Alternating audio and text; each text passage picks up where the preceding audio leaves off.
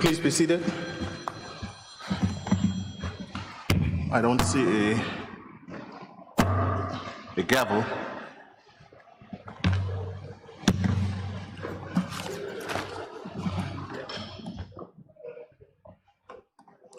Thank you. This Honorable House now resumes its sitting. Good morning, honorable members.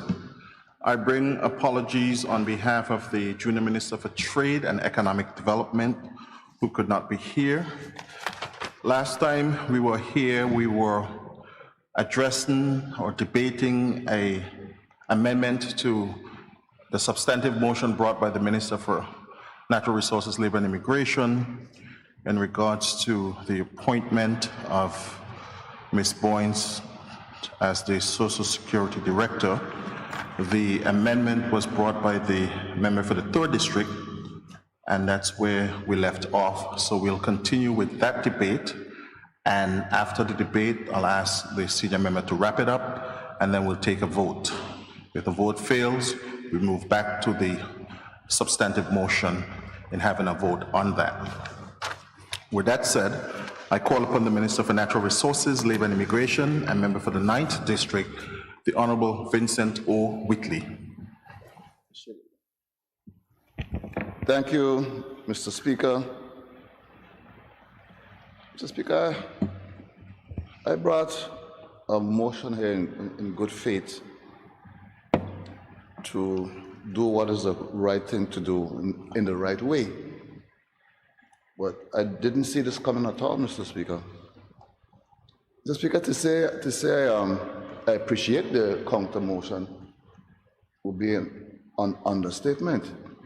Mr. Speaker, I would rather not be here in this House at this time debating a counter motion. One of the things I have a great respect for, Mr. Speaker, is time. Time, people's time. Time has value. The people didn't send me here to be fighting in no counter motion. I don't know about the members' district, but I inherited a bad district, a district that went through hurricanes and now pandemic. The Speaker, my district is a tourism-based district. And these things have a significant toll on the district that we have to live every single day. I was sent here to change things, to make things better in my district in the first instance. Then there's a ministry that's going through tremendous reforms. Mr. Speaker, the premise I ran on was that the state of the district demanded somebody to give it a lot of attention and energy. Mr. Speaker, we have to work 7 days a week. That's why myself, along with my colleagues, have managed to do so much for that district. If you look at Enegada, repairing the fire station, the government admin building, the basketball court, and right now, get ready to start in the community center, the roads we've done in the village, and much more to do. Mr. Speaker, that's what I want to spend my time doing. Not here on a counter motion. So don't think I'm happy to be here talking on a counter motion, because I am not. If you go to Virgin-Ada, the Narsong Community Center, they're doing road walks. I have a clinic in Narsong and needs my attention, not no counter motion. The admin building Narsong, the support office, you go in the valley, the fire station, Brigada Flax, Jeffrey Keynes. I can go on and on other things we have accomplished, the work at the baths. Mr. Speaker, there's so much more to be done. But now I must be here an hour later, an hour late today in this House, hear about counter motion. Mr. Speaker, personally, I've said all I have to say about the young lady. And most of what they have to say, I agree with. But there's one aspect about this young lady. I'm not calling her name for a very important reason. Once a young lady, we all know what I'm talking about. Apart from being the humble, dedicated, hard-working person she is, she's also an incredibly private person. And Mr. Speaker, I want the opposition members, all of them, to please offer that young lady at some point in time an apology for doing this to her. She cannot be happy with this situation here now. Have her name all over the place. This humble, hard-working person got to be hearing her name on the internet, on the radio, wherever you turn. So, Mr. Speaker, I would humbly ask the member if you're a champion for anything or anybody, if you were to withdraw the motion now, and if you don't withdraw the motion, Mr. Speaker, I can have to continue speaking. Mr. Speaker, you talking about man up now. All kind of word passed last time. Champion for women, champion for this. Mr. Speaker, whereas, but forget what people say. In the age of social media, these things are recorded. They are recorded. And I have to agree with some other things that were said last week, Mr. Speaker. Mr. Speaker, I have the greatest respect for all members on the opposition. But let me tell you all, that respect ain't no avenue to come jump up on me, intimidate me, come with your counter motion or nothing like that. It ain't gonna happen now, it ain't gonna happen ever. Not in this honorable house. Mr. Speaker, if you look at our national song, there's a particular part in there that speaks to courage for our leaders. Because they knew, we all say, sometimes you have to make very difficult decisions. Sometimes you have to be like surgeons. We have to amputate a foot to save a life. These things call for courage. Mr. Speaker, I remember years ago, I can't remember who the minister was at the time, under pressure, put some street lights on a roundabout. That was a tough decision, but it was made. It was made under great opposition. Under great opposition, the member made that decision. I don't really recall who it was. But now they are paragons of virtue, paragons of trying to create, can I borrow your word, sir? Trying to be divisive, grandstanding, trying to create impression as if we have something against a young lady. Who here have anything against a young lady? Mr. Speaker, that kind of attitude to come in here and the Premier said it right. The integrity of the House should now be called into question. That's why we have a COI harassment to death now. Because somebody felt it was a good idea to have direct services from Miami to the BVI. Yeah. It was a great idea, but you must follow correct procedures for desired outcome. Nobody was against flights from Miami to the BVI. It was a welcome thought. But the way we do things, Mr. Speaker, must be done properly. Must be done properly. Nobody thought the school didn't need a wall around it. Who's against a wall? It must be done properly. When we do things like what is suggested in here, it calls the House into question, Mr. Speaker. No, not on my watch. Not on my watch. Cabinet made a decision to appoint a lady in an acting position for 1.5 years in 3 months stints. There's a reason, 6 months stints. There was a reason for that. It gives the board, and I have to clarify this here too, because they did a very good job confusing people as to Social Security Board versus the Board of Social Security. The kind of question I was asked afterwards, I didn't realize what confusion was caused by this, I couldn't call it innocent act, because like the minister said, trying to score cheap political points. No, Mr. Speaker, that's what we come here for. That's not what we come here for. And grandstanding and talking about integrity. Mr. Speaker, I saw one member one time got up in his house and said of his leader, he should give up his ministry as Minister of Finance or somebody else. That's the way you empower people in a public setting. Mr. Speaker, I heard another member say of the Premier out here campaigning in the House. I think sometimes when we say these things here, we must always look in the mirror. We have to look in the mirror sometimes when we cast certain things, because we could always find out who's in the campaign mode and who is not. Mr. Speaker, the first time I ever sat in a House of Assembly, not being elected, first time, I must have been a school child. The teacher, I don't recall who it was, had thought the exposure to some of us might have been useful as someone has shown leadership skills from an early age. This was around 1980. That's 40 years ago. And I sat up in the old building up there and listened to members debate. Okay, you know how much record of those things then? At best was on the radio. But people must not forget the things that they say in this house. And I want to cast on somebody else, trying to score some points as to who in election mode and who is not in election mode, and what happens. Mr. Speaker, while members may have their mind on the next election, I've said it before, that will take care of itself. My mind, because being a teacher, when you focus on the next generation and not the next election, that is still in my system. I am more focused, Mr. Speaker, on the next generation, not the next election. That will take care of itself. That will take care of itself. I'm not in that mode. Maybe after a few years in here, a few terms in here, I may get to that place where I make decisions based on the next election and not based on the next generation. Because clearly, this whole discussion here is about the next election.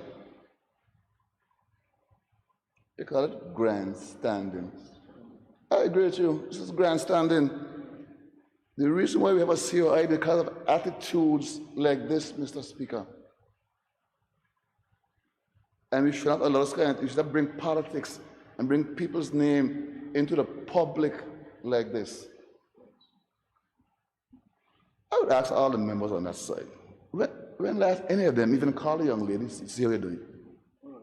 When last? But you're in here now, you're such a savior for the young lady, as if we are against the young lady. We're not against her, but to go over there giving people the impression that somehow she's been there 30 years. How could you be in a job 30 years and not know how to do the job? How? Why would we then say, oh, well, so and so is the case? Mr. Speaker, she was interviewed for the job. And she wasn't the only one. There's 3 of them interviewed by the board of the board, because the right thing to do. And the board interviewed 3 of them and scored them. You see, no curry favor where I picking anybody. It's a democratic process following due process. But only it should be done. If you don't do things properly and learn to do things properly, you'll forever have COIs happening here. It's because we have to break out of the old way of doing things and do things properly. Yes, they're inefficient, but don't forget we're in a COVID era. Things that could have taken 3 or 4 days to do, then taking 3 to 4 months now. What is the age we're in? As Mr. Speaker, we are here trying to pass all the legislations to move to the post-COVID era, where services are going online. Again, we have the work permits online. I get calls every day. We're walking through the kinks. The Speaker, one of the challenges I had with that, I've said it from day one. I never saw the point of bringing the portal online unless you could pay online. And I've been happy on this for the longest while, but that part there is out of my hands. We need to get payments online. So when you go online and you upload your work permit, when it's processed, you pay online one time. But to upload a document and then walk in to pay, it makes no sense, Mr. Speaker. But these things take time, and I understand that. In the age of COVID, things sometimes don't go as smoothly as we would like. So, Mr. Speaker, I cannot support this motion at all. We'll go against everything I know that is right. We have procedures in place, and when the time is right and appropriate, we'll do what we have to do. As Minister for the subject, I have to do what I think is right. When I'm no longer here, the other person will do what I think is right. But I'm going to follow the procedure on this here, Mr. Speaker, and do it the way I know it must be done. But to come in here and make it seem like something funny is going on, and trying to create division among us, and trying to make it look like it is not what it is, and it is what it's not, and all sorts of things, Mr. Speaker, no, I cannot support it. And Mr. Speaker, I really wish the member had just withdrew the motion so we could move on to get the people's business done. But I guess we'll go to the vote. So, Mr. Speaker, as not to waste any more of the House time to get on the people's work, I will stop there. Thank you, Mr. Speaker. I thank the member for the 9th District for his contribution. The floor is still open.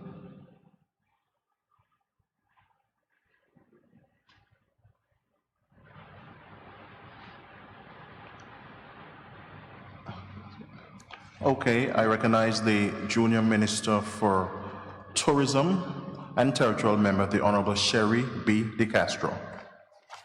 Thank you, Mr. Speaker, for the opportunity to add a few words to the debate that's currently on the table. Mr. Speaker, I must say that I am a strong proponent of Virgin Islanders, whether males or females, being given the opportunity to serve in this territory in any capacity, whether in the public or the private sector, Mr. Speaker. I'm also a very staunch supporter and advocate for women being in leadership roles and, of course, being treated equally and fairly in all aspects of society. So, Mr. Speaker, with that said, I really have to take the time to caution my colleagues to be very careful that we are not crying wolf, so to speak. And Mr. Speaker, when I say that in regard to the conversation about women that took place last week. No doubt, Mr. Speaker, we have seen examples of women being taken advantage of in this society. But Mr. Speaker, I can say unequivocally that this isn't the case at all in this matter. And as raised by the opposition, it truly presents a conflict and a paradox as it relates to the true essence of what the member and the minister brought forward as his motion, Mr. Speaker. I have to caution and I have to speak today as a female member in this honorable house because, Mr. Speaker, we cannot continue to make decisions to play politics and falsely accuse sexism when it is convenient, Mr. Speaker. It is extremely disingenuous, and what it can do, which I'm completely against, is that it can cause irrevocable damage to the calls for equality and fairness as it relates to women in this territory, the strides that have been made, Mr. Speaker. And so I speak these words of caution because I cannot allow it to go on record where members are pretending that members of this government are somehow opposed to Mrs. Catliff Boynes being appointed as the director of the Social Security Board, Mr. Speaker. It's woefully inaccurate, and it is not only inaccurate, Mr. Speaker, it's misleading. And so, Mr. Speaker, we ought to take the opportunity to clear the air, and I believe my colleagues have done a very great job in articulating exactly what the real and true situation is behind this matter. Mr. Speaker, I want to make it clear and put it on record that I am in full support of Mrs. Catliff Boynes and all the amazing work that her team is doing under her leadership at the Social Security Board, Mr. Speaker. In fact, this week self, I had to give her a call and just give extreme kudos based on an experience that I had while visiting the facility. It was truly one of, and I said this to her very clearly, it was truly one of the better experiences I've had, if not the best, as an elected member in terms of the service that was provided to me at the organization, and I truly want to commend her even publicly for that here this morning. Mr. Speaker, this is why I cannot support this motion as is until the legal channels are followed and the procedures the minister and other members have articulated has been done. I cannot, in all fairness, support this motion. Well, Mr. Speaker, I'll close by saying that I want to end how I began, by ensuring that I caution members against making advocacy for women an opportunistic exercise. We have to make sure that if we are in support of women, we're in support of women at all times, and not when it fits our attempts to achieve cheap political points, might I add, as the Minister of Health rightfully said. So, Mr. Speaker, this is my brief contribution to the debate. As a member of this House, as a female member of this House, I was truly disappointed by some of the things that were said, just because the vein in which it was said. And having had some days past, and members of the public have come and have articulated their concerns as it relates to what was said, I thought it necessary to put my thoughts and my opinions on the record so persons can have a clear understanding that as a government, we are in full support of Mrs. Catliff Boynes as director and acting director in this case for an additional 6 months. And we look forward to the continued success of the organization under her watch. And when the time comes that an opportunity is given to do otherwise, I certainly will be in full support of Mrs. Catliff Boynes' appointment, not acting, but as Director of Social Security Board. Thank you, Mr. Speaker. I thank the territorial member for her contributions. Floor is still open.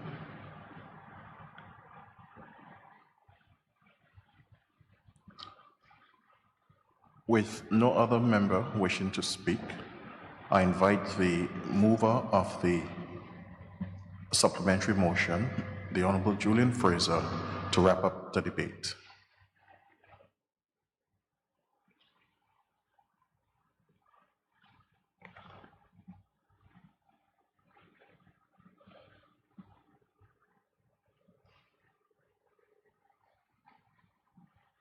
Thank you, Mr. Speaker.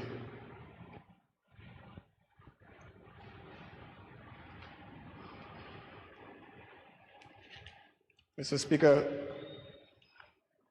it's a little funny that I should start my wrap-up with the last contribution, because it is fitting that I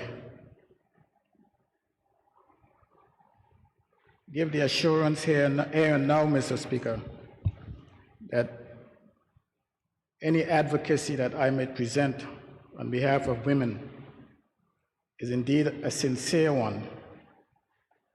I have the proof, because I married a woman with whom I've been fortunate to share in holy matrimony for over 40 years. Now, anyone who could do something like that, Mr. Speaker, shows true testament to being sincere. I'm the son of a woman who raised me without a father from the time I was 6 years old. My father passed. It's not that he abandoned me, he passed. So, Mr. Speaker, I have the sincerest compassion in my heart for women. And my advocating their advancement in the workplace, in our society, is one that I have grown over the years to be paramount to the development of any society, not just the country, not just women, but the country, but the society in general. So anything I say regarding that, and I think my colleagues on this side of the aisle, and indeed the entire House, I believe feel the same way.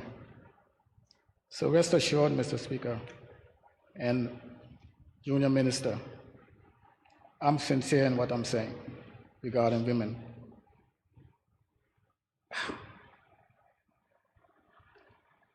Mr. Speaker, there were many speakers that advocated the position being taken by this amendment. Many speakers. The member for the 4th District reminded us that from the time he was a member of the Social Security Board, which is back in the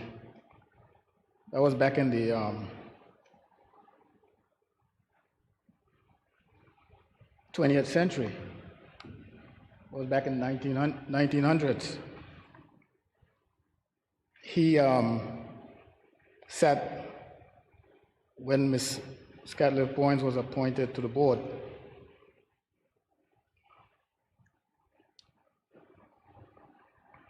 That's more than 30 years ago, Mr. Speaker. He advocated that her competence, about her competence, the functions she played, the role she played, and the functions she carried out. And today he stands in support of her being appointed as director of the Social Security Board. The leader of the opposition, likewise, Mr. Speaker. I'm sure at the time she was appointed, he was still in high school or probably primary school. High school, I would imagine. He has grown to appreciate her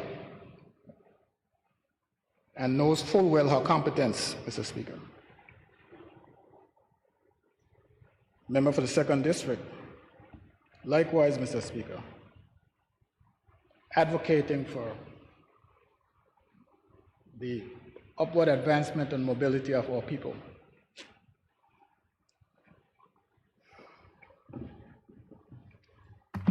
There are those who get up and talk about us trying to score cheap political points.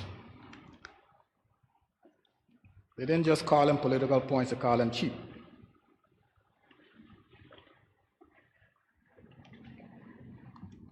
Mr. Speaker, I live in the 3rd District. I'm representative for the 3rd District. What political points can I get by standing here advocating for a lady? And Minister, the person that we're talking about is not a young lady. So if you're mistaking her for a young lady and think you could give her an acting appointment, hoping that 10 years from now she'll be there to give her the appointment, I think you ought to examine that fact. But what points can I get at the polls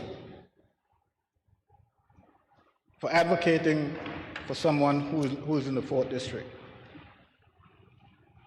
Help me.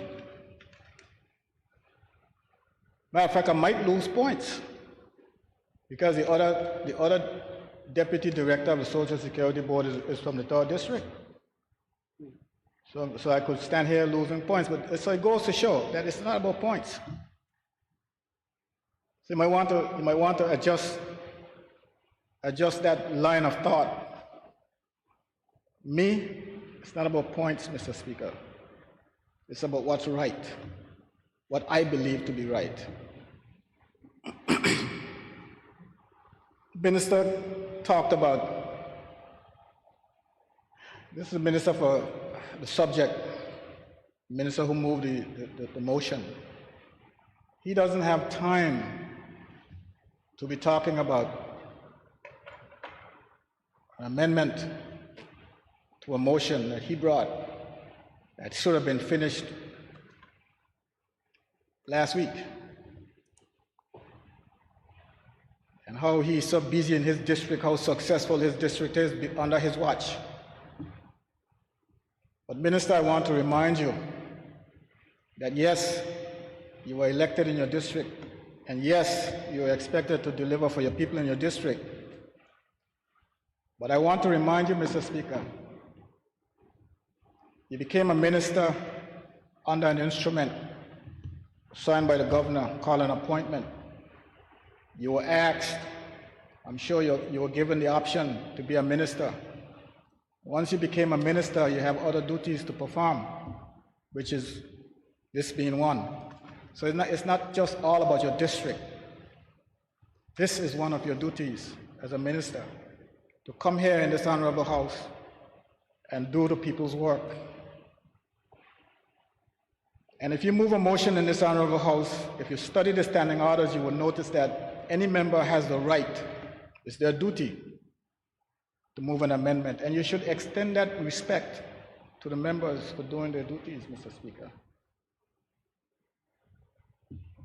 It's respect. You should extend it. And talking about the move of the motion and withdrawing the motion, this amendment, withdrawing it, I don't think you're serious when you said that, so you don't expect it to happen. I don't think you expect that to happen. So if you feel like you're wasting time while I stand here talking about an amendment to your motion, maybe you could go in the back and have breakfast. When I'm finished, you come back, you vote. But for the time being, I'm going to stand here and I'm going to do what I'm supposed to do, Mr. Speaker, which is to debate the merits of my amendment.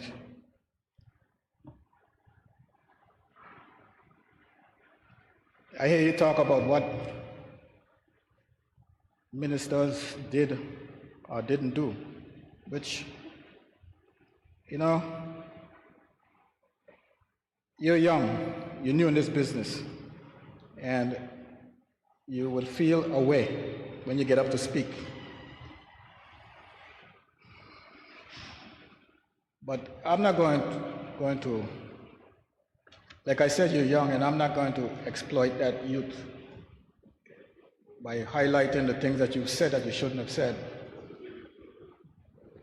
I think that the Premier, if you look at the Premier, he got up, he made a contribution, and the substance in his contribution, it was substantive.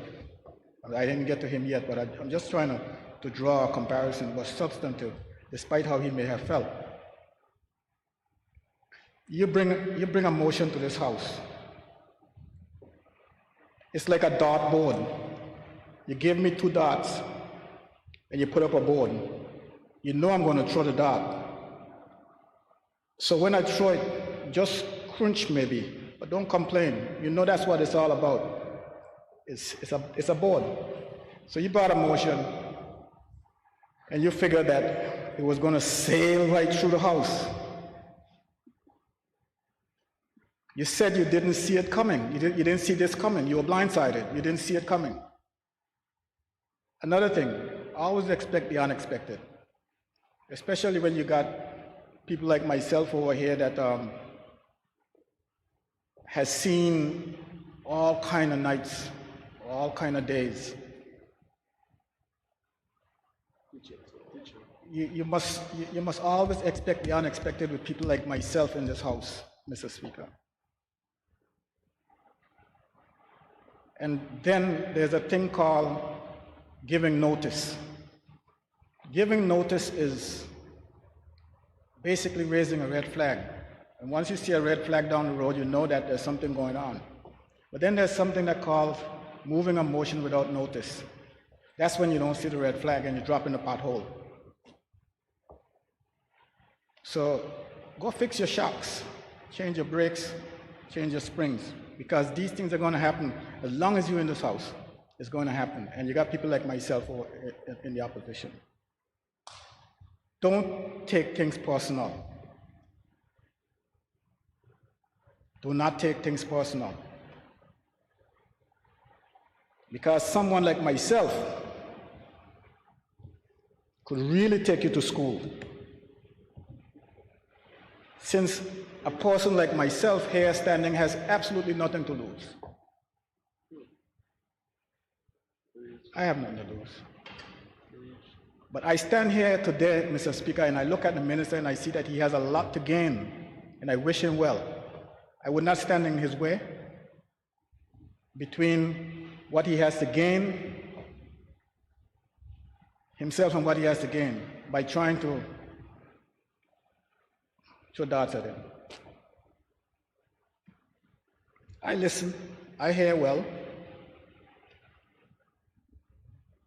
Mr. Speaker, you asked, Mr. Minister, you asked that we apologize for calling names.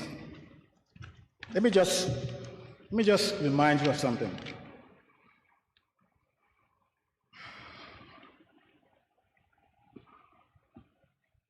Let me just remind you of something, Mr. Speaker.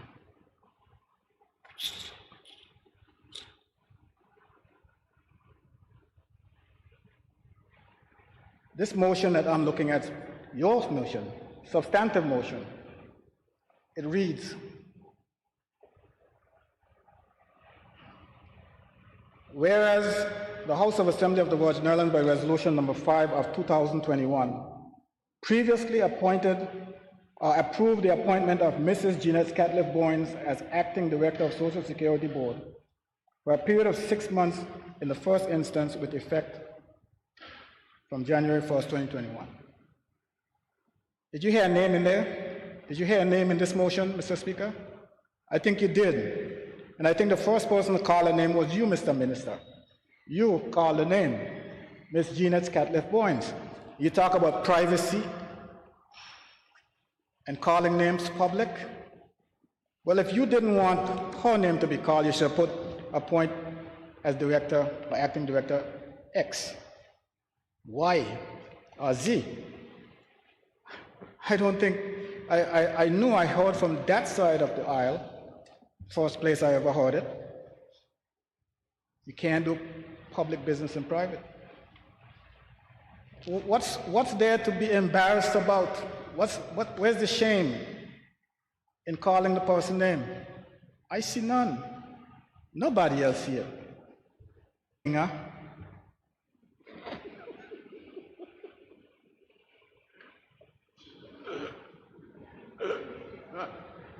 Yellow or something like that. It's Jeanette Catliff Boynes. And she's the person that we're talking about. So I don't know why we should be so embarrassed about it and withdraw the name. Don't call the name. She's a very private person. I think I said that before. Humble, private. So I think that we have to be real. We have to be real. I have nothing to be embarrassed about.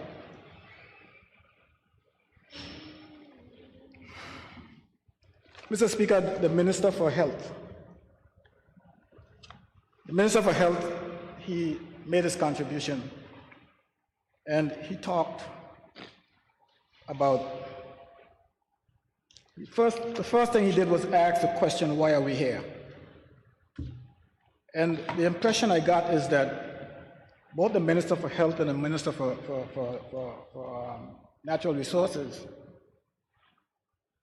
are sitting too close to each other. It's less than 6 feet, as I can see. Because the Minister for Health got up first and he started talking about why are we here.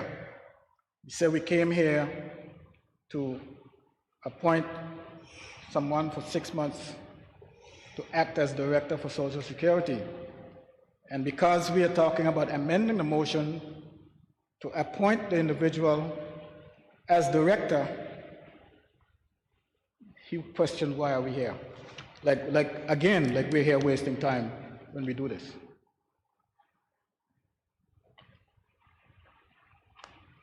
Mr. Speaker, I want to remind the Minister for Health that he went to the store, he bought a suit. I went to the store, I bought a suit. He sleeps at night beside his wife, I sleep at night beside my wife. Mr. Speaker, he gets up in the morning, he decides what he's going to do for the day. I do the same. He comes here in the day, and I do. We spend equal amount of hours, I believe, here in the House of Assembly, and I do. So if he thinks that he can come here, read his statements, and I sit down and listen to him, moves his motions in the House, whether it's a bill, a motion, and I sit here and listen to him, but I can't get up and move a motion, and he sit there and listen to it without getting offended. I think he has another guest coming, Mr. Speaker. When you walk into this house, it's 13 of us. We are Manigual. Manigual, Mr. Speaker. You might be a minister, but that doesn't faze me. It doesn't faze any of us in here that you are a minister. We respect you as what you are. You respect me for what I am. So when I get up and move my motion, Mr. Speaker, don't question why are you here. Yes, you came in here with the substantive motion, but during the time that you were here, under the rules of the House, an amendment came up. Respect the amendment as you do the substantive motion. You notice that the amendment took precedent over the substantive motion because you have to dispose of this one first. Those are the rules of the House. Respect them, Mr. Speaker. And it shouldn't have to take you 20 years for you to understand what I'm talking about. I understood that a long time ago before my 20 years, Mr. Speaker. I'm wondering if my colleague from the 2nd District had done this, what the reaction would have been. You just come in here, you move in motion, you see what. I wonder what it would have been. So, Mr. Speaker, I think a lot of lessons need to be taught in this House, and a lot of lessons need to be learned.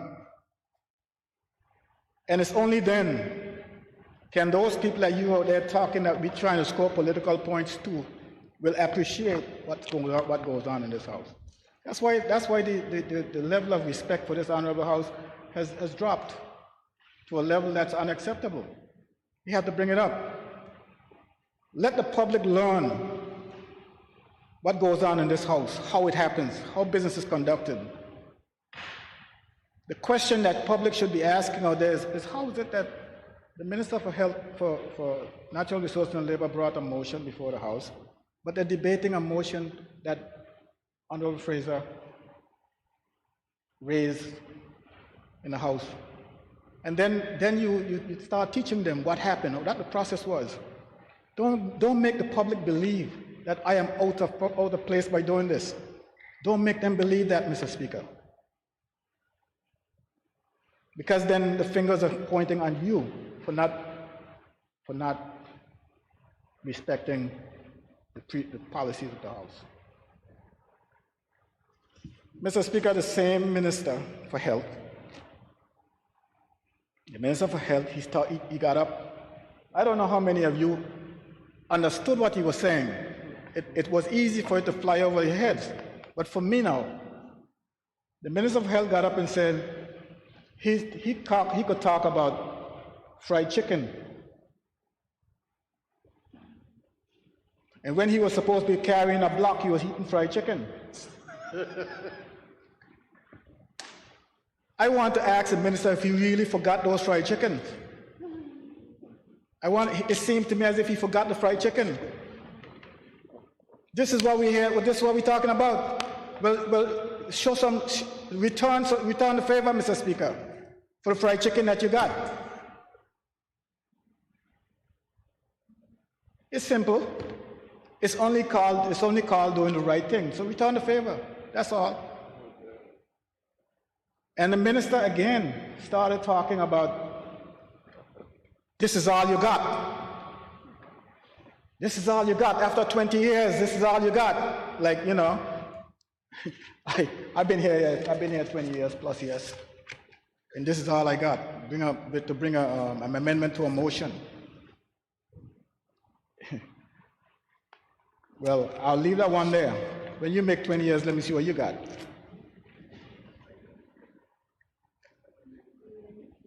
Let me see what you got. You see, that is why this House of Assembly, at this late stage, after 70 years, is asking the question, can a bill be generated in the House? This is why it's asking those questions, because we fail to test the limits. We fail to test the limits. And every time we try to test the limits, we got people like the Minister for Health, who has no interest in the limits and would start talking about whether or not you're within the boundaries. I would listen to the Premier when he speaks, because I know he knows better. He would always find a crafty means of getting his point across while at the same time respecting the rights of others. I listen to him. And he knows that I know he knows better. And he knows that I know what he's doing. But he's within the limits. He makes his point, while at the same time respecting your point.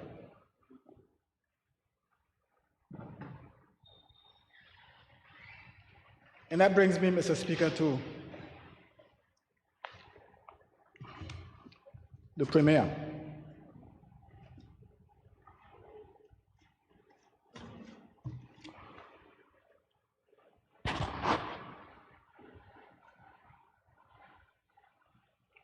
Mr. Speaker, the Premier said that he brought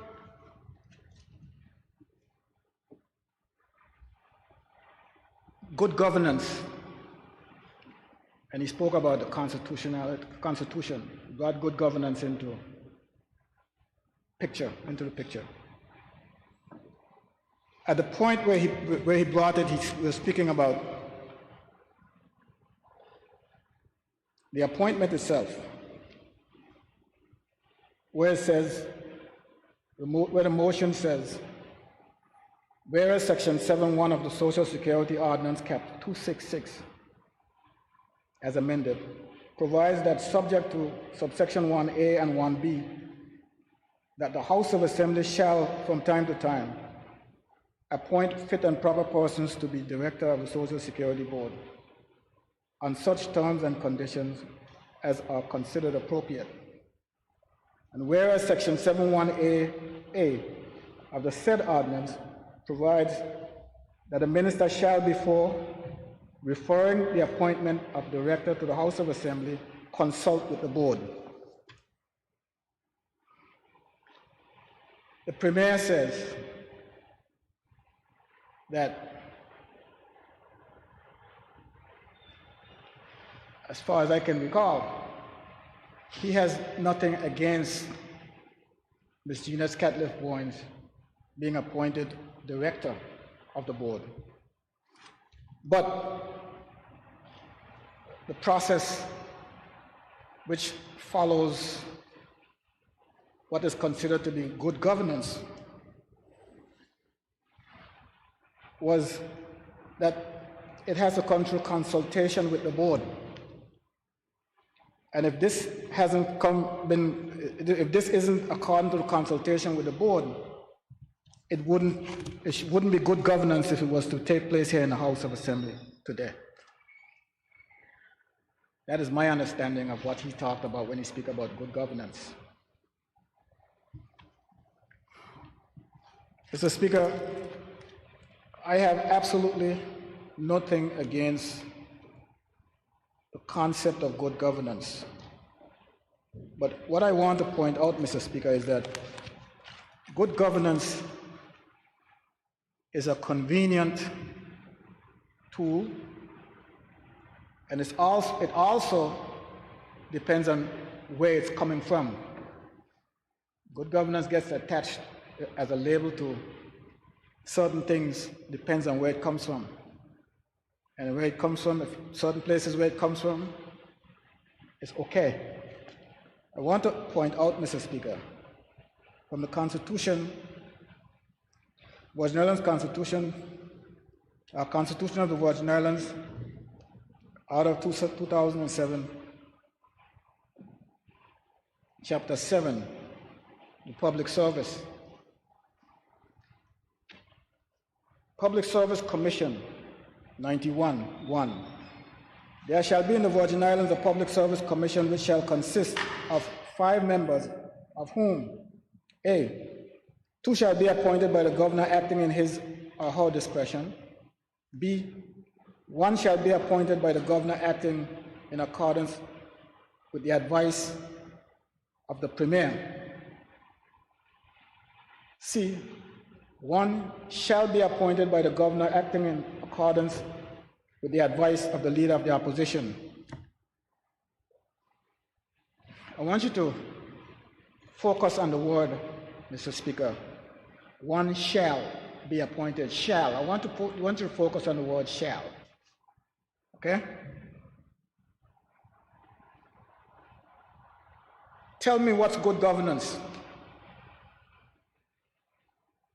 This motion that was brought to the House of Assembly for approval that says, whereas Section 71A of the said ordinance provides that the minister shall, before referring the appointment of director to the House of Assembly, consult with the board. That's a motion subject to the Act. Social Security Ordinance, subject to the Act.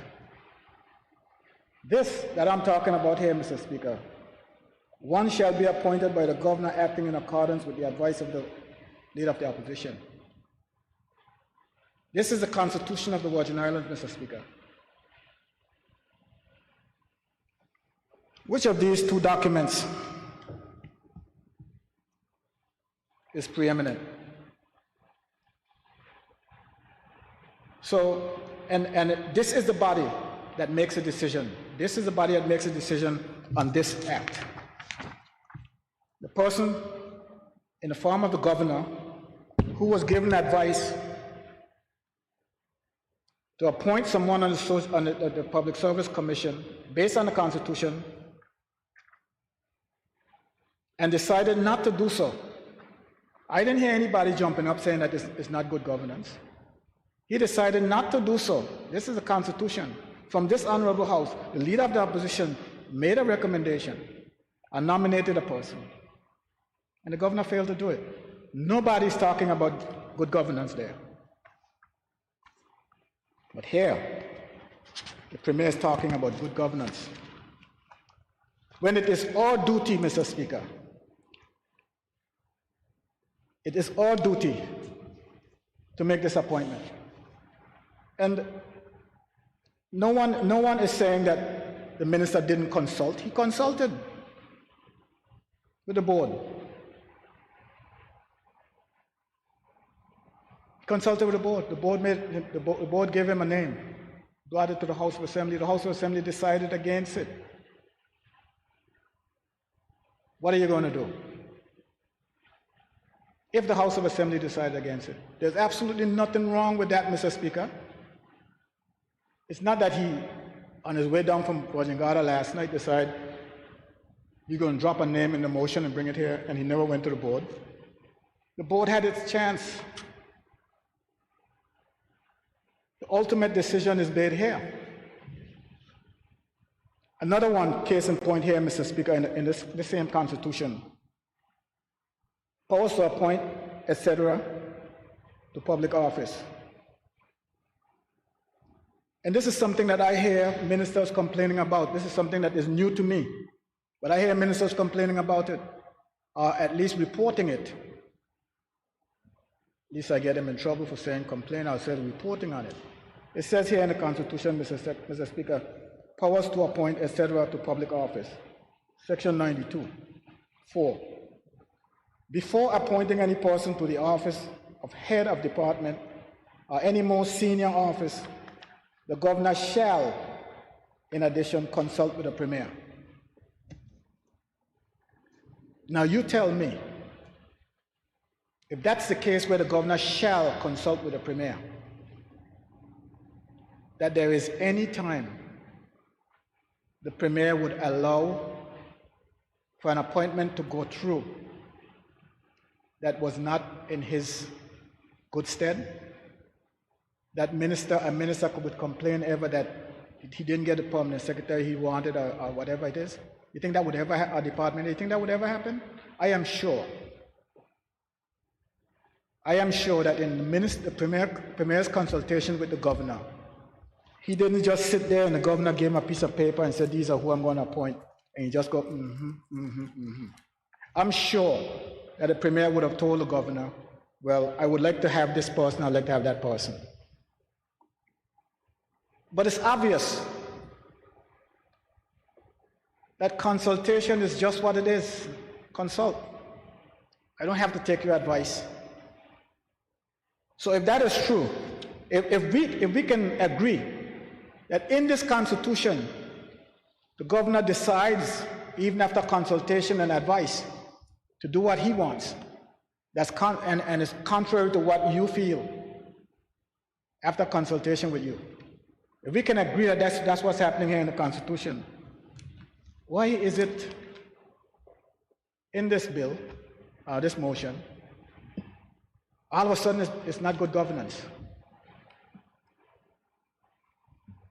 No, I think that,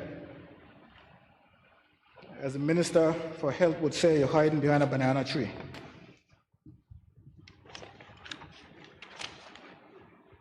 That's what I see it to be. So, Mr. Speaker, I'll say this.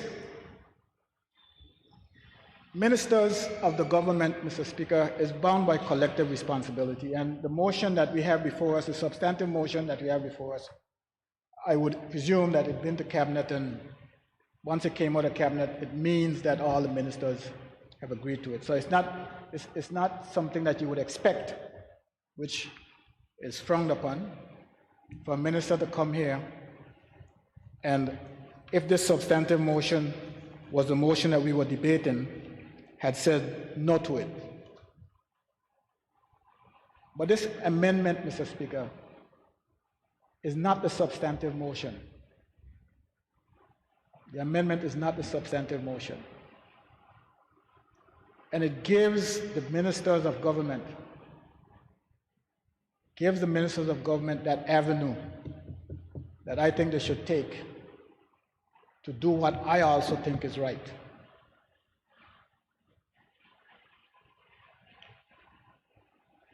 The Premier did not say that he objected to Ms. Boynes being the Director of Social Security. But he said, that's what he said, that the right thing to do is to take it back and come back to the House of Assembly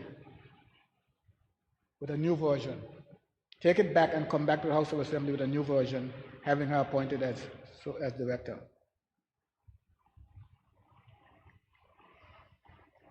He said other things regarding that too, which I will not repeat. But that is something that I have no objection to, Mr. Speaker. But the question is, bring it back when? If the Premier, I would see sincerity if the Premier said to us in this Honorable House, listen, the board as it is approved or recommended an additional 6 months for the appointment. Something which I personally don't think is right. I don't think is right. If he said that, which is from July 1st to December 31st, 2021, if he said let's change the term to say July 1st to September 30th, 2021, and before September 30th, he'll be back to this Honorable House with a substantive appointment to the position of Director. I would see in that, Mr. Speaker, sincerity and a desire on the part of the government to do what I think is right. That's something I would see. But to approve it as it is and walk away from here not knowing what's going to happen after December 31st, if anything would happen, is not something that I can accept, Mr. Speaker. And Mr. Speaker, as the move of the motion didn't say much regarding the appointment, the acting appointment. He didn't say much. He just read the motion, as I can recall. But as my good friend once said to me, wind blow, you see the rear end of the fowl. He got up today, the minister got up today, and he said to us that there's a process that they're going through. There were interviews conducted, and there were 3 candidates for the job.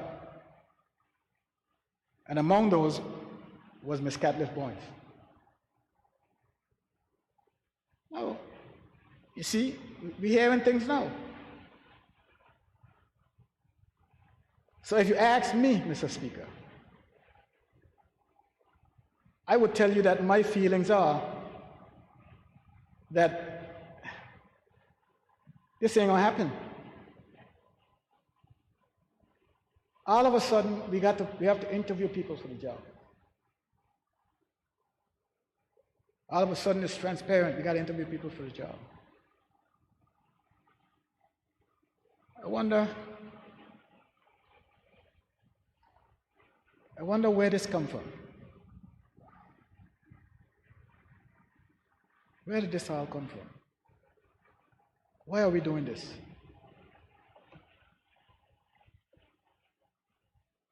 This could be heartbreaking, Mr. Speaker. It could be heartbreaking. Heartbreaking. And now you see why it's all the more important, Mr. Speaker, that I bring home my point. It's all the more important. I believe in my heart that these men and women in the government, their heart is good and is pure. I believe so. And I believe they have the best interests of our people at heart. But Mr. Speaker, it's not all about what you think. A lot is about what you do. And I'm asking them, Mr. Speaker, to do what is right.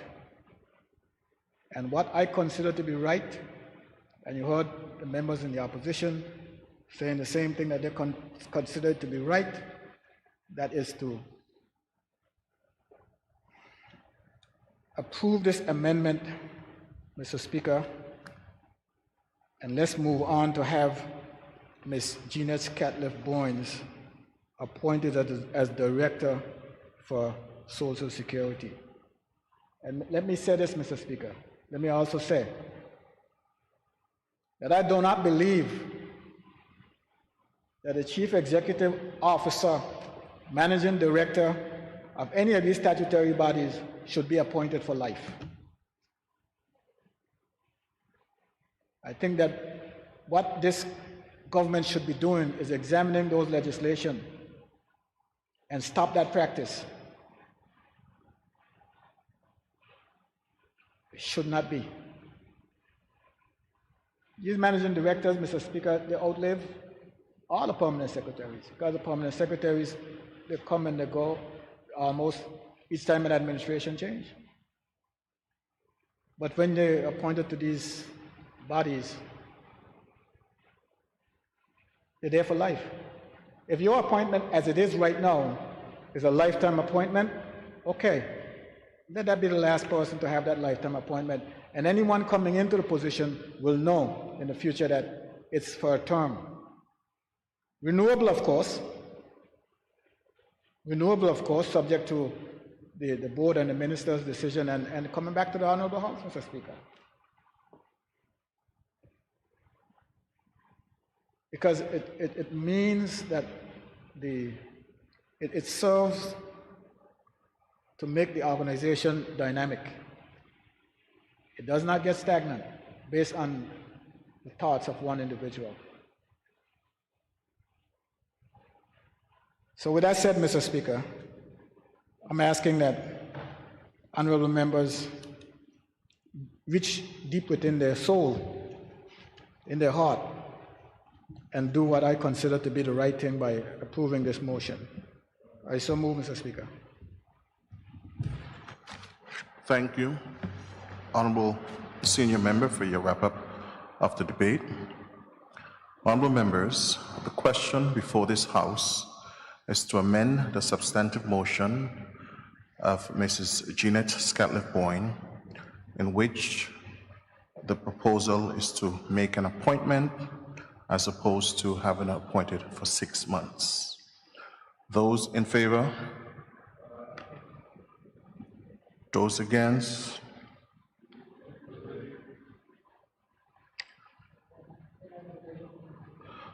There have been a call for a division in keeping with Standing Order 49.3. I call upon the clerk to name the members of the House.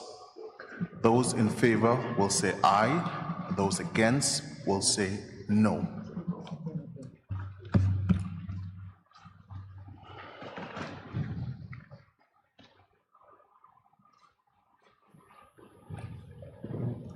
of order, Mr. Speaker.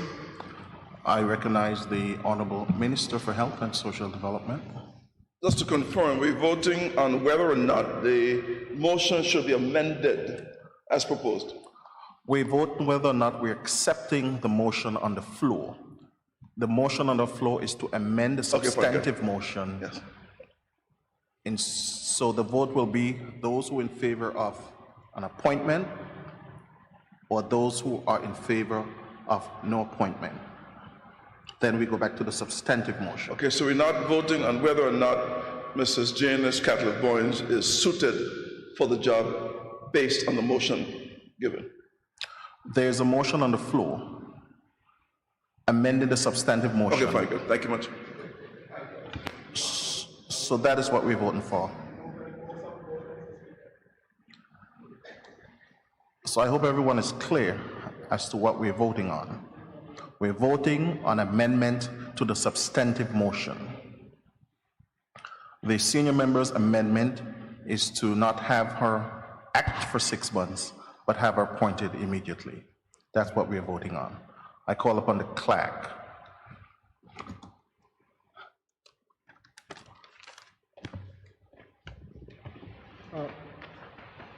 I recognize the member for the 3rd District.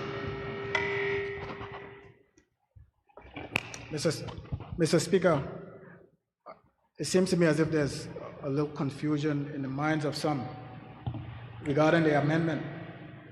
Mr. Speaker, if the amendment, whether the amendment carries or not, we still have to go back to the substantive motion. Yes. So let the member know that. Okay, as I repeated already 2 times, if this motion fails, we go back to the substantive motion. If the motion carries, we move on, inviting the minister to bring his second motion to the floor. So I'm taking that every member voting is crystal clear as to what's happening. I call upon the clerk to call member's name for the record. Honorable, Honorable Alvaro Maduro Keynes, member for the 6th District. No. Honorable Shireen D. Flax Charles, territorial member. Honorable Shari B. De Castro, territorial member. No.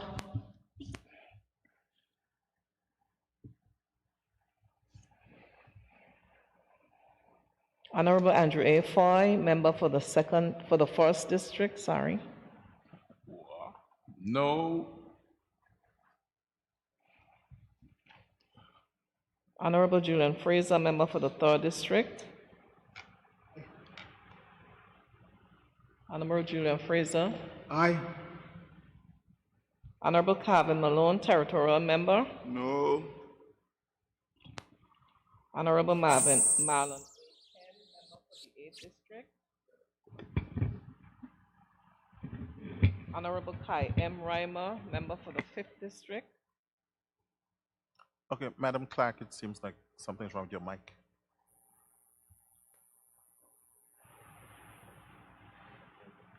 Try again, see if it's working. Excuse me? Try again, see if it's working now. So. Okay, go ahead. Honorable Neville A. Smith, territorial member. Oh. Honorable Melvin M. Turnbull, member for the 2nd District. Aye. Honorable Mark H. Vanterpool, member for the 4th District. Honorable Natalia D. Wheatley, member for the 4th District, for the 7th District, sorry. No. Honorable Vincent O. Wheatley, member for the 9th District. No.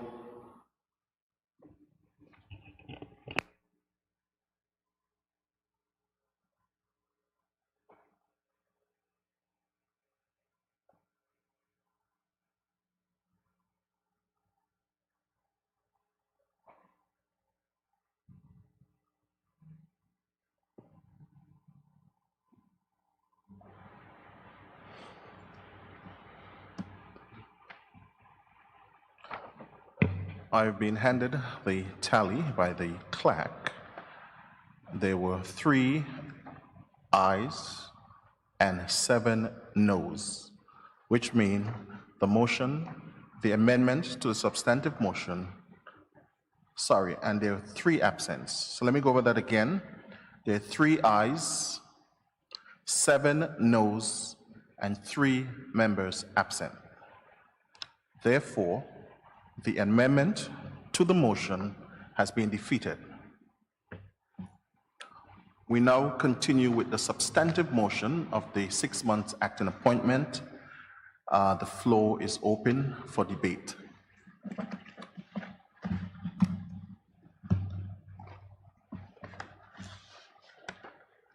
I recognize the Deputy Premier and Minister for Education, Culture, Youth Affairs, Fisheries and Agriculture, and member for the 7th District, Dr. the Honorable Natalia D. Whitley.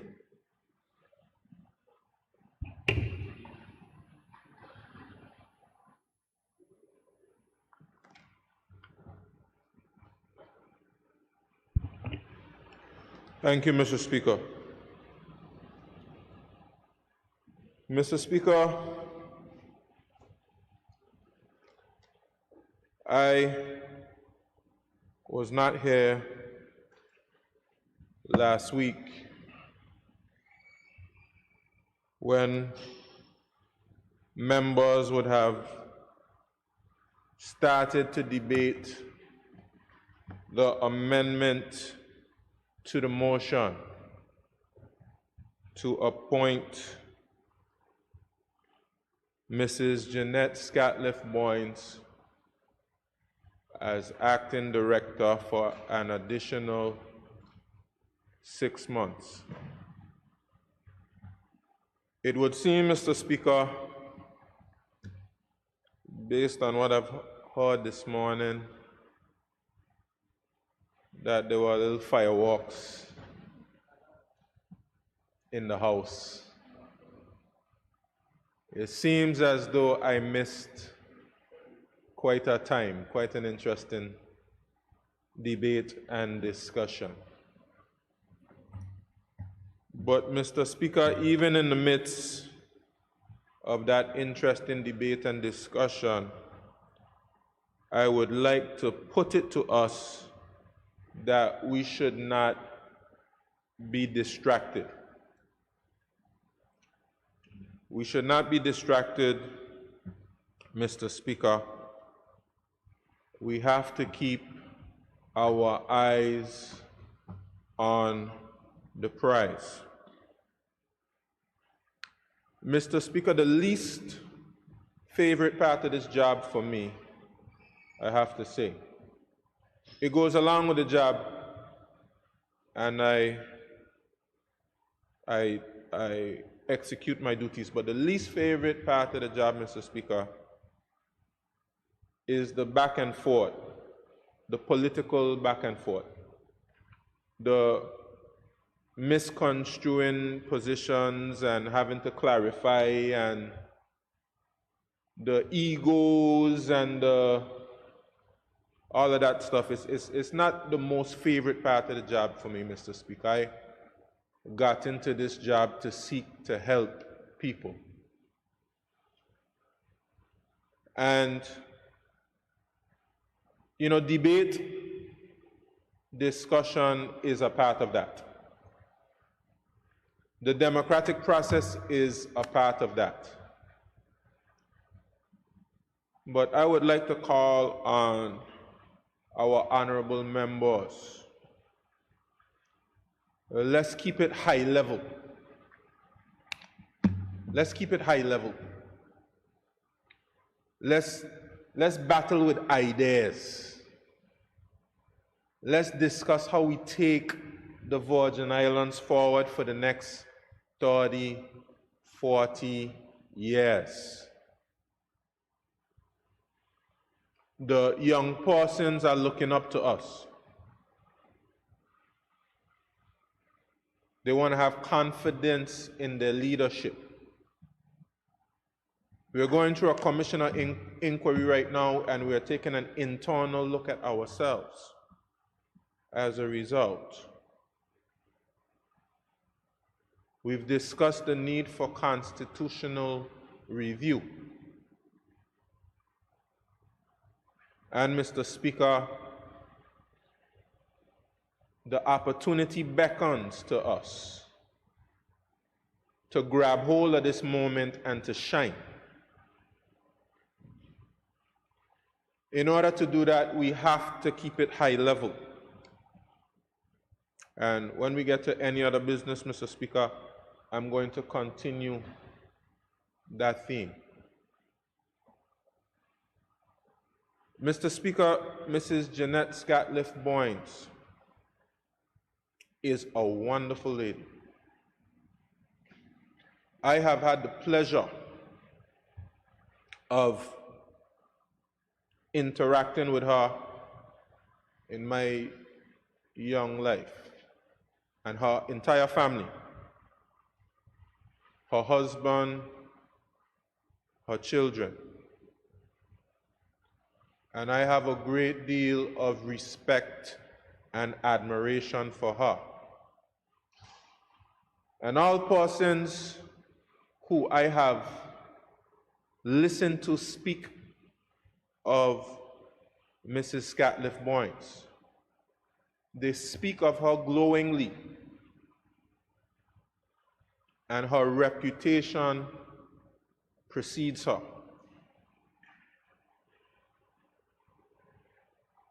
Mr. Speaker, I have not had a discussion with one person on the Social Security Board, but I am confident, based on her skills, based on her experience, based on her knowledge, that the board will conform her as director, because she's qualified and she's fit for the position. I have no doubt in my mind, Mr. Speaker, that the board is just going through their process before she is appointed. Because right now, just like I said, we have an internal look, and we're speaking about transparency, we're speaking about accountability, and we're speaking about following our laws, our procedures, good governance, in a word. It's something that we're going to have to wrestle with, Mr. Speaker, because there are some instances when I figure things take too long, the processes are too bureaucratic, there's too much red tape, things take too long to hire, too long to get paid, too long to get things to the point where you can make decisions. Everything in government takes too long. We have to find a way to streamline. So I agree we have to take a look at our systems, our processes, our procedures. But we must respect processes, procedures. And we have to be transparent. And we have to seek to improve processes and procedures where necessary. As lawmakers, and some of us as members of the executive, we have a responsibility to the people of the Virgin Islands to conduct their affairs in such a way that they would find acceptable. And yes, of course, we make mistakes because we're not perfect. There's no group of people in the world who are perfect. Everyone makes mistakes. But it has to do with our commitment to improving that will truly define us. So, Mr. Speaker, I stand in support of this motion to have Mrs. Jeanette Scatliff-Boynes continue with her 6 months appointment. When she's finished, she would have acted for 1 year. And at that point, I will certainly look forward to her being recommended by the board to be confirmed in her position and to continue the good work that she's doing at the Social Security Board. And I look forward, Mr. Speaker, that in this House of Assembly, we can start to take a look at some pressing issues, even as it pertains to Social Security Board. As I said, let's keep it high level. Let's take a look at the Social Security Fund. And let's examine whether the pensioners are getting the best value for that fund. Let's discuss Social Security Board investing more in the territory. We know they have investments abroad which have served the fund well in growing it. But in growing the fund, do the persons in the BVI get as much benefit as they need to from that growing fund? Because we speak glowingly about the fund, but it's not just something to feel good about when you have a high number, but it's the impact of the fund on the people. So we can start thinking about how do we get the pensioners a little top up. You know, we have cost of living rising. Get them a little top up. Let's have a discussion about the national health insurance. And how do we make that more functional? From the very beginning, I raised issues about the national health insurance. I said, let's go back to the drawing board because we have some real problems and challenges. And I can see it's going to be a problem. But, you know, we marched forward and we did it anyway. And now you see the result of some of the challenges I was encouraging us to avoid. But be that as it may, we are where we are, and I'm in complete support of the Minister of Labor, Immigration, and Natural Resources as he goes about the process that will lead to fixing some of these challenges that we have in national health insurance. So there's lots for us to discuss and speak about. And I have full confidence that Mrs. Jeanette Scatliff-Boynes, in partnership with the board and in partnership with the minister, can lead that process of making sure that the Social Security Fund is sustainable, it continues to grow, that it'll be able to meet the needs of the pensioners, that we examine the amount of money they get, especially our elderly persons.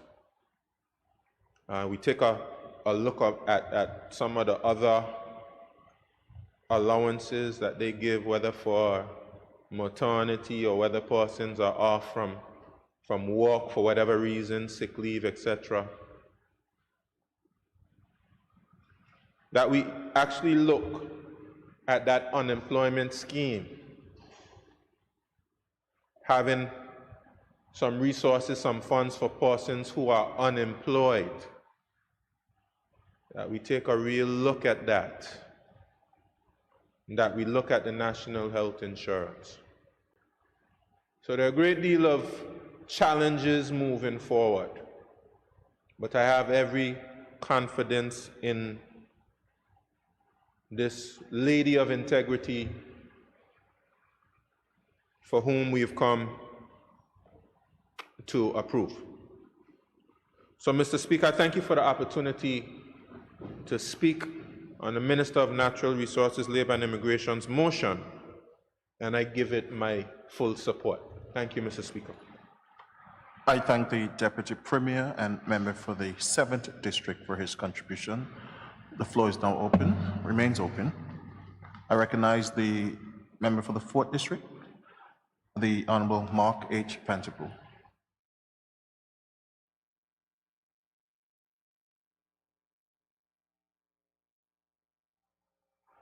Thank you, Mr. Speaker.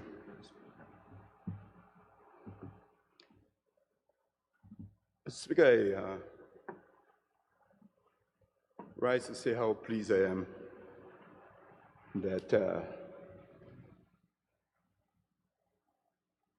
we are conducting ourselves in a very professional manner, following our standing orders, and that it's fairly rare that a substantive motion in the House is challenged by a supplemental motion that we were able to give an ear to, give tolerance to. Mr. Speaker, thank you very much for allowing that, and that we could go through the process.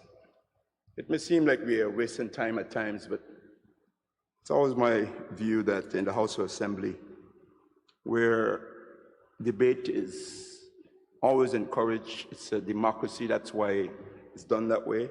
Standing orders are written to allow for debate and freedom of speech, and in fact, to a certain extent, there's a certain level of immunity for what we say in here.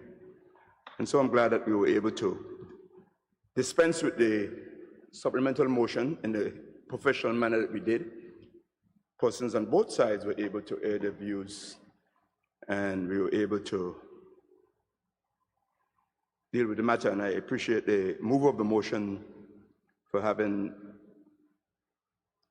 proposed his motion and wrapping it up in a very professional manner, and for all the good contributions that were made on both sides. That is what democracy is about. And having been in the House for a little while and seen this once or twice or maybe thrice, where a supplemental motion comes forward, I'm glad that we were able to experience it on Friday and today. Having said that, Mr. Speaker, on the substantive motion,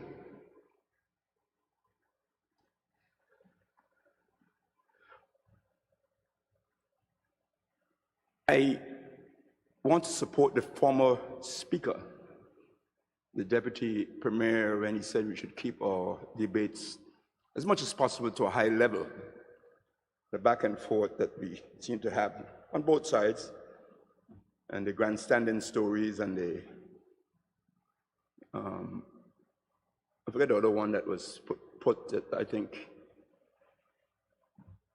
is not necessary. Scoring cheap political shots and so on. I think we can go past those levels now. But nevertheless, Mr. Speaker, I support the former member who made the point that we should really start thinking about debating in here at a high level. And I know it won't happen because I guess most of us are all politicians, and the temptation always creeps in to be political. However, Mr. Speaker,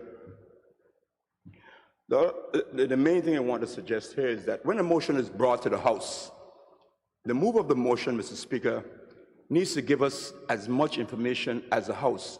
It's respectful to do that, to give us as much information as the House to debate and dispense and discuss the matter. And I don't know that this was the case with this motion. I have to go back to Friday to see if I remember all and how it transpired. But the Honorable Good Minister, my good learned friend of Natural Resources, Labor and Immigration, presented a motion, moved the motion, but Mr. Speaker, I can't remember that in his presentation that he gave all the reasons behind why it was a 6-month extension. I hear reasons kept coming out when we were debating the supplemental motion, but up to now I haven't really heard a complete presentation that goes back, Mr. Speaker, from when the acting appointment was made 8 months ago in January, or 9 months, 8 months ago, as to why the acting motion was made and passed. And we may have had that before, I don't know. And then in the presentation this time, as to why we should extend it for another 6 months, I'm in the House as an honorable member. Maybe the ministers have the, Mr. Speaker, the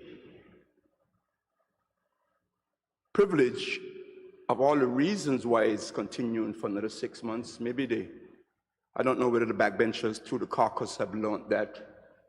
But when a motion comes to the House, all members should have the privilege and the information so that they can properly debate and support the motion or not support it.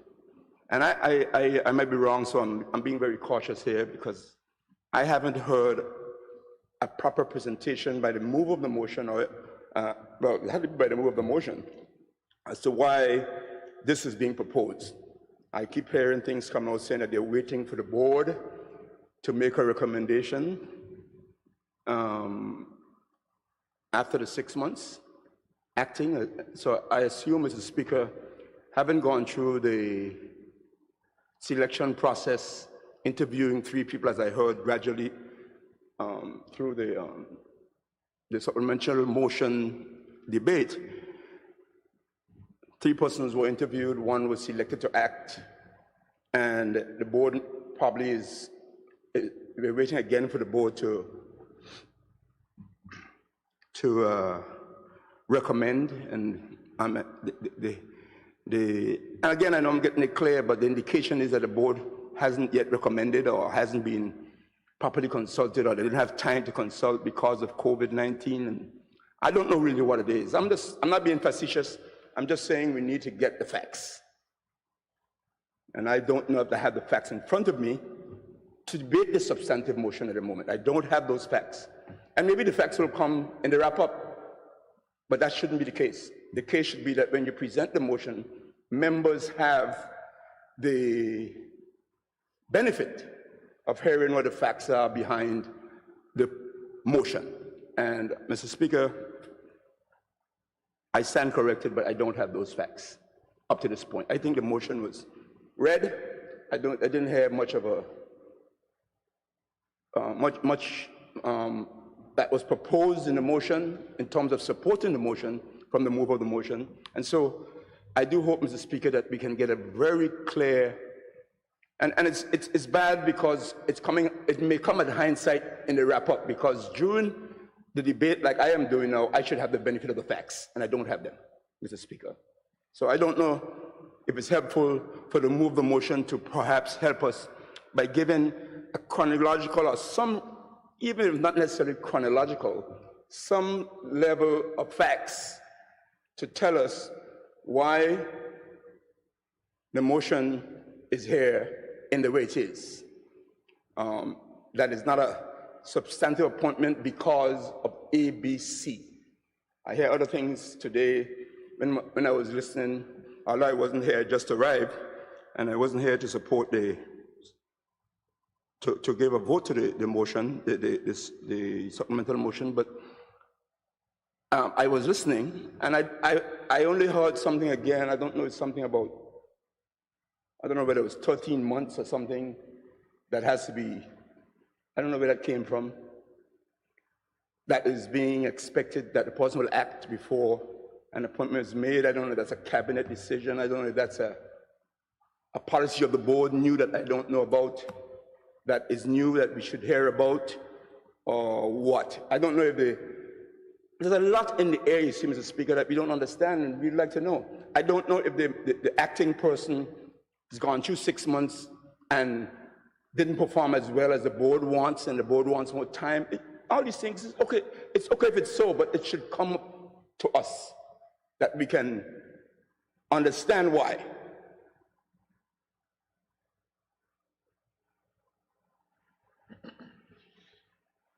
Mr. Speaker.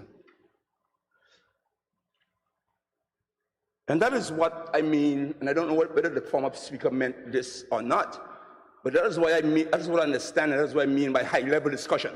If we go into the high level, let us hear the high level. What is the high level of why the acting director is being extended for another 6 months? It might be, I'm sure there's good reasons. And then, Mr. Speaker, in the midst of all this, unfortunately, we all seem to be under this cloud of a COI and why we have to do it this way because of a COI and all kinds of things. Mr. Speaker, the Honorable Member for the Third brought it out very well.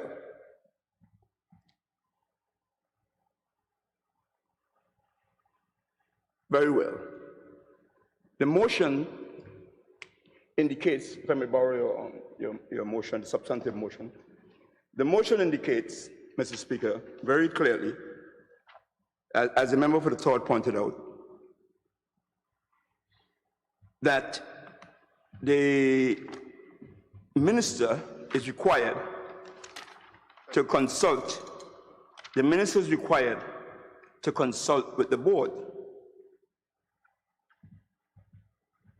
and get the board's view before he brings it here to the House.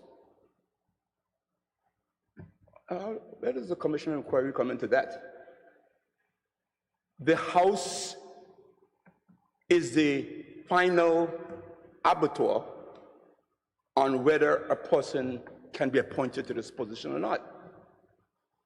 The procedure is that the minister, and in today's terminology, as we mostly have agreed, it's the minister normally in cabinet who would have consulted the board, take it to cabinet agrees that this is how we're going to go, and then it comes to the House. Cabinet doesn't have the final. In fact, Mr. Speaker, the House can totally override cabinet agrees, because the final arbiter on a matter like this is the House of Assembly. And you know, the norm, but not necessarily the rule, in fact, not the rule, but the norm is that if the majority of the House, normally the government side, through the cabinet, has a view, that view prevails in the House, normally. But when it comes to the House, every single member vote is independent of each other. Every single member, all 13, must vote his or her own conscience accordingly. And while it is normally expected, especially that the front bench will support a motion that comes from the front bench that went to the cabinet, it is not necessarily it is not the rule.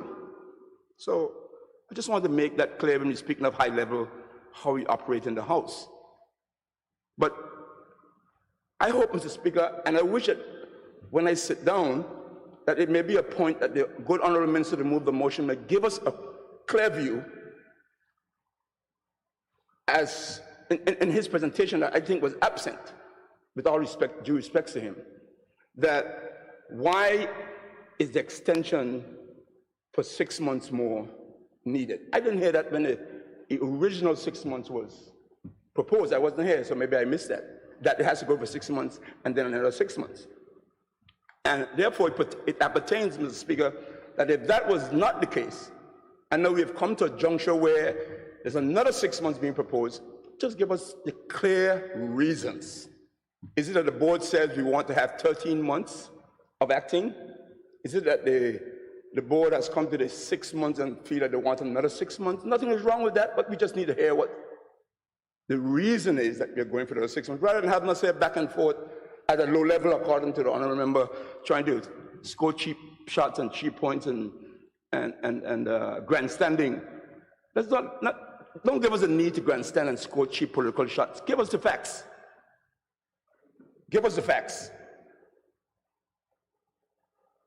I repeat, Mr. Speaker, I repeat for the sake of clarity that I have not heard the reason clearly from the move of the motion up to this point as to why we are having to extend for 6 months. If there is a reason, don't expect us to come to the House and automatically support the motion. That is not how we operate. And Mr. Speaker, even when it comes to a point, we know it works, where we want to be private in discussion about the reasons, if we don't think we want to be public about it, sometimes it is needed, it's necessary. We know we have been able to call what do you call them? I wouldn't use the word camera, but informal, that's the word I want to use. We normally call it an informal meeting, say this is the case, and all of us will know what is what. And therefore, we don't need to grandstand, we don't need to score political shots. We can just try to support the government's motion based on what we may or may not know. So that's all I'm saying. This is a high-level honorable deputy who I totally agree with. So I'm trusting Mr. Speaker that we can hear that before we support the motion. Can we hear the reasons why it's an extension for 6 more months, clearly from the move of the motion, not from hints that I keep getting. The good honorable premier on Friday was kind enough to give us some little hints. I heard some others today again. I heard some before that, and it's not clear that maybe the board hasn't been consulted. We don't know. That's the point I'm making. We don't know. And if the board has been consulted, what have their consultation drawn, and so on. And there's no COI and nobody can tell the House that even if the board suggested something or recommended something, that the House can't make a decision. The House is the arbiter, the final arbiter. And the House has been elected, 13 elected members who should be able to, based on the facts, make a decision. And the decision of the board of the House, and the reason it's written in the law, is because the decision of the House can override the board's view on a matter like this. The House don't have any right to tell the board how to invest the money. The House doesn't have that right. It has to go through an investment committee. That's the law of the board. The House can't tell the board when to bring an actuary in or whether to follow the actuary's rules as they recommendations they put in. That's the board's prerogative. But the House of Assembly, according to, this is section 7(1)(a)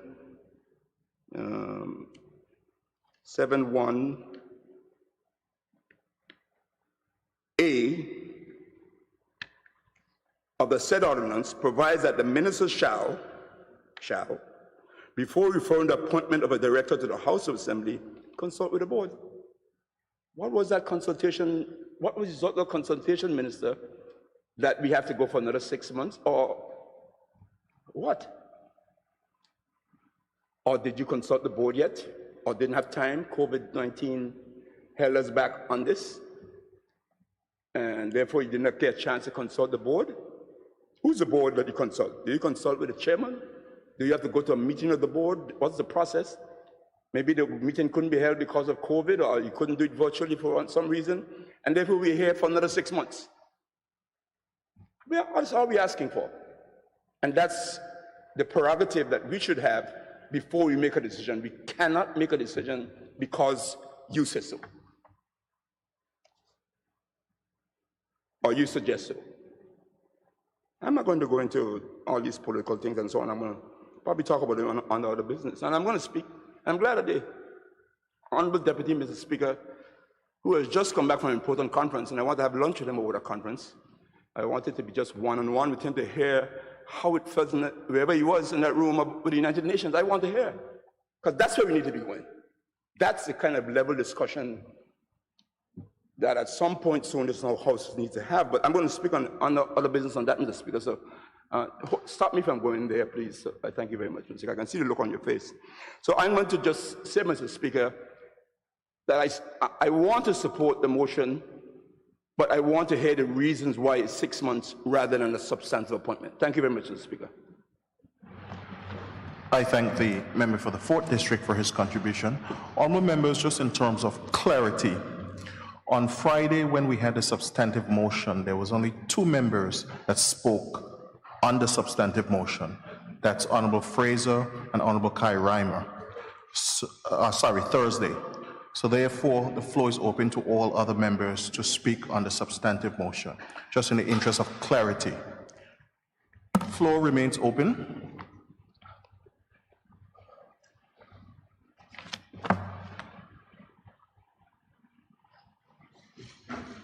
Member for the 4th.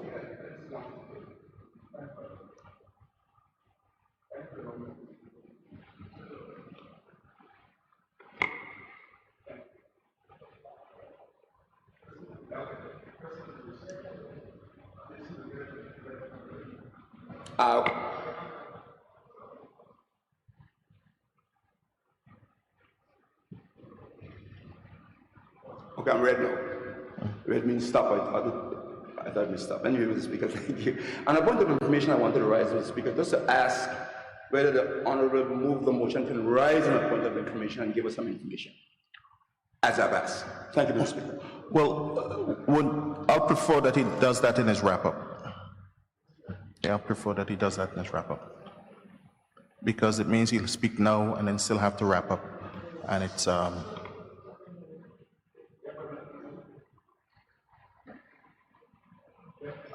Mr. Speaker, I appreciate that. But the point I'm making is that other members who want to debate may want to have that information in order to debate. I think that's only fair. I know when the Honourable Premier moves a motion and other, he gives a long, he speaks for a few days there on his motion, and we get the facts so that we can debate. I didn't quite get it this time. Mr. Minister, I'm not disrespecting, but I'm just saying, give us some more facts so that we can debate on your motion. Thank you. Honourable Minister, what is your wish? You want to speak now and plus wrap up, or wait till you wrap up? Mr. Speaker, I would just give part of the cabinet decision that should give the basis for why we're here. And proceed.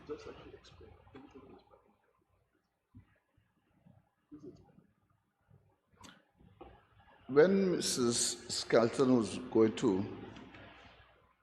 pre-retirement or retirement, somebody had to fill the place.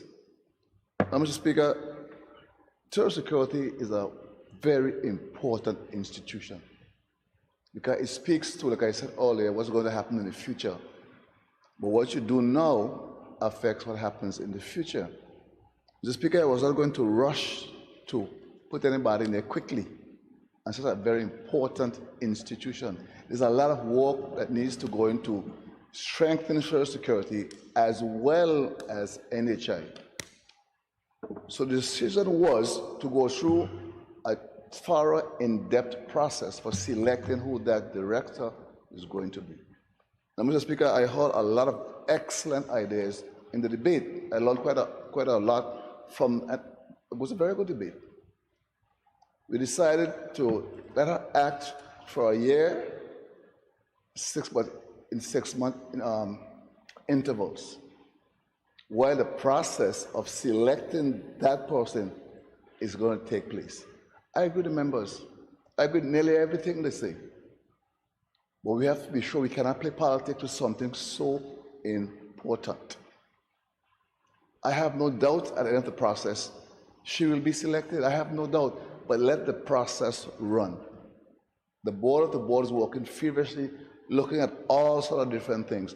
When we make a selection, you don't have to go to bed worrying, did I make the right selection? The process is taking place. Maybe it's going too slowly. We could all agree on anything in government usually moves slowly. I'm prepared, as members have suggested, to see if they can speed it up. I would not want to be here another 6 months having the same discussion. I wouldn't want it either. You have too much other more important things to do, Mr. Speaker. We are going through that process. Again, I could ask, can we wrap it up sooner? Maybe before the month is out, or maybe by September. I have no problem with that. Once it is possible, Mr. Speaker, we are going to follow that process. We just giving ourselves time, knowing that we're in a COVID period. You know, a COVID period, times are very unpredictable. Things we plan to do in 2 days, we find are taking longer. We're going to give ourselves a little bit of time to really make sure when we make that final decision, we don't have to be worrying, did we make the right decision? That's all we're doing. Yes, maybe it's taking too long. It's COVID. Could I always blame COVID? I'll blame COVID too. Should we speed it up? Yeah. And I'll take members' advice, because I would find it difficult to accept that somebody working in a job as deputy for 30 years, all of a sudden no another job.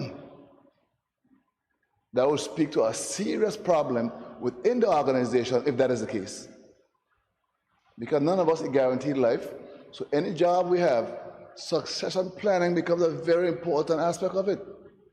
And if after 30 years you can't run the substantive post, something is wrong. And I have to make sure that nothing is wrong. I'm not going to rush this here and then say, oh, gee, if I want to wait another 2 weeks, I would have seen so and so, I would have. So, Mr. Speaker, that's all it is. Nothing more than that. You're just going through the process of selecting that person. So you don't have to worry if you just forgotten or have some other funny thing going on. No, it's a process we're following. So I hope that satisfies your curiosity. The process is making sure everything, all the checks and balances are there about the person and other persons who may be interested in the position and so forth. Again, I would find it very difficult for the board to come back and say, this person who's been here for 30 years is less qualified than somebody who never worked there at all. I mean, I've seen strange things happen, but I would find it very difficult to accept. Very difficult to accept. But we're going to go through the process of making sure everything is in order. Thank you, Mr. Speaker. I thank the Minister for his clarification. The floor remains open on the substantive motion. I recognize the Minister for Health and Social Development and Territorial Member, the Honorable Carvin Malone. Thank you very much, Mr. Speaker, for affording me the opportunity to make my submission on this very important motion. Mr. Speaker, I think I owe the members on the parties opposite that sometime most of my motion, I get up, I always ask, why are we here? And I try to then read into the record the substantive motion for which we are here. On this occasion, on this time, we are here for the substantive motion, which is to confirm or appoint for the second of 2 6-month motion. Now that we're learning, and thanks to the member for the fourth, we have a little more clarity. And I too wasn't here when he made the first set of submissions. So, but I know of the motion. I support the motion, and we'll have no need to be baffling around. We are here to give full support to the board's recommendation to the minister's recommendation to cabinet, and cabinet recommendation to the House of Assembly to have the appointment of Mrs. Jeanette Scatliff-Boynes to a 6 months acting post of Social Security Managing Director. Mr. Speaker, as I had mentioned in the submotion,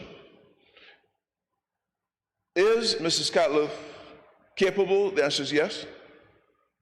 Will she be supported? The answer is yes, if go through the process, because there is no automatic of anything. The person whoever can say yes can say no. Whoever can say yes can say no. My uncle Obed Malone was a principal of how many years? 50 years? 40, 50 years? If he was to come up,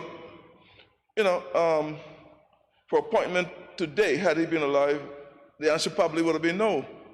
But fortunately, we have in Mrs. Scatliff-Boynes a person who's quite capable and able. And the honorable member for the 4th is also a Sunday afternoon tennis player. And oft when we play, the ball, when hit on his side, a winner, he calls it out. I say, well, it looks good from far. He tells me it's far from good. But this is not the case, Mr. Speaker. This is a case where the line judge is saying, that's a fair ball, that ball is in. We have in Mrs. Scatliff-Boynes a person who is capable, a person who is able, a person who I will seek to confirm once the process is followed. So I want to reject any notion that I have sought to, seek to, or will ever seek to tell any member from the parties opposite that they don't have the right to any substantive amendment or counter motion to anything placed on the air. What I did say is, if I'm going to be schooled, then you have to school me properly. What we said is that the motion was not properly before the House in terms of confirming or at that submotion as director. When it comes, it will be supported, but the board, we cannot preempt the advice of the board. We will sit here and we would have all, because we from the side here feels that Mrs. Scatliff-Boynes, having served 30 years, is best suited. The board will make that determination. The minister will then decide whether or not he is comfortable enough to bring it to cabinet, and cabinet will make a decision. So there's a number of processes in here. We would not go through the many times that other houses had the opportunity to do the same thing, because as I mentioned, and we don't want this one to fly over anybody's head, as I mentioned, at other times, other governments previous, we had more acting positions in Hollywood and Broadway combined. But there is a process for doing this, and are we in any ways pleased of the haste, the pace, or how long the process takes? The answer is no. No, no, and again no. But at most times, it works. The process works. The challenge is, of course, is that, and I always say this, sometimes it seems jokingly, but quite retrospect, that some persons who have these decisions to make is on a 25 to 40-year clock, while we in here is on a 4-year rewindable clock. And if your spring isn't rewung, That's it for the 4 years. So this is why, Mr. Speaker, it will seem as if we are at a pace and a haste, but that is not the particular reality sets in. What is it, 16 more months before the bell ring, except, again, we don't want to pass over ahead. At the pace at which it seems these days, it would seem as if others have a story that we don't know. As a little low ball, but at the end of the day, Mr. Speaker, 16 or 15 more months, and then we have to see whether or not the spring get rewound. But this is not what this is about. This is about making sure, as the members are keenly approaching, if you have $700, $800, $900 million to administer, you want the best person, and Mrs. Janet Scatliff-Boyens is the best person to fit this particular task. But there's a process. And we're saying that that process is what we're willing to abide by. And the system have some issues to deal with. So, Mr. Speaker, I have no doubt you will now get speakers who will be prepared to come forward now and make their submission. I so submit. Thank you. I thank the territorial member for his contributions. Is there any other member wishing to speak before I call on the minister to wrap up the debate?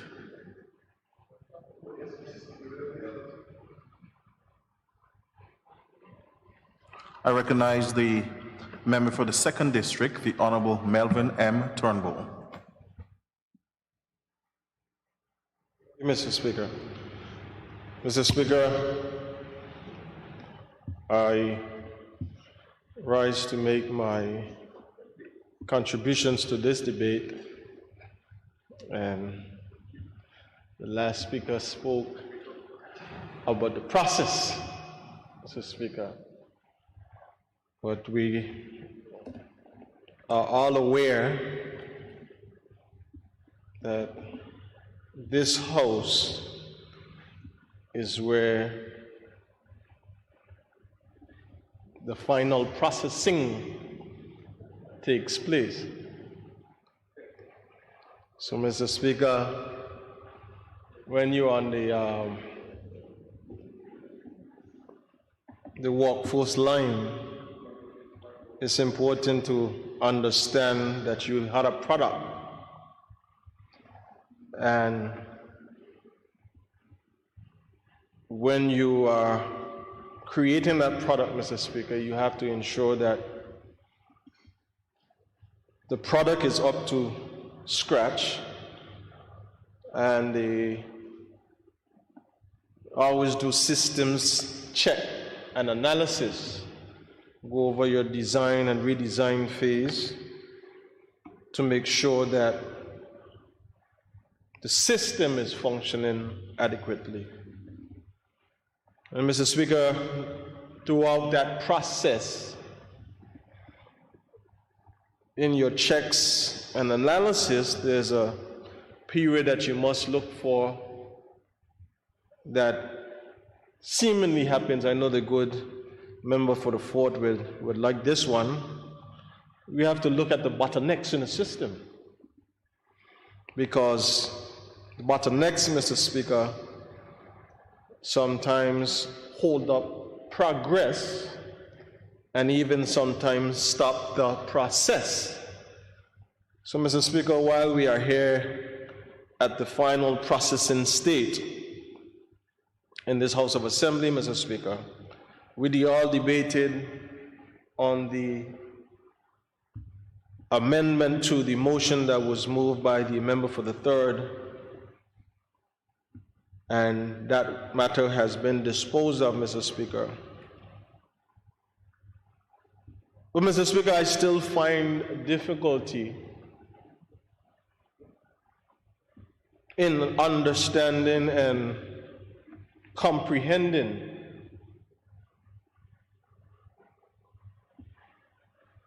when certain decisions are to be made,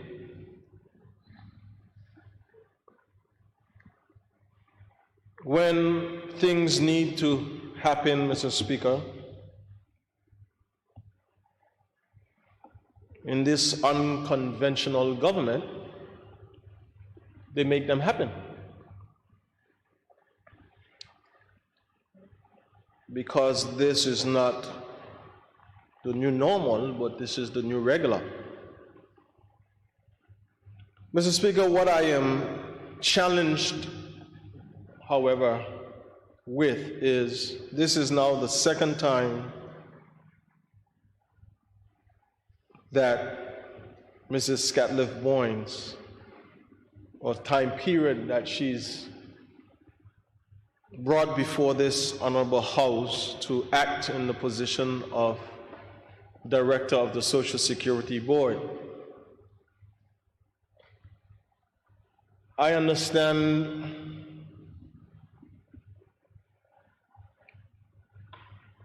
that we are in a challenging time and what would seem like uncertain time, but Mr. Speaker, I remember coming out of Orman Maria, one of the phrases that we held on to, and even to this day you hear it in certain spheres that you would go into, you would hear about resilience and how resilient we are, and resilience and resilience. But Mr. Speaker, if we just focus only on how resilient we are and don't move,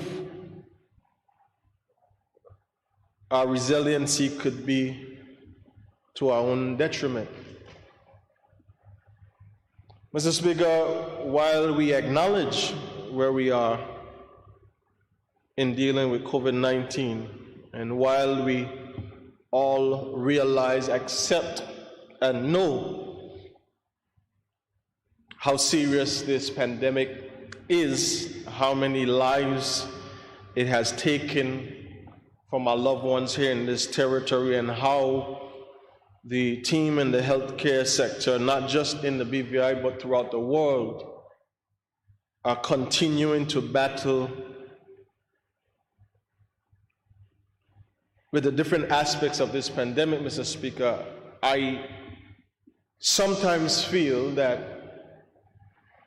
we have this pandemic and everything that we can use it for, we use it as a crutch, Mr. Speaker. And the crutch is almost becoming an excuse to not do what we know needs to be done. Mr. Speaker, we have all had to adapt, we have all had to adjust, we have had all to change the way we operate, the way we do business. Even in this honorable House, Mr. Speaker, we had our first virtual meeting, I think, in the history of the Virgin Islands. We've been forced to move from the House of Assembly up in Rotong to having to be here in Dove's Bottom for almost 2 years now. Mr. Speaker, so the reason given by the minister as to why the decision hasn't been made, because what I have issue with, Mr. Speaker, is on the amendment to the bill. We were told the process has to be followed. And from the government side, Mr. Speaker, you heard the reviews of members of how well they know Mrs. Scatliff Boynes and how long she's been there. That was also echoed very much so on this side, Mr. Speaker, of the aisle. the fact that she's been in this position for 30 plus years on the job, the fact that she has acted in the position many times over her 30 years at the job, Mr. Speaker. But then we come to the actual decision that's being made, and for the minister to state that, and it seems that he is not aware of why the board hasn't recommended, because it seems now that all the government side is in favor of Mrs. Scatliff Boynes being confirmed as director, Mr. Speaker. So I hope the process will take its time and hurry up, and we will come back, because what I would have challenged the minister to do, Mr. Speaker, is, since he doesn't like to waste his time,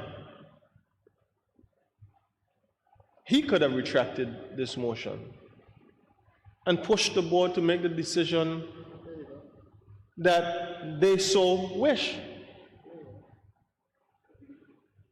He is the minister, Mr. Speaker, and he could have had this process, because it seems to be the bottleneck now, Mr. Speaker. So he could have stopped the line and put it back to the board. Put it back to the board, Mr. Speaker. Honorable members, I'm hearing chattering. I'm hearing the both same sides. chatter, Mr. Speaker. I'm hearing the chatter. I would like the member for this. I would like the member for the second district to be heard uninterrupted. Uninterrupted, because in silence is reserved for the speaker. Thank you, Mr. Speaker. Mr. Speaker, the minister could have adjusted and eased this whole process and avoiding what he calls, and he coined it, waste of time. To have the board now give him a report on the performance of Mrs. Scatliff Boynes over the 6 months, assess whatever requirements are needed, and let them make a recommendation, Mr. Speaker. But to have this drag along, Mr. Speaker, like you don't want to, I heard some blame pushed, whether it was pushed on the board, it was pushed on the former director, of them not making the recommendations before, Mr. Speaker, but because this appointment now is from July to December. Mr. Speaker, as the old people that said, this is September morning. And we always remember September. It's a special month. My daughter's birthday was yesterday, and mine is in a few days. So it's a good month, Mr. Speaker. Mr. Speaker, I believe if we want to help and cut down on some of the bureaucracy, some of the delays that we continually bring up here in this House of Assembly, of how long it takes for things to happen, Mr. Speaker, this would have been a good time. This would have been a good learning and teaching moment for the minister to put the responsibility, because I remember, Mr. Speaker, one morning we called a meeting here and we asked for the board to show up, Mr. Speaker, and the minister ensured with his, all members of the board were here present and voting, Mr. Speaker. So, Mr. Speaker, when we want to make things happen, we can make them happen. When we want to make changes to the system that will better help and put our people in the positions which they are so deserving of, we can. But this, Mr. Speaker, seems like a delay tactic, Mr. Speaker, to see, let's see what happens another 6 months down the road. Then you would hear, if you are 30 years on a job, Mr. Speaker, what if Mrs. Scarlett decides to resign or retire? Mr. Speaker, it goes back to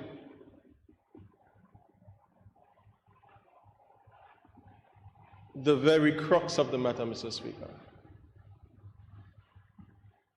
Are we saying that it's okay to do certain things and carry out certain processes one way, and then for decisions that usually deal with us and the forward progress of our people, Mr. Speaker, we let and allow every possible challenge or possible occurrence become an issue as to why we cannot or why we're not able to do this or do that, Mr. Speaker. Mr. Speaker, we have been here, the majority of us in this honorable House are familiar. I think we have a good understanding that there's a lot that needs to be improved in the systems that we have within government, Mr. Speaker.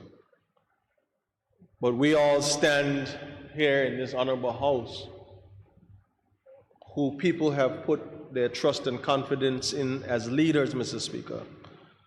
And it's seemingly that we are choosing when and how we are leading depending on what the situation is, Mr. Speaker. Consistency has to be the order of the day, Mr. Speaker. Mr. Speaker, I believe,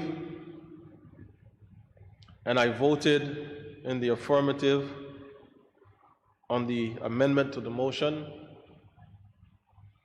I heard the minister's explanation, which, Mr. Speaker, I must admit didn't bring me any closer to understanding why this motion is here. And I believe, Mr. Speaker, that if the minister is confident that Mrs. Scarlett Boynes can hold and function in the office of Director of the Social Security Board, Mr. Speaker, he has the ability under his authority as Minister for the subject to have the necessary discussions with the board, Mr. Speaker. The sentiments have been echoed unanimously in favor of Mrs. Scarlett Boynes. So I have no question, no end result, Mr. Speaker, but to ask, why is she not being confirmed as director? Thank you, Mr. Speaker. I thank the honourable member for the 2nd District. On what reason do you seek recognition, Deputy Premier? Point of information, Mr. Speaker. I just want to repeat, perhaps maybe it was not heard clearly when the Minister of Natural Resources, Labour and Immigration spoke. And I think we have a duty in this honorable House to make sure that persons in the public have the correct information. The board made a recommendation for Mrs. Jeanette Scarlett Boynes to act for 1 year, 6 months in the first instance. The board made a recommendation for her to act for 1 year, 6 months in the first instance. Cabinet ratified that decision. After the 6 months we have come to this House to confirm the next 6 months that will make 1 year. That's why we're here, Mr. Speaker. And Mr. Speaker, we have to make sure we cannot, if we don't believe that it's cheap political points, Mr. Speaker, let's prove that comment wrong, but we're proving it right. We cannot afford to play with the public in this way and play with important matters in this way, Mr. Speaker. So that's the information that I rose to give to the House and to give to the public. Thank you, Mr. Speaker. I thank the Deputy Premier for his intervention. The floor is still open.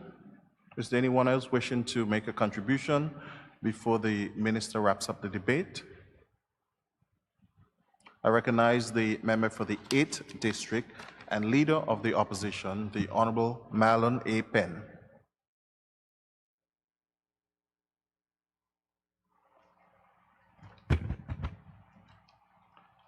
Thank you, Mr. Speaker, and thank you for the opportunity to make my contributions to this resolution, substantive resolution that is before this honorable House. So, Speaker, I thought after we break for an entire week, we'd have had a chance to cool off. But it seems like the more things change, the more they remain the same. However, Mr. Speaker, I want to, firstly, before I make my contribution, step back a bit to the substantive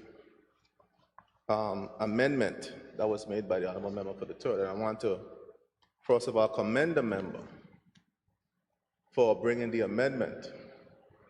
I think it's important in any democracy.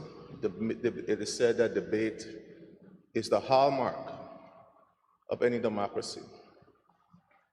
And that amendment indeed inspired and cultivated debate and discussion. And now that we're hearing a lot more, a lot more information is coming out that we didn't know previously when we started here last Thursday. Speaker, I want to commend the member because I believe we have the statutory instruments of 2007, number 1968, Constitution, and the standing orders for a reason. These are the guides and the tools in which we have to use to administer our duties as members of this honorable House. And the member's motion was able to also elucidate to the public on standing orders and the way the rules work, because it created dialogue in the public space. I think people are listening. You know, as the member for the 7th rightfully said, we have to also be forthright and honest with the information that we share with the people of the public. And I think the public had an opportunity to understand. I had a chance to ask members. I'm sure every member in this House had someone ask them a question on what happened in the House on Thursday night. And had an opportunity, if we're honest and truthful with the public, to explain the process and educate the public on the process, and not suggest that the opposition is grandstanding or trying to score cheap political points, but to explain to the public that the House is governed by rules, is governed by the standing orders. And the whole point of the member's amendment was to bring to the public the points that we wanted to bring to the point, which was clearly brought. And it brought us to the high level that we needed to be at. Because at the end of the day, any important institution like FSC, when we come here and debate, builds up financial services, and it's important to this territory and important to us financially. It's a level of discourse that we have concerning that, and we have that understanding in terms of how we deal with those bills. So information is shared and should be shared. It is no different, and it should be no different for the Social Security Board. It is one of the most important institutions in this territory. This fund represents the safety net for baby boomers, the safety net for all of us young ones here. Me, I have another 2 decades to go to get to the point where I could benefit. So it's a high-level discussion that we brought to this House as an opposition, and I thank the member for the third again, because leadership matters. When you're talking about managing $1 billion fund, managing an institution that is responsible for $1 billion, you require to have the right leadership in place. You require to have persons who have the level of capacity to run that institution and to deal with the difficult decisions that an institution like the Social Security Board have to contend with, especially in this era. Mr. Speaker. Mr. Speaker, is the most important component of this institution, the leadership. That's why this institution has only had 3 leaders in its inception. A blessed memory, Joshua Smith, who was the pioneer and laid the foundation and the groundworks for the institution that we see today, which was carried on by Antoinette Skelton, and I spoke about her last Thursday, who have done a Herculean job with the support and assistance of the team at the Social Security Board and the boards of years past to build that institution to what it is today, respected regionally, respected internationally, respected locally, as one of the premier institutions in this country. It's because of leadership. Joshua Smith before her, a blessed memory, and Ms. Skelton's leadership. It is what has kept that institution buoyant, strong, and on a forward trajectory. And Mr. Speaker, it is leadership. It is going to manage the turbulent waters that our institution will face in the next 10, 20, 30, 40 years. So you cannot be tinkering. We have to be consistent. You need to have solid, transformational leadership at the helm of that organization. And I'm now hearing in the member for the 7th, and I apologize last Thursday that I wasn't here for the substantive motion, and that wasn't brought up. If it was, I didn't hear it. I know if the members on my left, my colleagues heard that the cabinet through the board made the decision to appoint Ms. Skelton for a year, an entire year. Sorry, Ms. Catliff, for an entire year. That's important information. That's information that we should have had as a House if we're going to make decisions, and if it was conveyed. Clearly, members on this side didn't know this. That we needed, in terms of the debate, and to form whatever positions or conclusions. We now have to ask the question, why a year? Why an entire year? Because of COVID? Oh, you said because of COVID? Oh, okay. Poor COVID.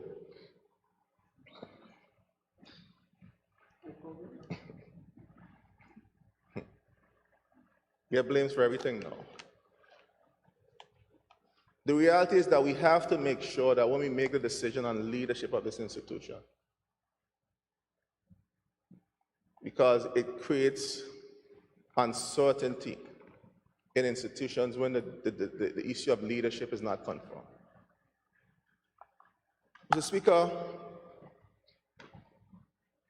the members on this side, and I think the point that we came to and we continue to go to is that the reality is that we have to ensure that, and I have to agree with the member for the 7th, that we keep the main thing the main thing.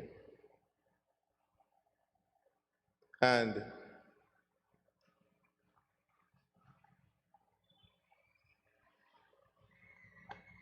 this institution, the Social Security Board, is going through some of the most tumultuous times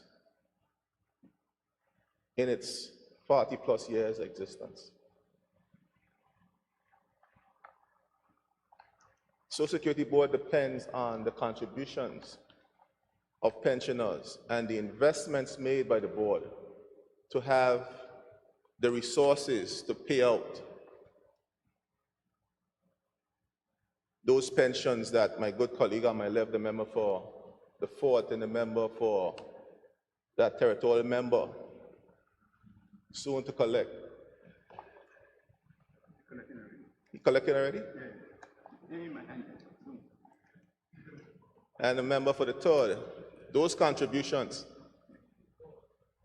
the 4th collecting, the member for the 4th just made 65 as well. So it's important for us, and as I said earlier, I intend and I expect, with the Lord grant me good health and His grace and His mercy, to live to see another 20-plus years, and I want to get my 3 scores and 10 as promised. And I'm going to live accordingly to ensure that of good, and how it go, member for the 2nd, what was the scripture? Of good health and I can't recall it right now. I'm sure my colleague Finity will tell me. To get my 70 years to get to that point. So it requires us to have the leadership in place. Mr. Speaker, the tumultuous times I speak about, NHI, which is now under the administration of the Social Security Board. I asked a question in this House about a week and a half ago to the minister concerning the issue of persons who have dropped off the system. And that wasn't to score cheap political points, because these are important issues that we need to know. We need to know the health and strength of our institutions so that we could understand how we can address collectively as a House the issues that these institutions face. We learned that hundreds of persons have dropped out the system for non-payment. And there's one thing people would not do is they won't go in darkness, they're gonna pay the light bill.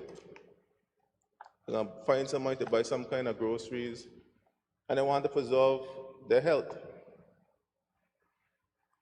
And persons have dropped out of the system because the reality is that people cannot afford to pay. If people cannot afford to pay for lack of strength in the economy, unemployment, and whatever the issues are, mostly unemployment, means that the fund is going to be challenged. And then I asked a follow-up, and the minister said that those persons are going to be required to pay, whether they've dropped off for 7 months or 8 months, they've been unemployed or underemployed and can't afford to pay. Whenever they get employment, they will have to pay.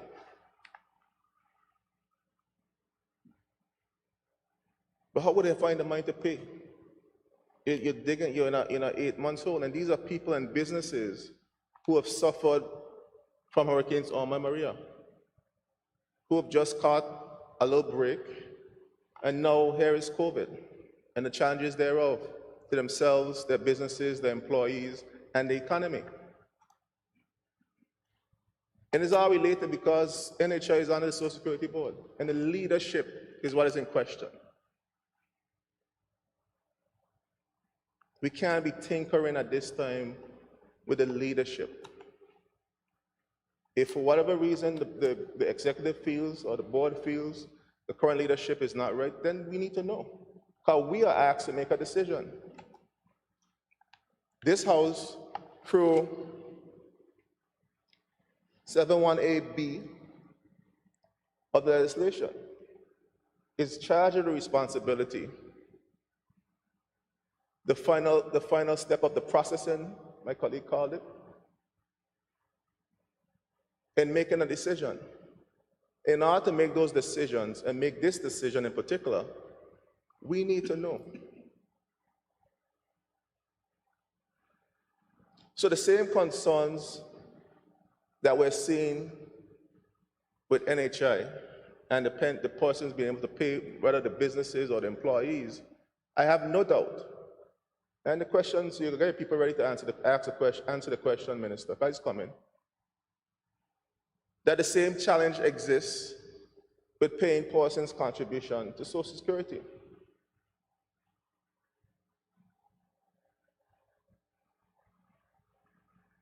So that means less money going into the fund in order to build up the reserve to run the organization, one, and to further invest those funds to further provide opportunities and pay to pensioners.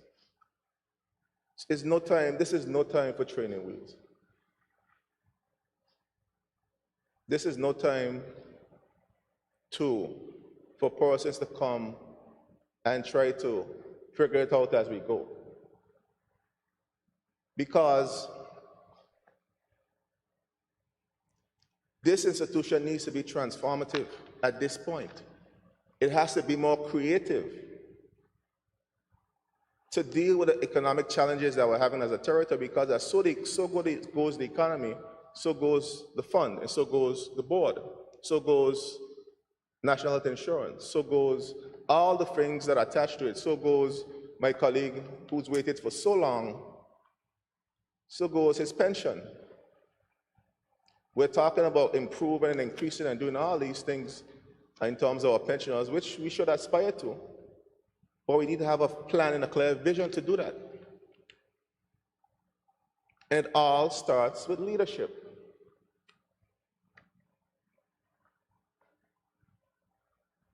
There is no time, and I repeat, for training wheels.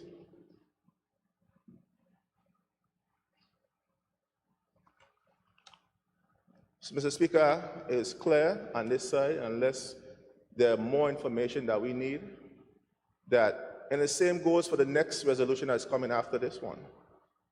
The deputy, at the position of deputy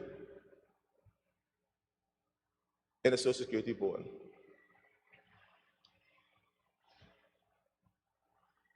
Is it fair to these individuals to be strung along and know a year at a time that whether I can have this job or not, what I need to do with my life going forward? That's nowhere to put someone. We politicians make that decision. We make that choice when we decide to run for public office. You know that when you come to public office, you come with a 4-year term. Your expiration date is after 4 years. If you're so lucky, or so privileged, I don't believe in luck. If you're so privileged, and the people believe that you deserve another opportunity, you have to sell yourself to the people and state your case. Why? It's not right to these two individuals that we're doing this, we're putting them through this process. After 30 years, and I know the other individual who's coming before this House has been there well over, if I'm not mistaken, 10 to 15 years at that institution.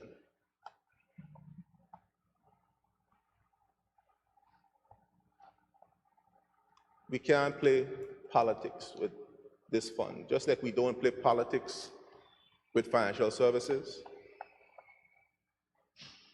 We can't play politics with the Social Security Fund. We have to make sure that the decisions on the leadership is firm. Not just on the two top levels, but throughout the institution. We have to ensure that we have proper succession planning for institutions like Social Security Board. We saw it with the Financial Services Commission. It's an important institution in this country, and things were put in place to ensure that there was adequate succession planning.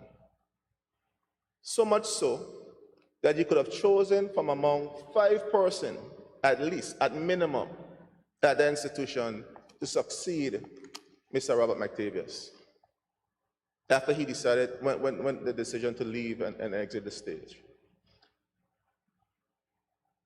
The same has to be so, and has to be true for an institution that is currently representing almost thereabouts $1 billion. And it's going to be responsible for the aftercare for our baby boomers and all the other members who continue to contribute their hard-earned resources on a monthly basis to this fund. They need to know, the public needs to know, that the institution is sound, it has sound leadership, and that the leadership has a sound plan for navigating these tumultuous times. With Irma and Maria before, now with COVID-19, not just the fund in terms of its contribution, in terms of its payments that it makes to its contributors, but the challenges that we're having with national health insurance, they're well chronicled. Again, the minister, if you can give an update on that plan to look at the NHI and look at a review for the NHI. We asked that in the House. You said you would come back with an update. It would be nice when you wrap up if you could tell us where we are to ensure that we have something to work with, to ensure that that as well is viable going forward into the future for people of this territory. So I am on record, based on information that is before me, in supporting Gina Scatliff Boynes to have the necessary transition and bring the necessary stability to this institution, this organization. If there are reasons that we should know, the members on this side have asked, we've gotten drips and drabs. Hopefully there are more to come now that we know it's a year appointment. And there's a process. I mean, I used to be a Philadelphia Sixers fan when I was in Philly going to university. They have a saying, trust the process. But that process ain't working out very well for me, for the Sixers. And I gone back home to my Lakers.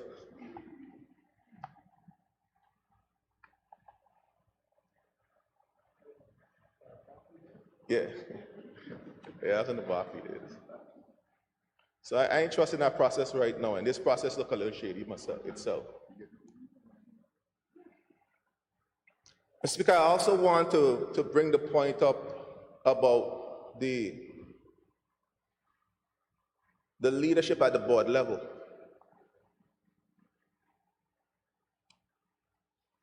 Been accused of trying to run the government from the opposition, I don't know.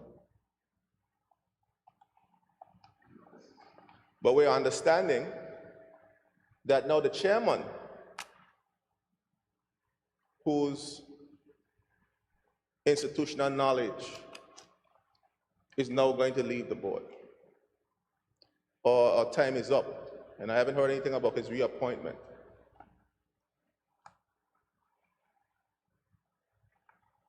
And if he doesn't come back, I want to publicly acknowledge the chairman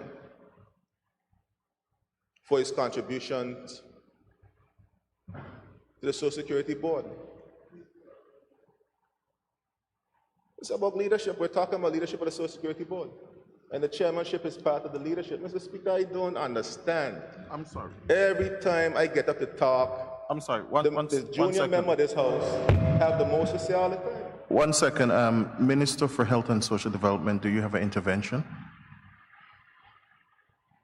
Very short, very, very, very short, because I don't want to be accused again, ever, of seeking or being accused of trying to guide members' thoughts. The member said he is finished with the point at which he's up, and now he's opening a topic which will cause the Premier to extend this particular debate. So, Mr. Speaker, if you're mindful to do that, well, I have no problem. But I want to apologize because the member did say, the leader of the opposition did say it will seem as if every time he gets up. So if that's a vision of it, I must apologize and so forth. But I just say the position and the determination of the chairman is not being debated now. If you open it, then I might have to ask to get up and be heard again also. Thank you, Mr. Speaker. Honorable Minister, I thank you for your intervention. I will allow the leader of the opposition to continue. Thank you. Thank you so much, Speaker, and I want to thank you for allowing me to continue and make my contribution to this debate. And I did yield to the good member to make sure he make his point. You see, I am a very responsible member in this house. Leader of the opposition, I'm sure you're not casting aspersions. I would never do such a thing. Okay, I'm just checking. You know I respect the rules and very well. In this institution, I would never do such. You'll continue your contributions. Well, Mr. Speaker, I remember when I came to this honorable house, I was told by a senior member of the community, when you become a member of parliament, and especially when you become a minister, you become an expert on every single thing under the sun. The junior minister who just spoke seemed to have become a member, an expert since he became the Minister of Health on checking people's DNA. It looked like something in the ministry that gives you that skill and that power. And now he become an expert on reading people's mind, because he's telling us what the Premier is going to say and what you're going to say. So he become an expert on mind reading too. But be that as it may, Mr. Speaker, I will continue my contribution. But Mr. Speaker, as I said, leadership matters. And when we're talking about the leadership of an organization, you have to talk about leadership from all aspects and all angles of the organization. Mr. Speaker, they're not mutually exclusive. They don't function on their own. The MD can't function on their own without a functioning and proper board and proper director of the board. They can't function independently. They all have to work in tandem, from the cleaner to the processor, to the person in IT, to the deputy, and to the MD, and to the chairman and the board members. They all have to work in tandem. That is why this institution has been so successful. Because of previous leadership working together and working in tandem in the best interest of the institution. They cannot work in isolation or independently. And this is no time for training wheels, Mr. Speaker, or shooting in the dark, and guessing. And I'll continue where I left off, and I want to thank the chairman, if this is indeed his last stand for his contributions to the institution. Someone who has economic background, decades of banking experience, now the president of Rotary Club of Tortola, the most philanthropic club in the Virgin Islands, the oldest one. I'm a proud member of the Rotary Club of Tortola.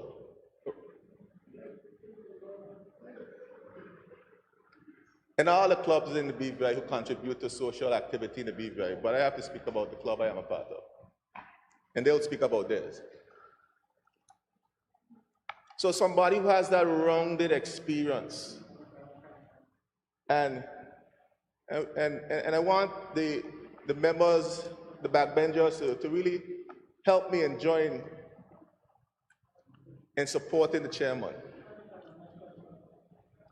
Well, the backbenchers can respond while they're there. All three of them. Okay, honorable members, I'm hearing from on the opposition side a level of noise that I'm not used to. The leader of the opposition is on the floor. He is to be heard uninterrupted, especially by his colleagues in the opposition.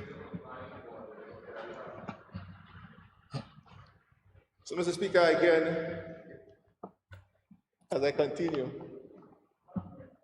they're getting hot here. One of the ACs off. Continue to say that Mr. Ian Smith, current chairman, and I understand it's his last stint in the Premier, get up and say otherwise if it isn't so. I just adopting some of the extra powers that the Minister of Health has. After all, we're blood relative, not some kind, we're close blood relatives.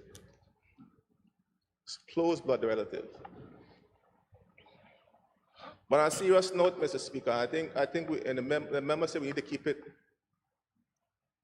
high level. And the reality is that leadership matters. Leadership of this institution matters. And it's the same Mr. Smith who brought that level of leadership, that we have the housing program that the minister he pounces up on every chance he gets when he makes his statement and his updates.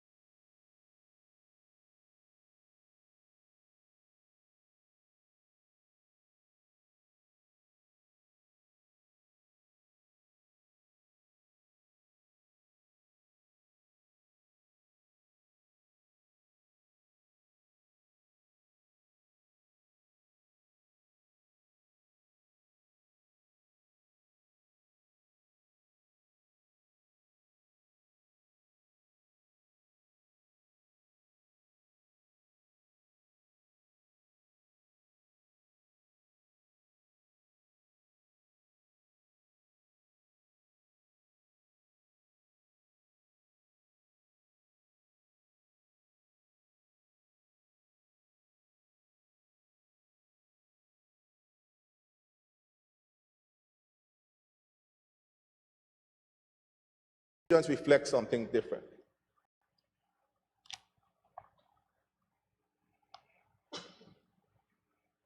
I would be irresponsible, Mr. Speaker, because as I understand the board, the Social Security Board right now does not have a managing director.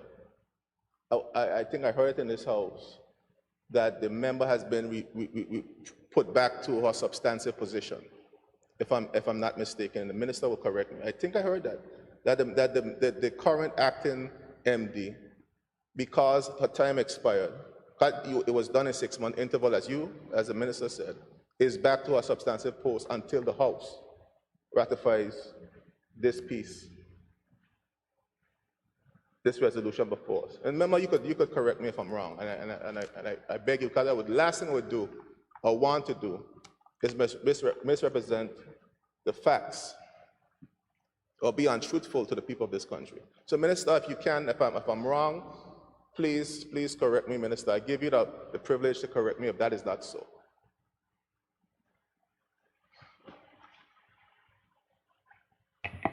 Thank you, Mr. Chairman. I cannot verify that at this time, but as soon as we get this passed, we will solve that problem if it exists. So let's get on with it. Thank you. I will just say for members, I don't really like the debate within the debate, and ministers have to get up every time and answer a question. I will show that ministers who move motions or bill will be taking notes, and in their wrap-up, they will answer whatever questions being raised by members in the well who are debating. So I'm just putting that out there. Continue, Honorable Penn. Minister, I never took you for someone who liked cheap political shots. That's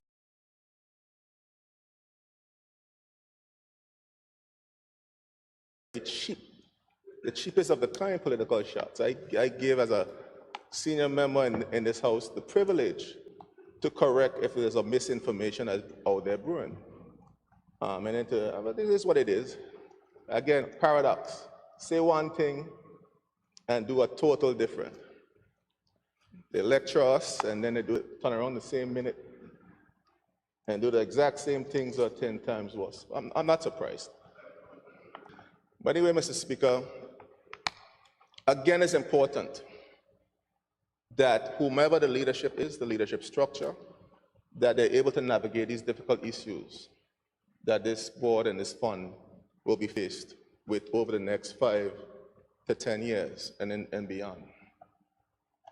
And like I said, I would be irresponsible to not support this if the leadership, as I understand it, in the board right now is not there, to at least ensure that we have the proper transition that's necessary to stabilize the board to whatever direction. At the end of the day, it's the executive's decision. It's the House decision, but obviously the executive, through its members, has the majority in this House. As we saw in the amendment that was brought by the member, it failed because it's the will of the executive and through the House, their members, which is the majority members in the House. So it is their will to bring home they feel at this time they have the privilege granted to them for the people of this territory to make those decisions. But we have a responsibility as an opposition, also as persons of this institution and representatives of the people, to express our concerns, to express the issues or the challenge that we see with the decisions that the executive and the government makes, and do what is in the best interest, and suggest and make suggestions that we feel are in the best interest of this fund, of this institution, and of the people of the Virgin Islands. So, Mr. Speaker, again, I will support this motion on the premise that we need to have leadership in place at the Social Security Board, but we need to know as a House what is the direction the board is going. We need to have an informal discussion with the board to understand what is their plan for the leadership of the institution. Because at the highest level of any discourse, any institution, is its leadership. So we need, as a House, who have to make these decisions on leadership, need to know what is the plan for this fund. Because it's not about the 13 of us. We're making decisions for thousands, tens of thousands of pensioners, some of whom are receiving their benefits now, some of whom are hoping that they receive their benefits in the future. So when the 13 of us get in here, we have a little banter back and forth. I agree, it has to come back to the singular issue, is what is the best decision for the fund? What is the best decision for the people who have contributed to the fund and the longevity of both? That has to be our ultimate goal as members of this honorable House and members of this august and honorable institution. So on that basis, Mr. Speaker, and we need to see, and I've heard it from members of the government side, when we're in standing finance, there's a constant discourse about succession planning.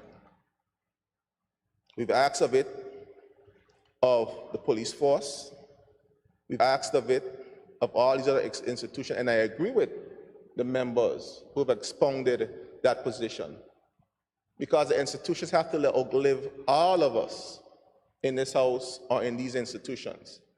We have to ensure that we're training and developing persons within all the institutions of government, statutory, to ensure that people are put in place to succeed the ones who are there. And a proper training is being done to develop those individuals.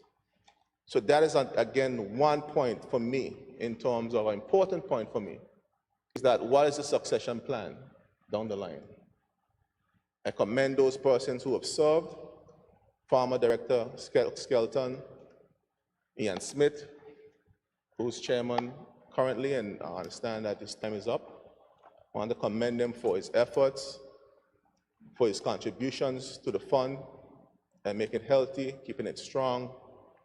And again, Mr. Speaker, I support it on the premise that I saw laid earlier. And we need to understand the way forward for the fund and its leadership. I thank you. I thank the Leader of the Opposition for his contribution. I recognize the Deputy Speaker and Territorial Member, the Honorable Neville A. Smith. Thank you, Mr. Speaker. Mr. Speaker, I'll be honest, I didn't plan to speak. But as I sit here and I listen to the members speak on both sides, I kind of get confused, Mr. Speaker, to what we're really debating. Because I thought the motion was about Ms. Antoinette Scatliff Boynes to be appointed as the acting, Gina Scatliff as the acting director.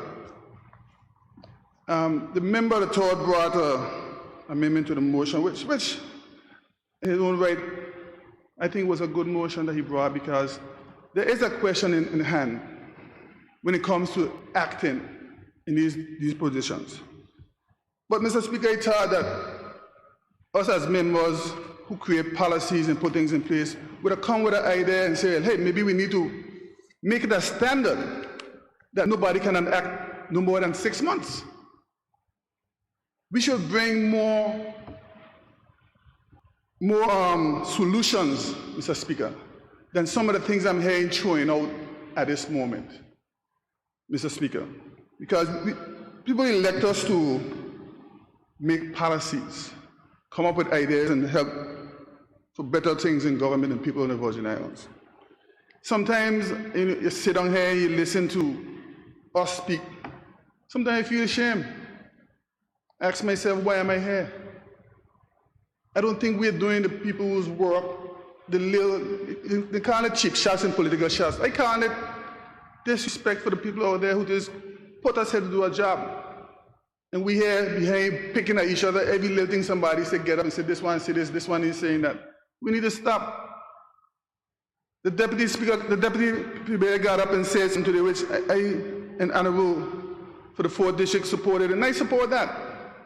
When we talk about coming and giving real information in the debates, Mr. Speaker, we have to start coming here and putting things in place and saying things that that is right and that we need to put in place. We know there's a lot of things in here that need to be fixed. We know we have a lot of things going on that we should come in here with solutions instead of coming in here and blah, blah, blah. That's all I hear. And the people out there hearing that same thing. I ain't gonna call it political, nothing like it does that to me. We need to do better. We come here late, and this is what we come here to do. That's wrong. Mr. Speaker, I'm not saying that what the members are saying, a lot what they're saying has substance. But why can't we not go in the farmer meetings and discuss that instead of coming here in front of the people, behaving the way we're behaving? That's what I'm saying. We could sit down and have proper discussions and stop playing games. That's my feeling. That's me. This is not the government side. This is me speaking as a person who was elected here to come to this house and represent this house. We have a lot of serious issues in this country. We have a youth parliament out there that we're trying to mold. What are we trying to mold him to? What are we here doing? That's what we're trying to mold him to do and to be, to come in and follow our suit in what we're doing, and we're saying that that's right? No, Mr. Speaker, it's not. I too think that Ms. Scatliff, Janet, boy, she should be. But are we saying to every board that we have that we could override him and we should override him? Is that the message we want to send? Because that's what it sounds like to me. Like I said, I'm not saying that she don't deserve the position. But when are we going to make sure that all processes that we have in place work? Instead of trying to come in here and override it. That way it sounds like we're doing. I listen to every last one of us here speak. But what's the solution? The honorable member from the third, he's right. He's right in what he said. We have to make some sort of change. But if this is the right way to make that change, to come in here and override what a board put in place. I heard a member from the 8th district made a statement talking about FSC. FNC have the same policy in place. That's the same policy FNC have in place. The same thing. You know, we have to look at the bigger picture. You know, we have to find a way to work together to make this thing work. Us coming here, keep it tick for tat, it ain't gonna work.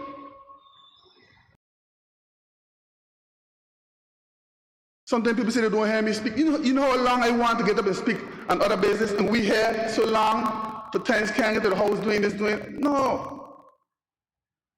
People want to hear us talk about solutions or what we're going to do, how we're going to. We have a lot of problems in this place, Mr. Speaker. A lot of problems. Sometimes I hear members talking about COI. Oh, how the CIA going to do this? But when it comes to other things, the CIA going to do the same thing? So you think the CIA going to look at what we here talking about in terms of come and check the change and what the directors did? But good governance? It's the same thing. What are we really trying to say? What are we trying to do? What message are we sending? Like I said, me and be talking on no cheap political shots. I ain't that. Every member in here for a job, they respect, and I respect every last one of us. But man, we have to stop. Have to stop. I think it's high long we look into the way that people are being treated in the workplace in terms of how long they can act.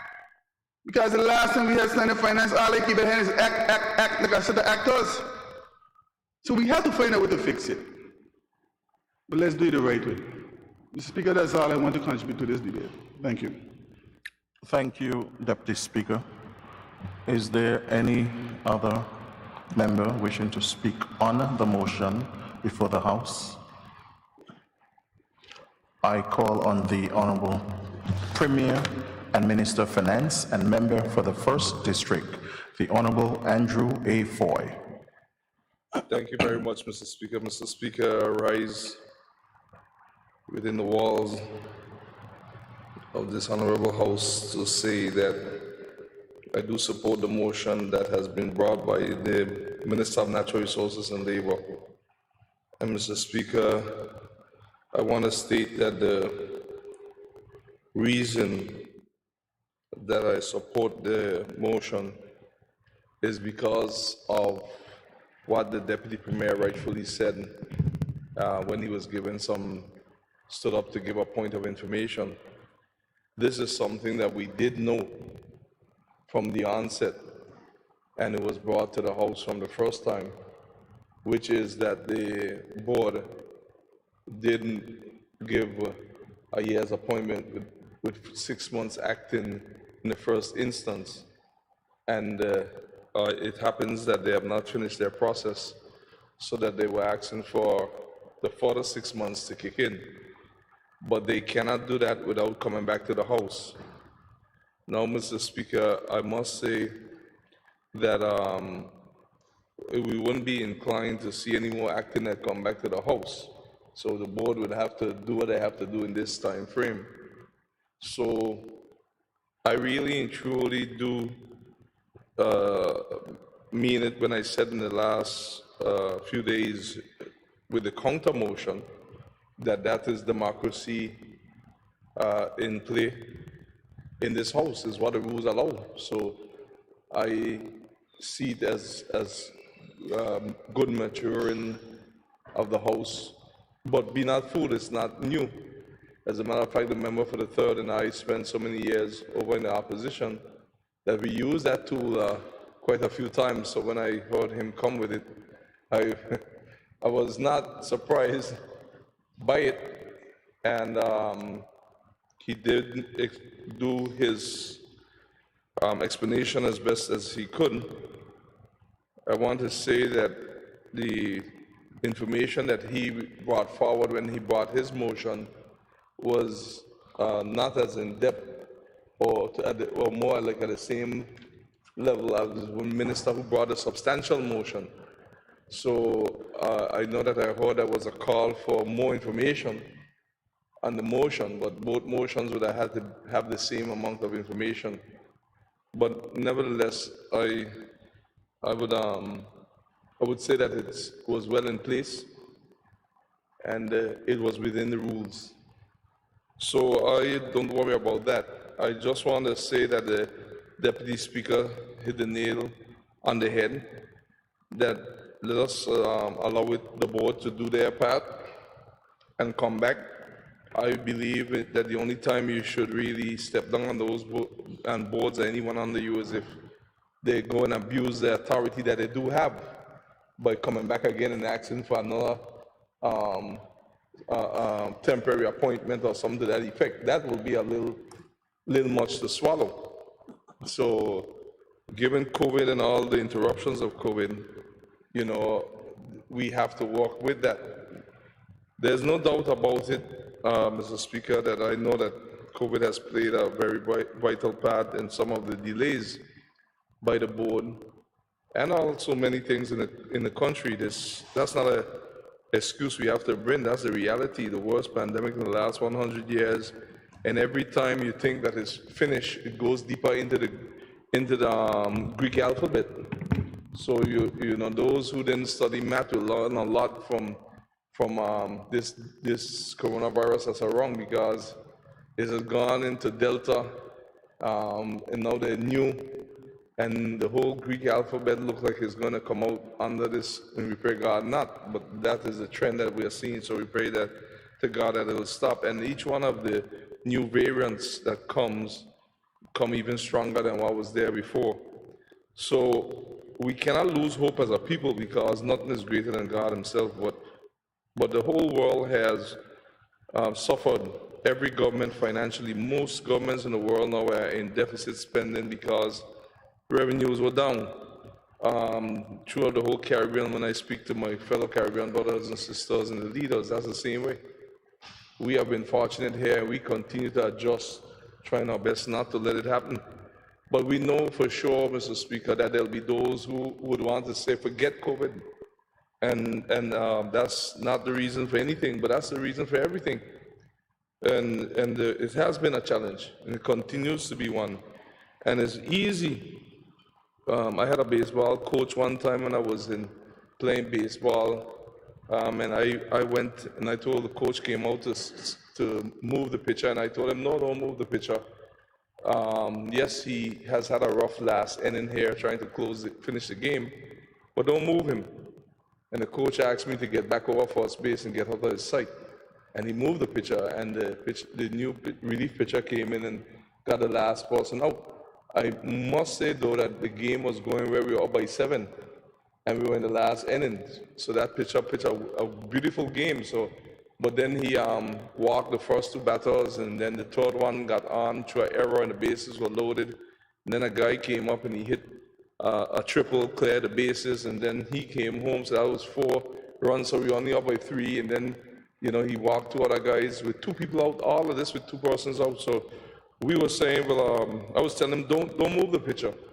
He can get this one guy out. So the coach, of course, as I said before, asked me to go back to first base where I used to play. And I was a good first baseman too, may I say. And I went back to first base, and the new pitcher came in, and with the first pitch, he got a guy to fly out. Might I add, to deep center field too, but it was caught, and that was a 3rd out. But on the way back home, we got on the bus, and the coach asked me to come and sit down next to him, which is not good. Anytime you play sports and the coach asks you to sit down next to him after a game, whether a win or loss, it's not a good thing, especially the coach that we had, because he usually would have his seat empty next to him. And the coach told me, listen to me here, I want you to know something. When you're in charge, and it's different from when persons are there to just sit down and criticize, or whether it's constructive or otherwise. When you're done listening to everyone, whether you call it criticism, help, or what, you have to make a decision. So he told me it's just like both of us are in the front seat of the car, only thing that I'm driving. What I have to look out for, you don't. So next time, you understand yourself. Don't ask me to press gas when I know it's time to press the brakes and make a change, because you might get all of us killed because you're on the side, on the other seat, in the front seat, but not in the driver's seat where the decisions have to be made and made now.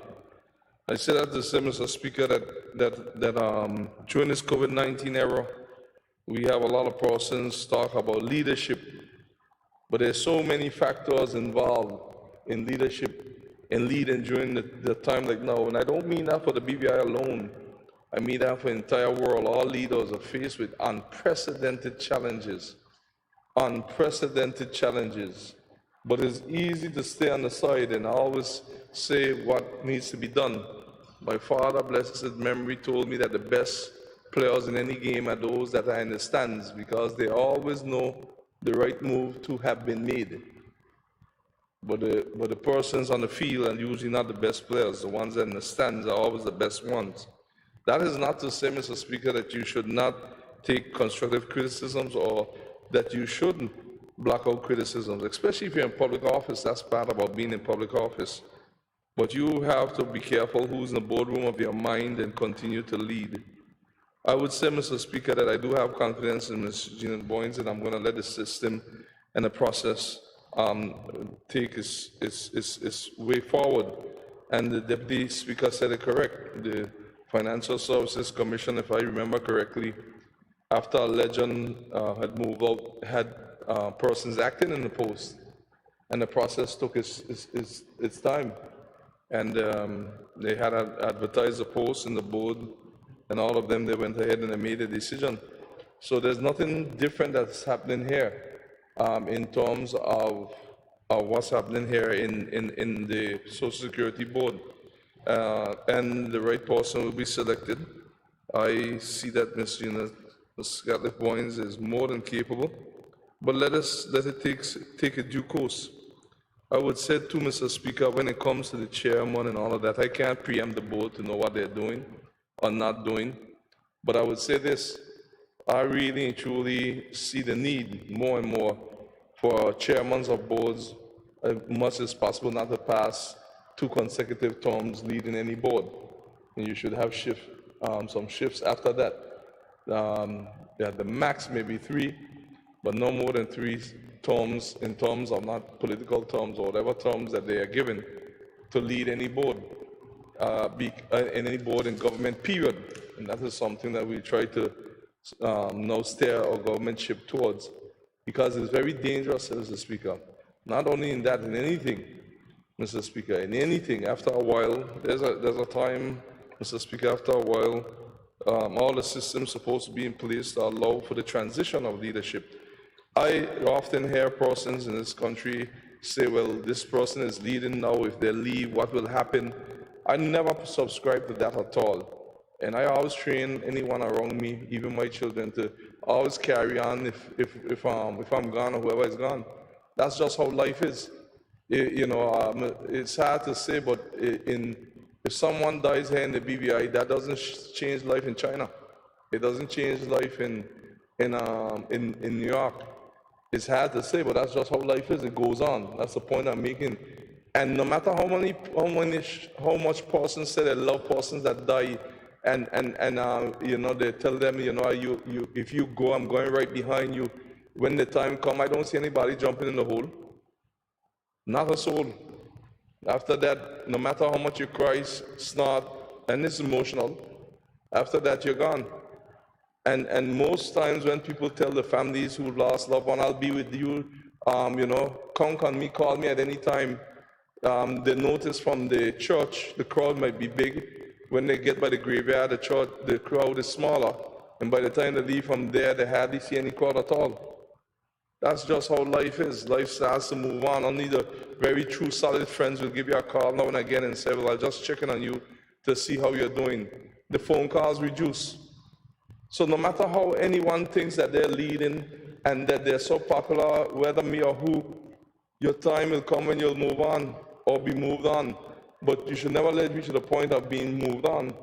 You should build all institutions so that it will be there so persons can come behind to take over. So if the chairman or any board have to move on, let us know that we have given out hundreds or thousands of scholarships over the years and developed a lot of people, some in the private sector, that have the ability to move on, that have the ability to be able to be considered for the leadership role. What happened is that we live in a society that I recognize how small societies are, and the BVI is a small society because I've lived in other small societies, so it's not unique to the BVI. But the member of the third, being one of the most senior person here in every respect, will understand this. When you're living away in the States and you have a get-together and somebody cooks the peas and rice well, he becomes a peas and rice man. But it doesn't mean that he can't cook other things, but he becomes branded as that because everyone had liked it, and you'll hear everyone just automatically when they get together come again and say, well, you in charge of the peas and rice. So we tend to brand and limit persons based on the one experience that we have with them or how they perform in one area. But if we want to continue to develop leadership, we will recognize that we have to let persons blossom in many other areas and not limited people to just the areas that we want them to go. A lot of times in small societies, and I recognize it in the BVI, we wish people well until they start to do well, and then we put them in a well because we want them to go to hell.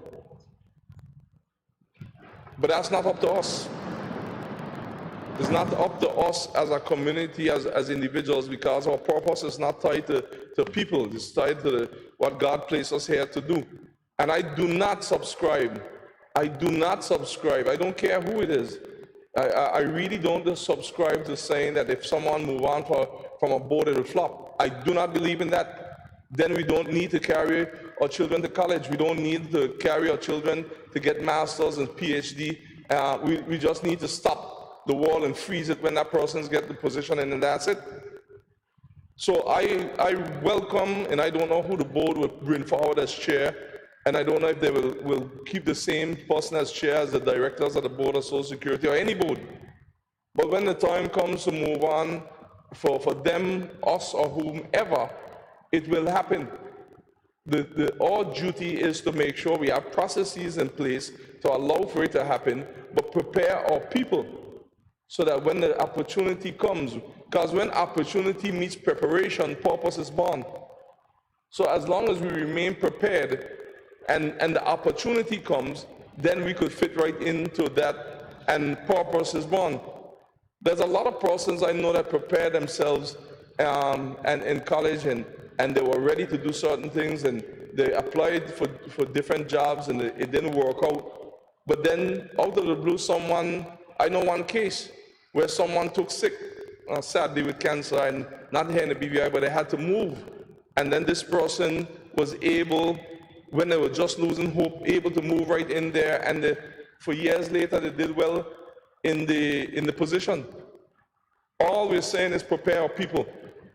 We think that we have seen anything in this country yet from any of us. Wait till the next generation comes.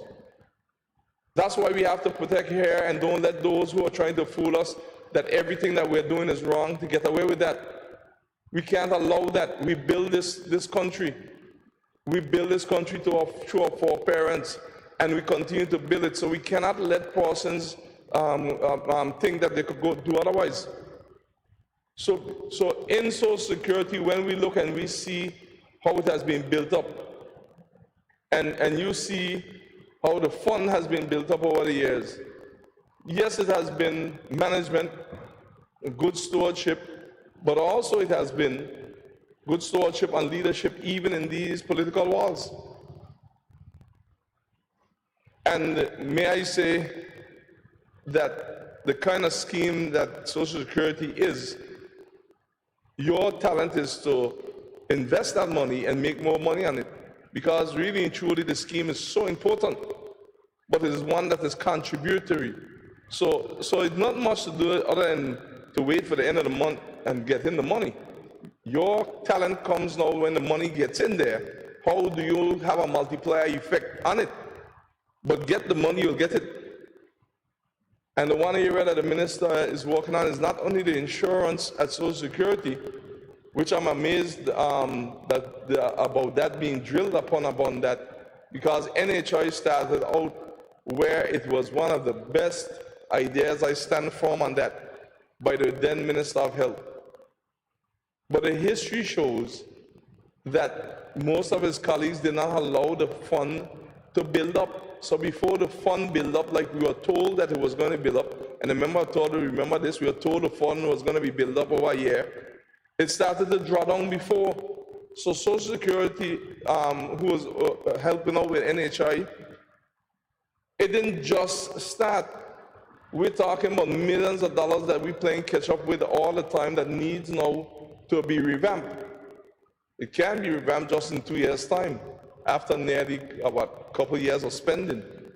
So it was not allowed to catch itself, so to speak, before any withdrawals were made, as was the way it was structured. So, Mr. Speaker, the minister is working on that, but also our unemployment benefit coming out of Social Security. One of the things that we have seen, Irma showed it to us, and here comes COVID. We just don't need that Social Security, we need unemployment benefits.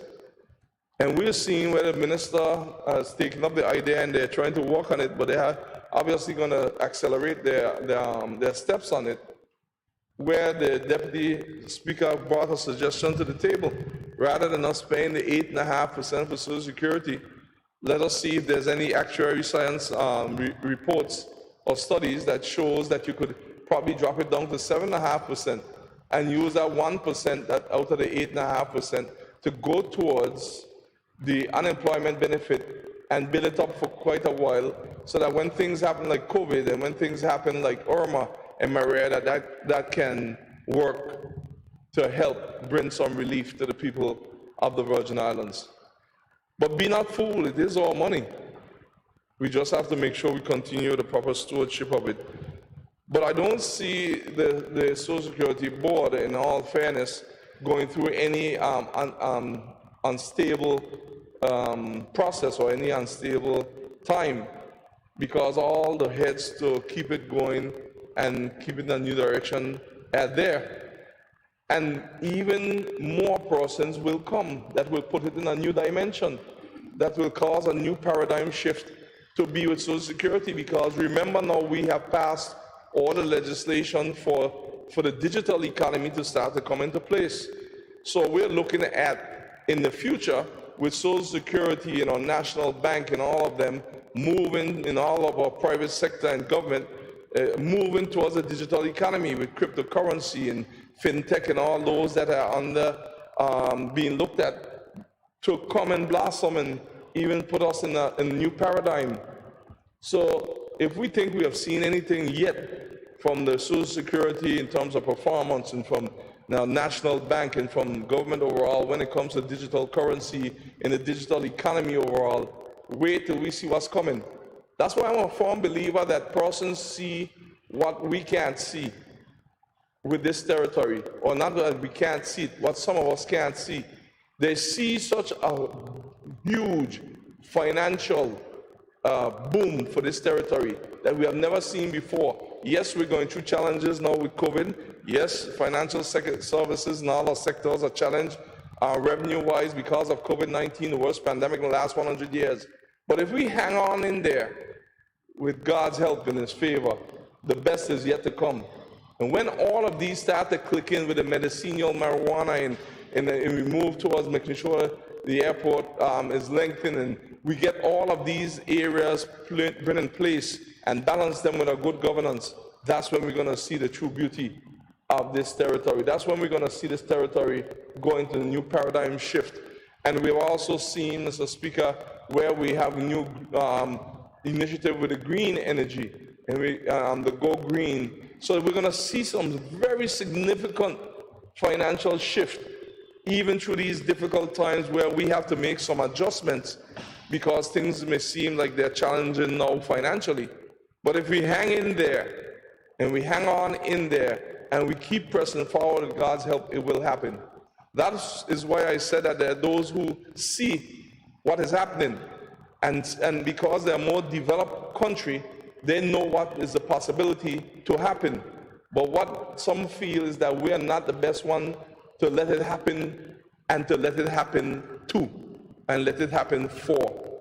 And we have to make sure that we do not let persons fool us along this line. You know, it's very important that we understand those things because persons use all kind of different tactics to make us feel bad about the good that we are doing. And we just have to continue to do it in a transparent and accountable manner. And that is how I've seen the Social Security Board perform. So I commend the Minister of Natural Resources and Labor for the job he continues to do with the board. We also heard about Social Security Board and we heard about them bringing the housing initiative to the last government. The member for the third will remember that he heard that his leader of opposition said that he brought it to the last government, the cabinet. And I was waiting to hear what happened after that, but I didn't hear anything else. But one thing I do know is that it probably wasn't approved if it did go to cabinet because we never saw it come to fruition. But we did go to and listen and saw the project, realized it went through a full transparency process. It started with the last administration, with the Minister of Health, and it's obvious that he couldn't get the support for it to bring it forward, or it would have been brought forward, just like e-government and all the other things that they say that they were working on that never came forward. It's obvious that there was no support for those, but they have been brought forward now, and the Minister of Labor is working on a process on how we can make it more affordable for the people who would be dwelling in those areas.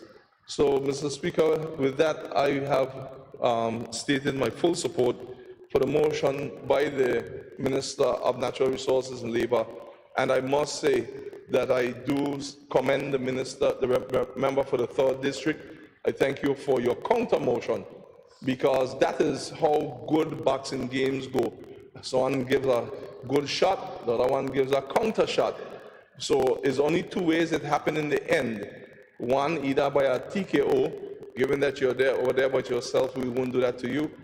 Or the other one will be by the judges giving a score, and each judge give their score.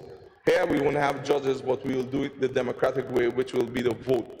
So I don't think that there was nothing that happened in the last few days that was out of place, that it was outside of the law, that did not show true democracy on both sides. But at the end of the day, for this tenure right now, the government has certain things that it has to do, and we want to recognize and stay within the gamut of the law and within the gamut of what the board can do. And the member of the third rightfully said that he does see the merit in it if we take it back to the board and say, well, this has been the sentiment of the House, can you work on this very quickly, and let us bring it back forward. And I know when that happens, the member for the third will get up and support the motion.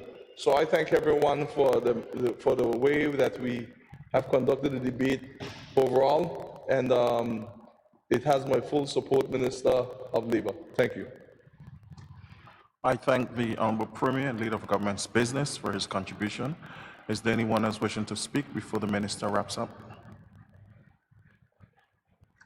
I invite the Minister for Natural Resources, Labor and Immigration, and Member for the 9th District, the Honorable Vincent O. Whitley, to wrap up the debate.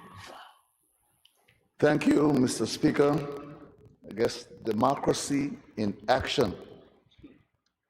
I just want to thank all honorable members for their support and for the contribution to this motion. A lot has been said, and I've taken note of all of it. I do get the House sentiment of wanting Ms. Scatliff-Bowens conform to this position, and I will for sure take it back to the board. The idea of a time limit and a director, I think, is a very interesting idea, because I think the pressure of these kinds of jobs, particularly in a time like now of incredible uncertainty, like a member said, tumultuous time, but he made it seem as if only the Social Security is going through a tumultuous time. May I inform the member the world is going through a tumultuous time, the entire world, not just the board, but the world is interconnected. So the idea for time limit, I think, is worthy of exploration. As a matter of fact, I've heard many in the public say that we too should have time limits, elected members of the House. We will see where that goes.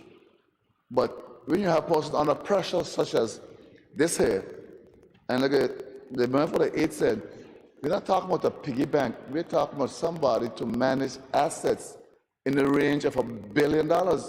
That should never be rushed, Mr. Speaker. And we're going to take our time and do it properly. The member asked earlier, what is there to be gained by a further 6 months? Well, I don't know. I can't say that I know. But if the process requires 6 more months, then so be it.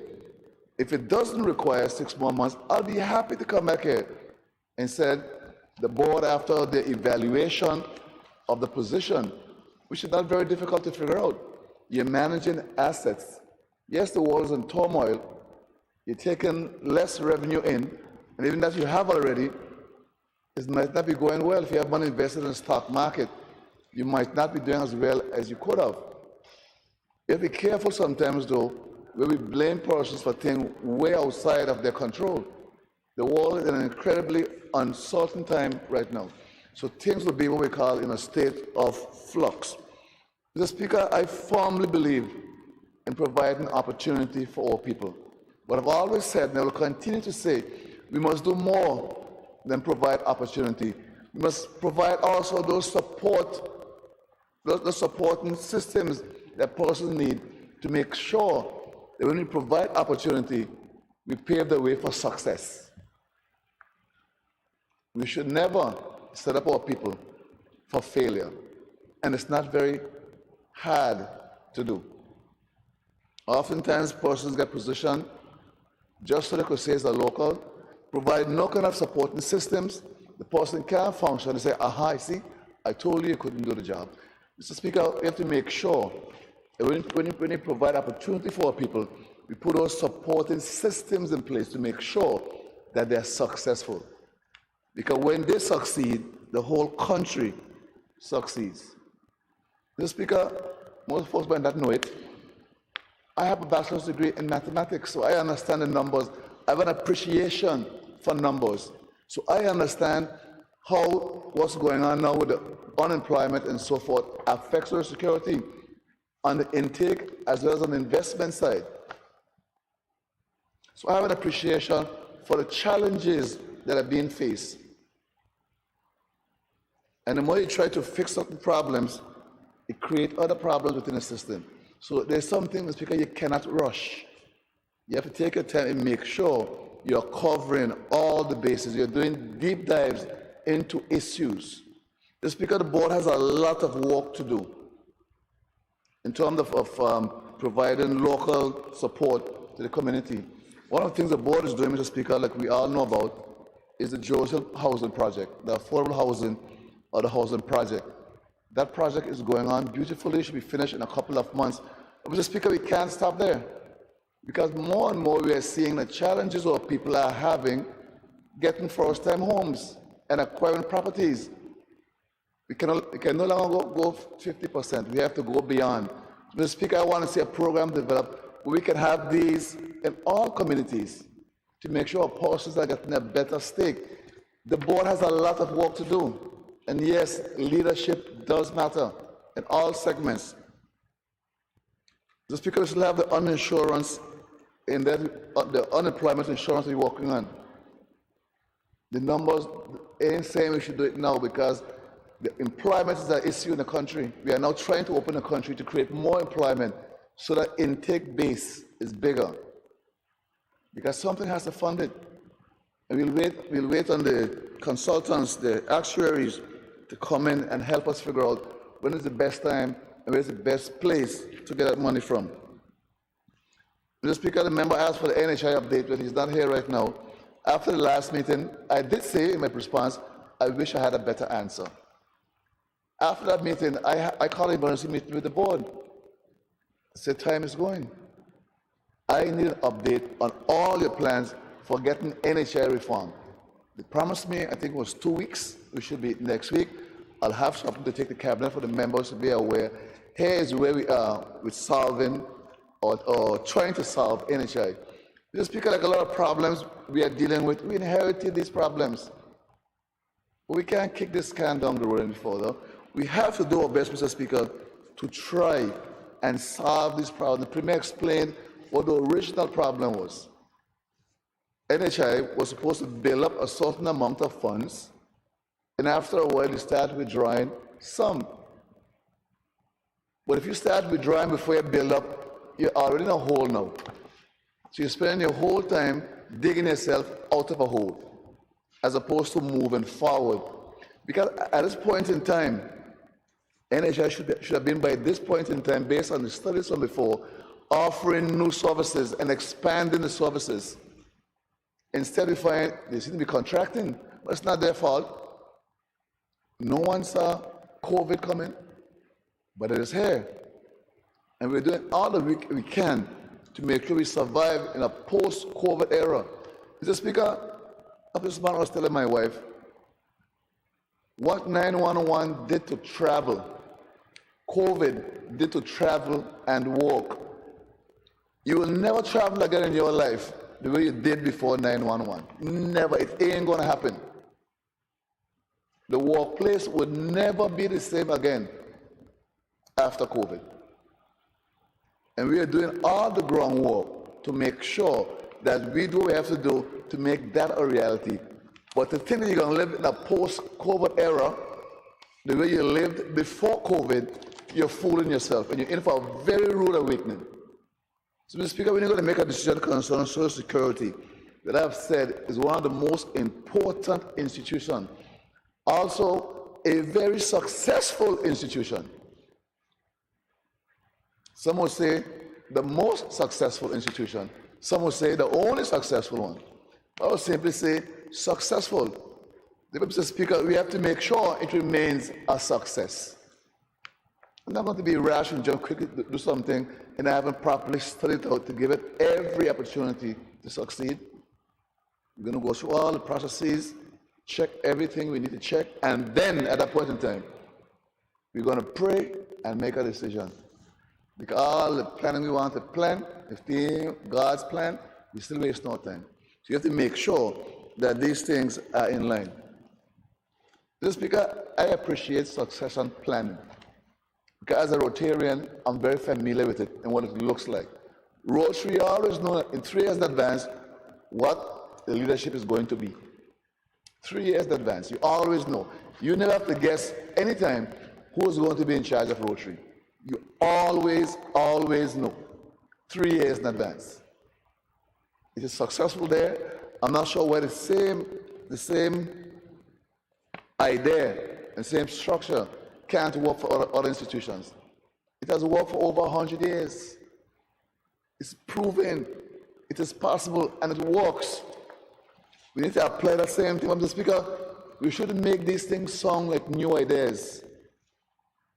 This idea is not a new idea. It's been around for a very long time.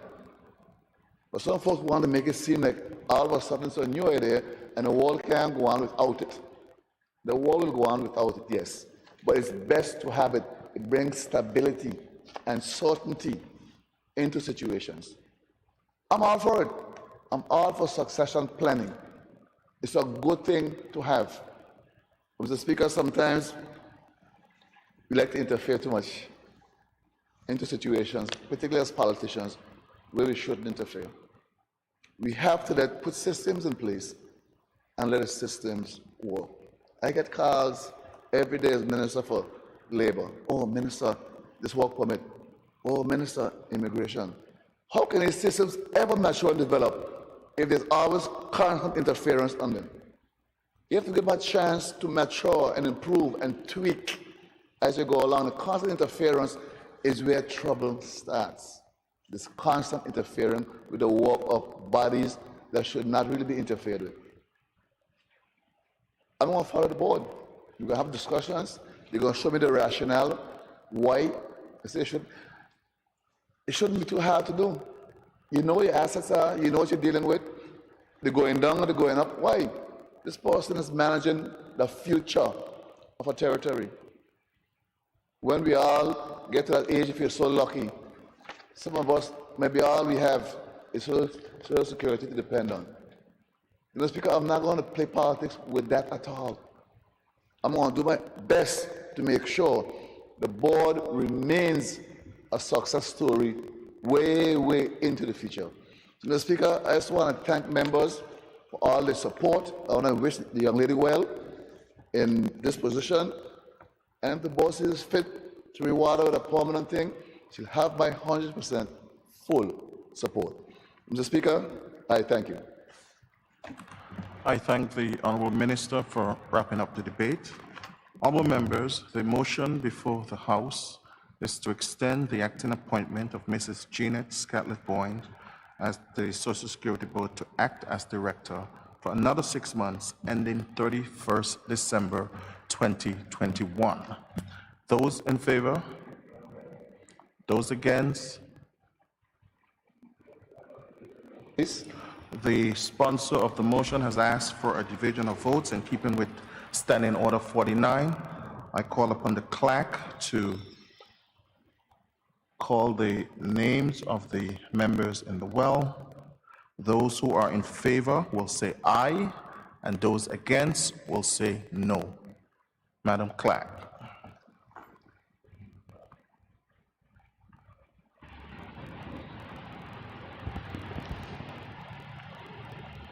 Honorable Alvaro Maduro Keynes, member for the 6th District. Yes. Honorable Shireen D. Flax-Giles, territorial member. Honorable Sharif B. De Castro, territorial member. Aye. Honorable Andrew A. Foy, Aye. member for the 1st District. Sorry, aye. Still aye. Honorable Julian Fraser, member for the 3rd District. Abstain. Member for the 3rd District. Oh, she's saying she can't hear a senior member. Abstain, he said. Oh. Honorable Calvin Malone, territorial member. Aye. Honorable Marlon A. Penn, member for the 8th District. Honorable Kai M. Reimer, member for the 5th District. Aye. Honorable Neville A. Smith, Territorial Member. Aye. Honorable Melvin M. Turnbull, Member for the 2nd District. Honorable Mark H. Vanterpool, Member for the 4th District.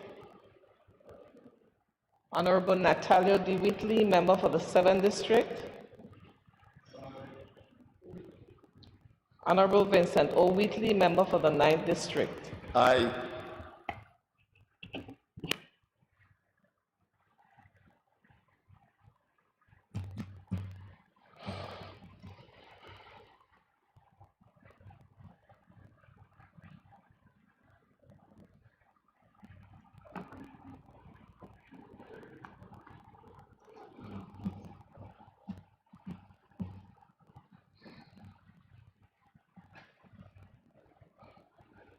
I've been handed the tally by the clerk. There are 8 yes, 1 no, and 4 absent. Sorry, 1 abstain, sorry. Let me go over that again. There are 8 yes, 1 person abstain, and there are 4 persons absent. Therefore, the motion is carried. I think, members, this is an appropriate time for us to take a break for lunch. When we return, the minister will bring another motion to the floor, and then after that, we move into other business. Yes. So we will break now and return at 4 o'clock. This house is in recess until 4 p.m.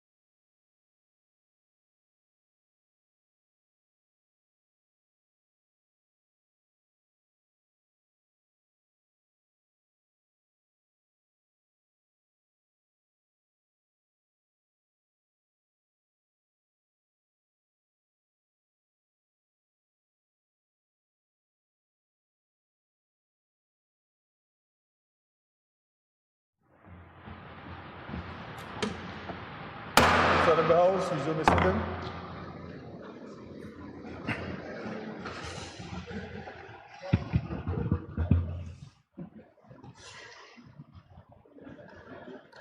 I call on the Honorable Minister of Natural Resources and Labor to bring his other motion to the House.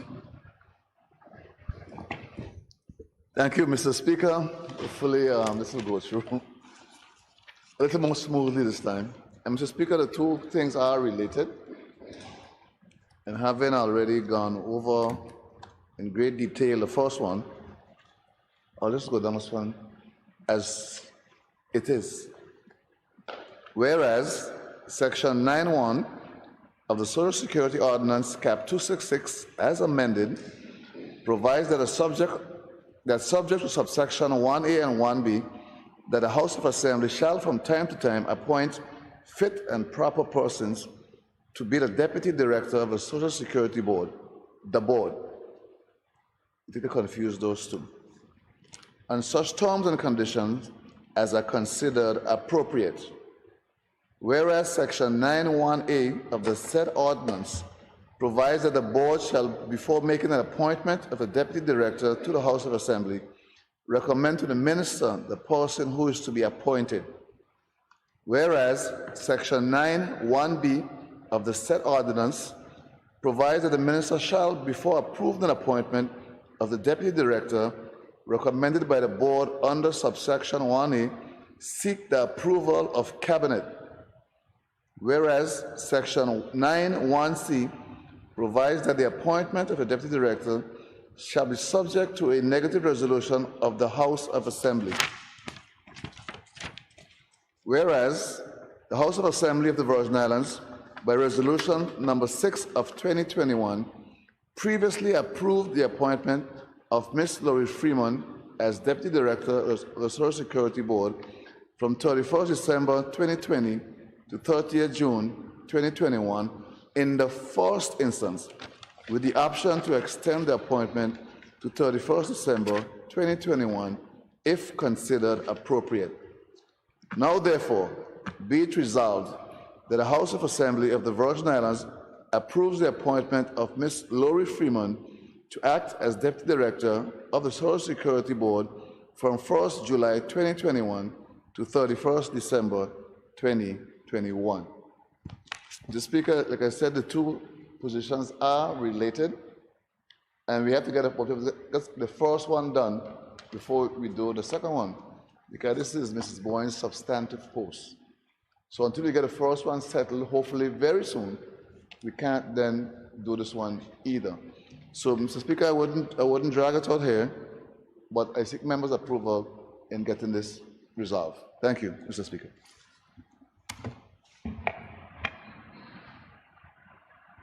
Right, Mr. Speaker, I'm pleased to second the motion, and I reserve comment until further.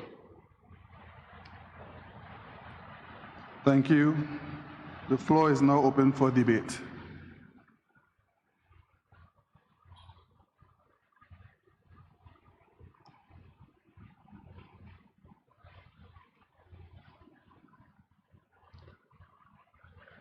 With no one catching my eyes, I will call on the mover to wrap up. Thank you, Mr. Speaker. I want to thank all the members for the support of this. Social Security, like I said before, is a very important institution to our future. It's not something that we should play around with. It's something that we all hold very, very seriously. We will do everything we have to safeguard the institution and make sure it goes from strength to strength. I wish all the persons well. I must thank the board for the excellent job they've been doing so far as custodians of the people's money. This is a very unprecedented, unpredictable, turbulent time we're experiencing, and we need steady hands on deck at this point in time. So again, I just want to thank members for the support, and thank you, Mr. Speaker. Thank you. A motion has been moved and second. Those in favor? Those against? The ayes have it. The motion is passed.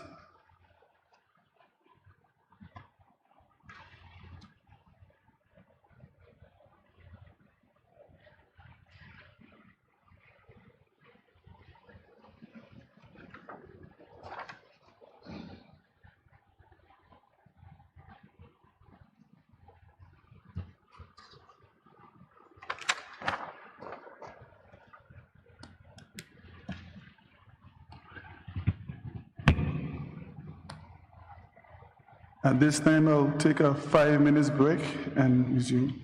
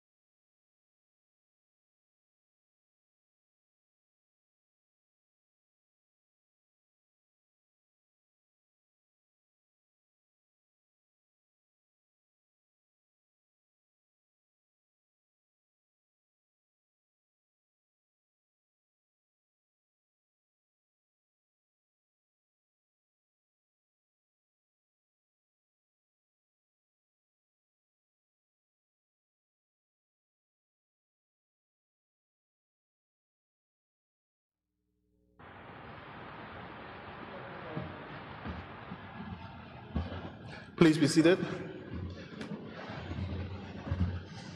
This honorable house now continues its session. I call upon the clerk.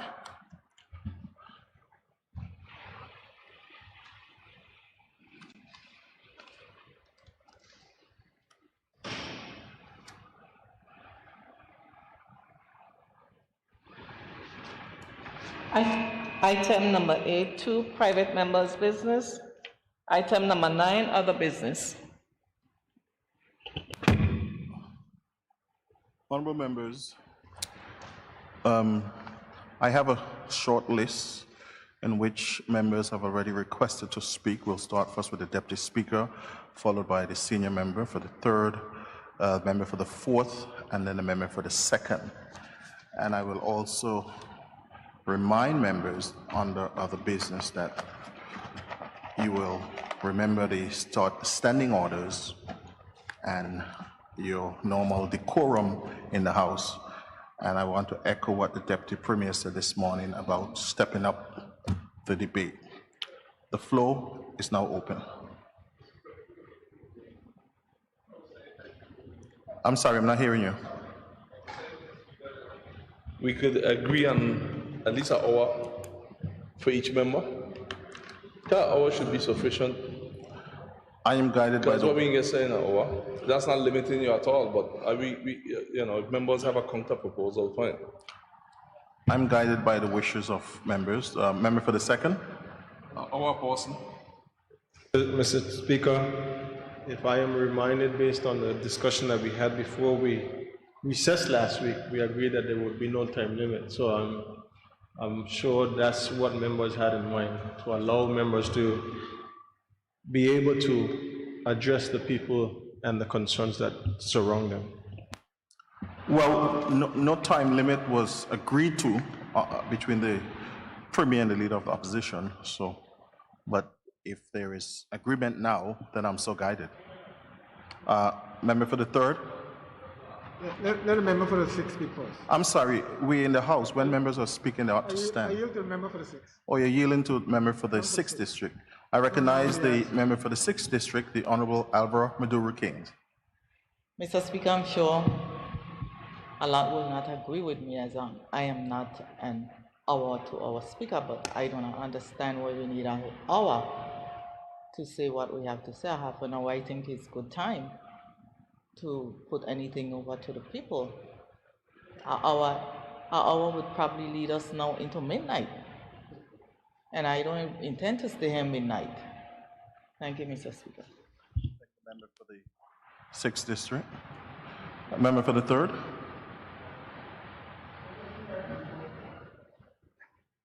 Mr. Speaker, in the aggregate, if we speak the total 13 hours for members to speak. Those who don't speak for an hour, that time will be used by those who wish to speak up to beyond an hour. If the Premier wants to go that route, it's fair with us. 13 hours? I know some people isn't going to speak. Like myself, wouldn't be speaking for anything close to an hour. Honorable Premier. Mr. Speaker, if the member want that motion, fine, but I was just talking about our person, because I limit in my own self and all. I feel what we can say in an hour. We won't say again, there's 13 of us in here. So an hour per person. That's what I was thinking, but I'll be guided because I only have one vote, but I think but an hour for a person to speak, and each of us get an hour. And if we don't use an hour, that's not our time that can be transferred, but or should be transferred. It's not up to me. I only have one vote, but that's what I was talking about. But I'll be guided by members' vote. Okay, since there is no agreement on a time limit, I will impose a time limit that each member has 1 hour and 30 minutes to speak. Those who don't speak for an hour and 30 minutes, no one will use your time. Your time is gone. So each member is granted 1 hour, 30 minutes maximum to speak. Okay, and that's the decision of the presiding officer. The floor is now open on other business. I recognize the Deputy Speaker and Territorial Member, the Honorable Neville A. Smith. Thank you, Mr. Speaker. I'll wait 20 minutes. Wow, I can take my time and speak today. There's a max. I don't normally be so long, so I was willing to give honorable praise for some of my time. Okay, something's wrong with your mic. Something's wrong with your mic.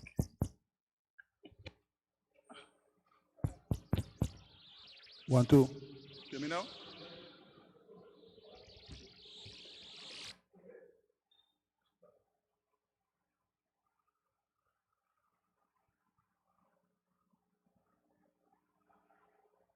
Thank you, Mr. Speaker. See, they even changed my mic. That's like a good sign, Mr. Speaker. Mr. Speaker, I would like to start out by giving my condolences to all of the families and friends and people who have lost their loved ones, Mr. Speaker. I have lost 2 very close family members of mine.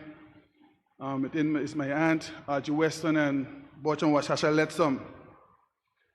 2 people who played a very important role in my life, Mr. Speaker. I think one of the reasons I'm here is because of those same 2 people. I grew up with my aunt, nearly like my second mother. Actually, the whole family is so closely knitted. But my aunt was so inspirational in my life that I cannot come here today and not mention her. I mean, as I speak about her right now, you could hear my voice start to crackle a little bit. Because since she has gone, I haven't sat down and really tried to swallow the fact that she's gone, because to me, she's still here. In Washasha, he left a mark on this place that I don't know what to say when it comes to him, because he was one that stands for true justice, especially when it comes to conservation, Mr. Speaker. But Mr. Speaker, but also, like you said, we lost a lot of loved ones to COVID, Mr. Speaker. And I always hear the Minister for Health, when he get up and speak, he starts speaking about the people that we have lost to COVID. He don't get to finish because he always break down, Mr. Speaker. Mr. Speaker, I always state and say, how much more will it take for us to realize that we have to continue to follow the protocols, get vaccinated, Mr. Speaker, find whatever means we can find to protect ourselves and our loved ones. Because when you think you're only protecting yourself, your loved ones are being the one that are getting hurt from this terrible disease, Mr. Speaker. Mr. Speaker, so I want to encourage people to go and vaccinate or do whatever it takes to protect yourself from this COVID-19. Mr. Speaker, I want to quote something here today, Mr. Speaker. Sometimes in the morning, when I get up, I get little quotes from people with inspirational speeches. And there's a quote that I like very much. And it states, a person's most valuable asset is not a brain loaded with knowledge, but a heart full of love, with an ear open to listen, and a hand willing to help. Mr. Speaker, that's the type of person I am, Mr. Speaker. And that is what I believe that most of the people in this Virgin Islands is accustomed to, that kind of love that we share. And these are the things that we need to get us through the situation that we are in now, Mr. Speaker. We cannot be pointing fingers on each other and turning our back on each other. Now is the time that we, as people, need each other. We need to be more loving and kind and helpful to each other. It's rough times, Mr. Speaker. Real rough times. And we have to stop this fighting each other down, Mr. Speaker, because that's what we keep on doing, fighting each other down.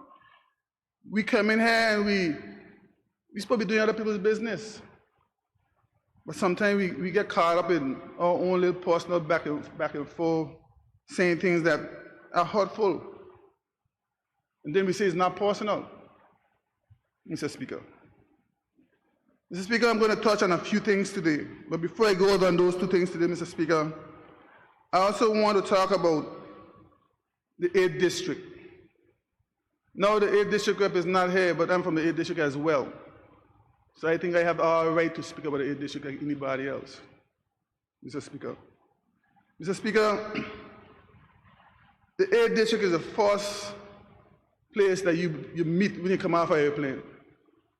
When you leave the fire line, you have to come through Easton. And Mr. Speaker, I'm very, very concerned about the garbage that is in the 8th District. I'm very concerned. And I want to come here today and I want to ask my honorable members to work with us, work with the 8th District to try to get Easton cleaned up. I have an idea that I would like to see us bring to fruition, where we could find some sort of land that government maybe have, and we create some sort of area. I won't call it a dumping area, but at least a secure area off of the roads, Mr. Speaker. I don't see no reason why we should be having garbage dumped outside a school ground, Mr. Speaker. That's wrong. It's not good. You pass by the school, you see a dump bin full of garbage. Those things, we're too far to be still doing these kind of things. I think we need to find some place that we could fence it up, secure it, so when people pass, they don't realize that's garbage, especially the tourists. There's an area next to Blackwell. I did my research. It's 0.20 acres. That's less than a quarter acre, I think. I think if we could take that area and maybe reclaim it, fill it up a little bit, put up some fence, block it out, secure it, clean, and put some of those long bins in there, the long dumps, and keep the garbage off the road would be a very good thing to do. And we could look for other areas and do the same thing. It's time we move those dump bins off the road, Mr. Speaker. It's going to cause accidents. And we're trying to promote tourism, but we still have garbage in the road. We need to hide it somewhere, and I won't consider hide, but put it somewhere that is out of the sight and keep the place clean, Mr. Speaker. There's also, in Greenland, a set of vehicles, and I think I had a Honorable Minister for Health, he's always saying that you tag them, we'll move them.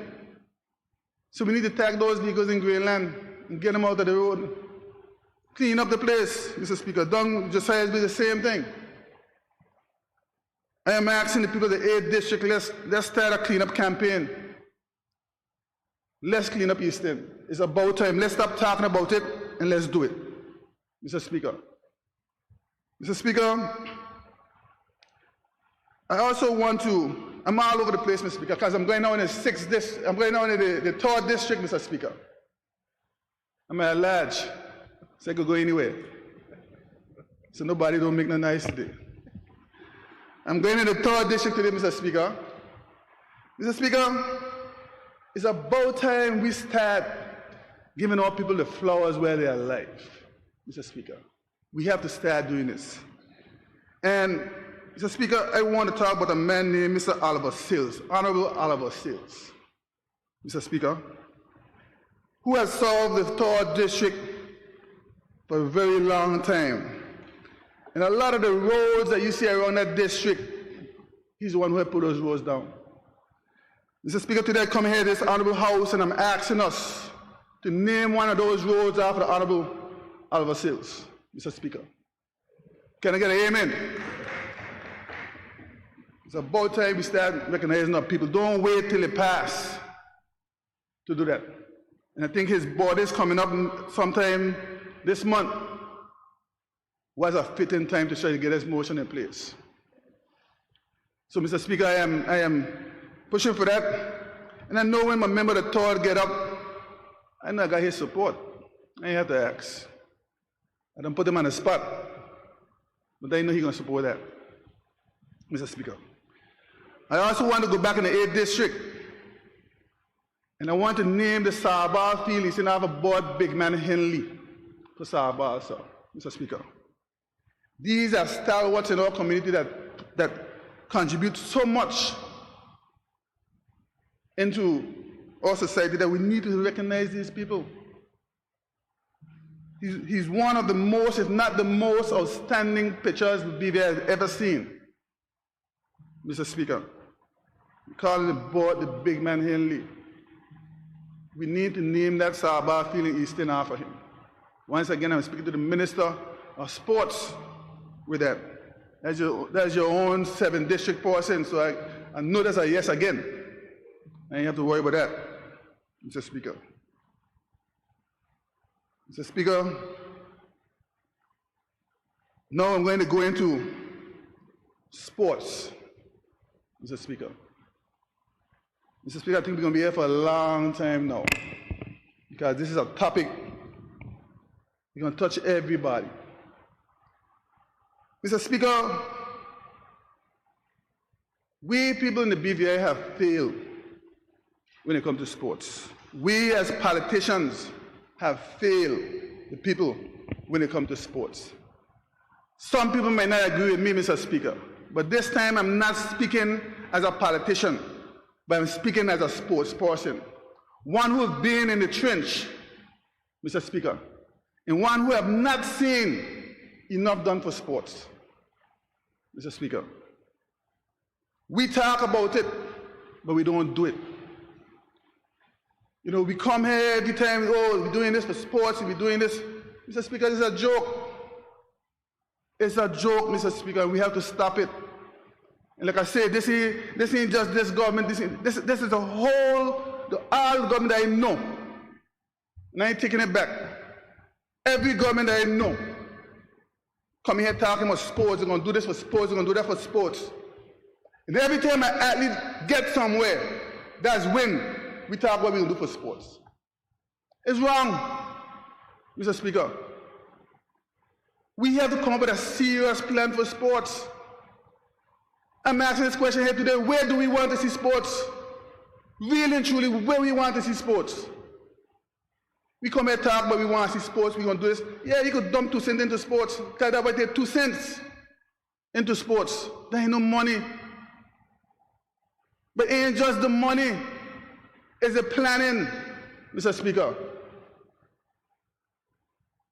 Every government coming here, you change the way we're going to do for sports. We have to have an extensive plan that when is there, it's there. No government can come and change it. Now I know my honorable member has been working on some stuff, but it ain't coming quick enough. Mr. Speaker, it ain't coming quick enough. My member might get up and say, we just dumped 20,000 here, 30,000 here. I don't want to hear that. God damn, we're going to build sports in this place here. All of the different associations need to get together. Mr. Speaker, you know what's so funny and why I don't understand? Everybody wants to match. Why don't match for this? Why don't match for sports? We all want to match for the wrong thing. We got athletes out there broken down. We don't know what they're doing to get to school. A lot of them we don't know. But when they reach on top, everybody happy. You know what it takes to get to that point? Ain't nothing small. Ain't nothing small. But if we plan and put things in place, if we had an identification program in place that we could identify our athletes and start training them from young, take a picture out of the book from Jamaica, from St. Kitts, all these places, we sitting on, they're passing us full speed and everything. BVI used to be on top of Salval. Jamaica is in front of BVI and Salval. Jamaica, who never nothing but Salval. What do you think that's? What do you think is that? Mr. Speaker, we need to put people in place who know what to do. We have athletes who went away and learned and trained, and we have to get them involved, Mr. Speaker. Mr. Speaker, government can't do everything. Government cannot do everything, Mr. Speaker. The community have to play a role, the parents have to play a role, and the businesses have to play a very important role, Mr. Speaker. All the facilities that we have around here, every person that works in any trust company, any business, I guarantee you, they use the facilities. So why we cannot get the trust companies, the gas stations, every company to invest into sports? Have we tried? Have we put a program in place to get this done? Mr. Speaker, this is a question I have to ask. Mr. Speaker. Mr. Speaker, I could come here today and I could say, I congratulate McMaster, Malone, Ms. Phillips, Ms. Hodge. I could come and I could say, I'm happy, I congratulate all of them, I could say it 100 times. But what have I done to help these people succeed? What have I done? Mr. Speaker, I don't think I have done enough. As a person, I don't think I've done enough. I've done stuff, but I don't think I've done enough, Mr. Speaker. Because I don't think that no one individual could ever do enough to help in sports in the BVI. But Mr. Speaker, we have to listen to the people. We have to listen to when the athletes talk to us. And we have to realize something, Mr. Speaker. When those athletes come home, and I experience it, those athletes come home here, and we don't recognize them. We recognize them when they just come for the little play, but after that, we don't see them. Those are the ones that we have to speak to learn and to understand how to get a sport move forward. And that's every sport. So I'm not on one sport. You know, I came to this house and I said more than one time that we need a Ministry of Sports, and I'm going to still say it. Because until sports get the resources they need, it's not going to go nowhere, Mr. Speaker. It's not. And I'm not taking away nothing from any of the leaders who have been sports ministers and whatnot, but I'm saying it's just enough. It's not. You know what it takes as a young child, and this is something that we're doing wrong again. A young child trying to become an elite athlete, trying hard. And because now, let's say for instance, we come home, we celebrate McMaster and Malone, we actually leave out those young athletes. We leave them out. Trust me, we leave them out because when we set a celebration, we don't bring them on board. So what is that inspire those children when we leave them out? You see, we're doing this thing, we're doing it backward. And I tell anybody, to me, when I was younger, we had more in sports than now. And like I said, this ain't no blaming game here. This is how I see it as an athlete. This is how I'm going to call it. Okay? Because we sit down here every day, we come and say we're going to do this, we're going to do that. But the system also have it that way that we can't do what we want. So this is why I want us to come to the house to do. Come and find ways to fix things, create policies to make things happen, Mr. Speaker. We've been too far to go backward when it comes to sports. Look at our facilities. Thanks to the Premier and the Minister for giving some money to start putting into the facilities, and thanks to Ms. Dawn Hubbard and her team, who is pushing hard now to try to get our facilities up to speed. But Mr. Speaker, it's still ain't nothing. Recreation plays a very important role in every one of our single lives and our children's lives. Every single one. So that's why we need to put more into it. This ain't one of the events or one of the things that you can say, well, me not worry about that. It affects my life. It affects every single person's life here in the Virgin Islands. And I'm talking not just locals. I'm talking about every single person.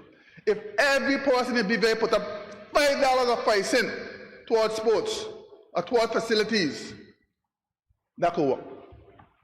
We have to find ways. We can't let our facilities reach to the point where they are now, and we have to maintain them. Mr. Speaker, you turn on your bill a multi-purpose complex, and you telling me the next 2 years, 6 months, the AC ain't working. It's wrong. People have to be held accountable for things as well.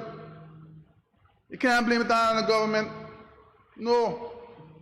We as people need to do what we are to do. Mr. Speaker,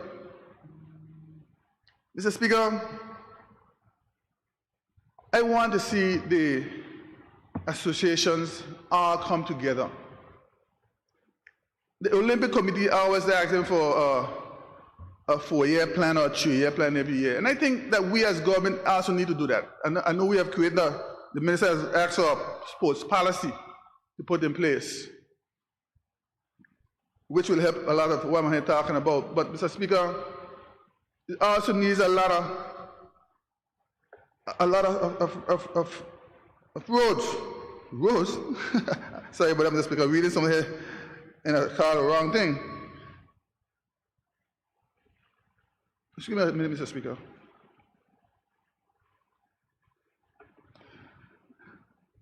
Yeah. Sorry about that. Yes, Mr. Speaker. There's no reason why we should have a place like Anegada, Jackson Dyke, those areas without sport in the facilities. There's no reason. I don't care what it takes, there's no reason. Sports plays a very, very, very important part in a child's life. It's not just for exercise, mentally, emotionally. Mr. Speaker, we have to be real serious about sports. I don't want to hear a member get up here talking about, oh yes, we'll do it. We have to stop. Let's sit down. This is one thing, let's sit down. This should be part of our national plan, which I think I sure it is, but it's supposed to be focused on. We here want to talk about sport tourism. I don't want to hear a man talk about sport tourism until you fix sports in the BVI. You have to fix it first. You have to start with us. How can you talk about sport tourism in young enough facilities? How can you talk about sport tourism and you didn't take our own athletes? We can't continue wait till when our athletes reach on top to celebrate them. We have to celebrate them from the beginning to the end, Mr. Speaker. I've been around in what some people don't understand when they come to sports, the mental capacity in our head. Sometimes you have to realize sometimes we lose it because you want to win so bad and you can't get the help to get you over the hump. When you see those Americans out there running and they're doing this, and you're going to tournament, and you see them out there getting rubbed, you see them getting this, you see them getting that, and you back there, all you have is a bag of ice pointing at your behind. How do you think our athletes feel? And you see a man that hook up on a machine, and he got to put a bag of ice, and then they still want to go and run that race and win the race. And then when they come home and we try to celebrate them, only a handful of us go celebrate them. Only a handful, Mr. Speaker. A handful of us go celebrate. And you want to ask, where is your BVI pride? Come on. People, wake up. Let's stop fighting each other. Let's start putting power behind each other. BVI has so much talent, so much. They're busting out of the seam. They're busting. Let's use what we have. We have sea, we have sand. But why we can't tap into some of those resources, what the same Jamaicans, the same Sinkers, the same St. Lucia, the same Grenada, why we can't tap into those? Why? Mr. Speaker, like I said, I'm here today as a sports person, in sports, because, Mr. Speaker, I could go on and on and on today, because it really, I know this is a word, it irked me. Mr. Speaker, it irks me when it is, I see what our athletes have to go through, and still what they could accomplish. You can you imagine if we as a country put behind our athletes? You see when there's the two Jamaican ladies came first, second, and third, how the Jamaican people react? You see how they behave? You see that? You gonna tell me we can't be like that?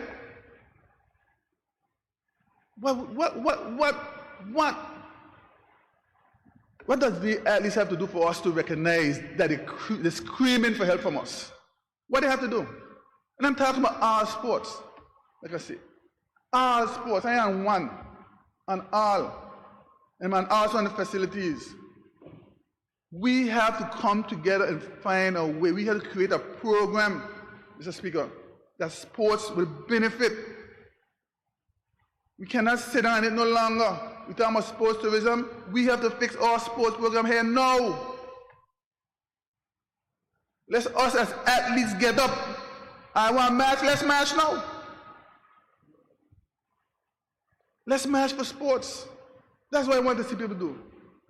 Match for the right thing. Let's put our heads together and come up with a national sports plan. Not a policy, a plan. Where we want to see sports in the next 5 years, 10 years. Where we want to see sports in the BVI? That's a question I have to ask. Where do we really want to see sports? Are we serious about sports, members? Are we? Or are we just trying to get along? You feed it a little money to keep it surviving. That's what we're doing? We have a horse track down there. Beautiful facility. I know COVID is there, and I know COVID is there, but this, like I said, this ain't just today. So I ain't blaming COVID for nothing here now, because this ain't just today. This is more than 30 years. It's more than 40 years. It's more than 50. 50 years. You're going to tell me, I was 50-something years old, and I started out playing sports, and you're going to tell me that I could still go on a star field and compete against the youngsters who are playing star ball now? You think that right? So you're going to tell me they're not improving?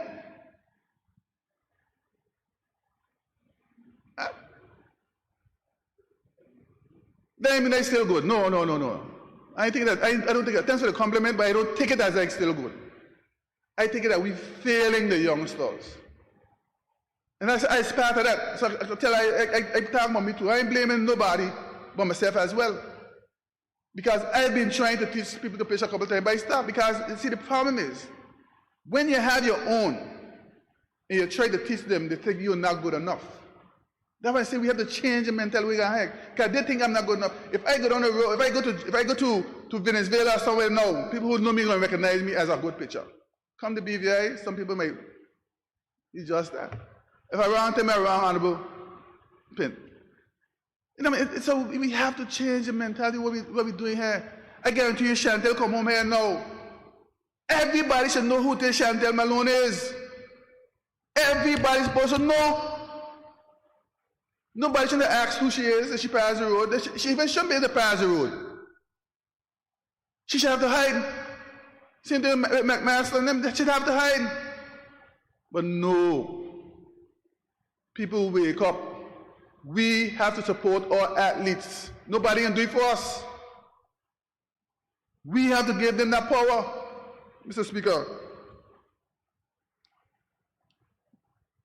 Mr. Speaker, I want to step back a little. I'll come off of sports for a little bit, Mr. Speaker. Like I said, I don't know when you are going to get to speak tonight because my colleague on the second district, I know he wants to speak long, but he's in some trouble tonight because I ain't getting on here now. I think the message, the speaker should give me a little more than an hour and a half because he knows I don't want to speak long. So he should have buy a bit today. Mr. Speaker, I also want to talk about some other stuff like name Rotown Jetty after Mr. Ira Smith. I'm making names today, Mr. Speaker. I can't out names to name places after because I realize we sit down here, we don't do it. We need to bring those things up, Mr. Speaker. Mr. Ira Smith should name the St. Thomas Jetty after Speedy, Mr. Edwin George. I'm just counting a few things, Mr. Speaker. And I know remember the night, oh, he isn't there. That's VG. St. Thomas Jetty in Virgin Gardens I'm talking about. Name the new Jocelyn Dyke Primary School after one of our stalwart in Jocelyn Dyke. But let's have a big public meeting about the force with the Jocelyn Dyke people. So remember the second I'm asking you to look into that. Yeah, I tell you, I'm going to touch every district in my large. Everywhere this time. Since you don't see me, you're going to hear me today. Mr. Speaker. Name the Western Community Center and the Western Ferry Terminal. But again, we have to go through the name and through the people in the community meetings to do all of this. But let's start making these changes, Mr. Speaker. Let's start doing these things and point our people's name out there and give them what they deserve. They have contributed to this Virgin Islands in so many ways. The least we could do is name things after them, Mr. Speaker. And we're going to challenge each district rep to lead through a community and a business partnership in a territory-wide cleanup campaign, Mr. Speaker. I'm asking each district rep to lead through a community and business partnership in a territory-wide cleanup campaign. We are keeping the BVI too nasty, Mr. Speaker. We have to clean up. We got to do better. This campaign will name Clean Up the BVI, Mr. Speaker. And it's time to open the economy. It's a risk we have to take. But if more of us get vaccinated, then we can do it, Mr. Speaker. We can't sit down here and just keep saying we can't open up because of COVID-19. The business community is hurting. And if we don't have that one, if we don't do that, we'll end up in another pandemic. There will be a business pandemic, Mr. Speaker. COVID is not going anywhere. We have to be focused, and we have to make sure to do the right thing, and we have to have each other back, Mr. Speaker. Mr. Speaker, I want to thank the Minister of Health for all the hard work he and his team has been doing. His job is to save lives, but our job is to save lives and balance the economy as well. So we have to work together on this one. There's no division of votes on this. We have to work together, Mr. Speaker. Mr. Speaker, I want to talk about a topic which I don't want to bring it up, but I have to bring it up, Mr. Speaker. One of the sittings that we had when I came here for exemption, and some of the things I heard and how things are put, it kind of bothered me. But then again, I hear an honorable member of the 4th District say again, you mustn't take things personal. And I'm not going to take anything that was said personal, but what I'm going to say, Mr. Speaker, is that the opposition leader have a job to do, and he did his job. But he also has a job to do in terms of, if we see something is not working, we should see how we can get it fixed. The member made a statement, and like I say, it's not personal, and I'm not upset. I was upset before, I'll be honest. If I speak when I had to speak, I might have said something different than what I'm saying now, Mr. Speaker. But Mr. Speaker, I want to highlight something in regards to this contract that I was rewarded. And I remember hearing, while I was in my office, the member stating that I need to vacate my seat because that's what the tender order calls for, if I'm right. If I'm wrong, member, please correct me. And then I say that, okay, so maybe I'm wrong. That's why I asked if I'm wrong, because like I say, I'm not trying to pull no shade. So if I'm wrong, maybe I made a mistake, I heard the wrong thing. So I'm wrong. I'm man enough to say I'm wrong. But that's how it came after me. So let me say that. So I could be wrong. But all I want to say to that, Mr. Speaker, is that the contract was out for tender. It came out for tender. When the contract came out, the company bid on it.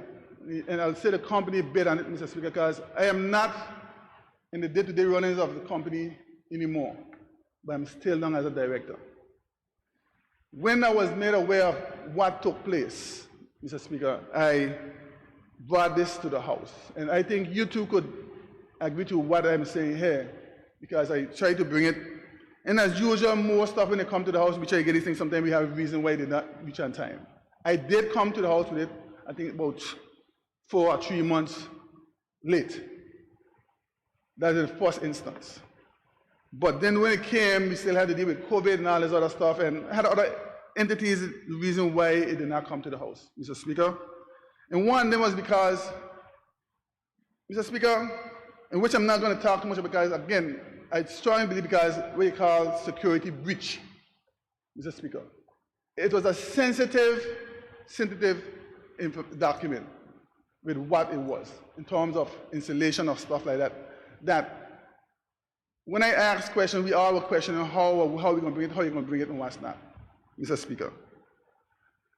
But Mr. Speaker, I feel what should have happened and what could have been asked, just like when the doctors, we had problems with it. I wasn't here, but when the doctors brought their stuff and we thought about the only doctors they have, and we should have to exempt the doctors for this kind of stuff. I feel what should have happened is that we should have said, hey, look, it is, we do have business people coming to the House of Assembly doing business. We do have specialists in certain things, and this is a specialist in security. And maybe we need to say, hey, they should go to the NSC instead of bringing it out to the public like that. Because, Mr. Speaker, you are now telling me to bring information, which is security breach, and share it with the people about a contract that is very high sensitive, Mr. Speaker. And I think we have to be careful how we do that, because you're putting the person or the individual at risk as well when we bring stuff like that to the House.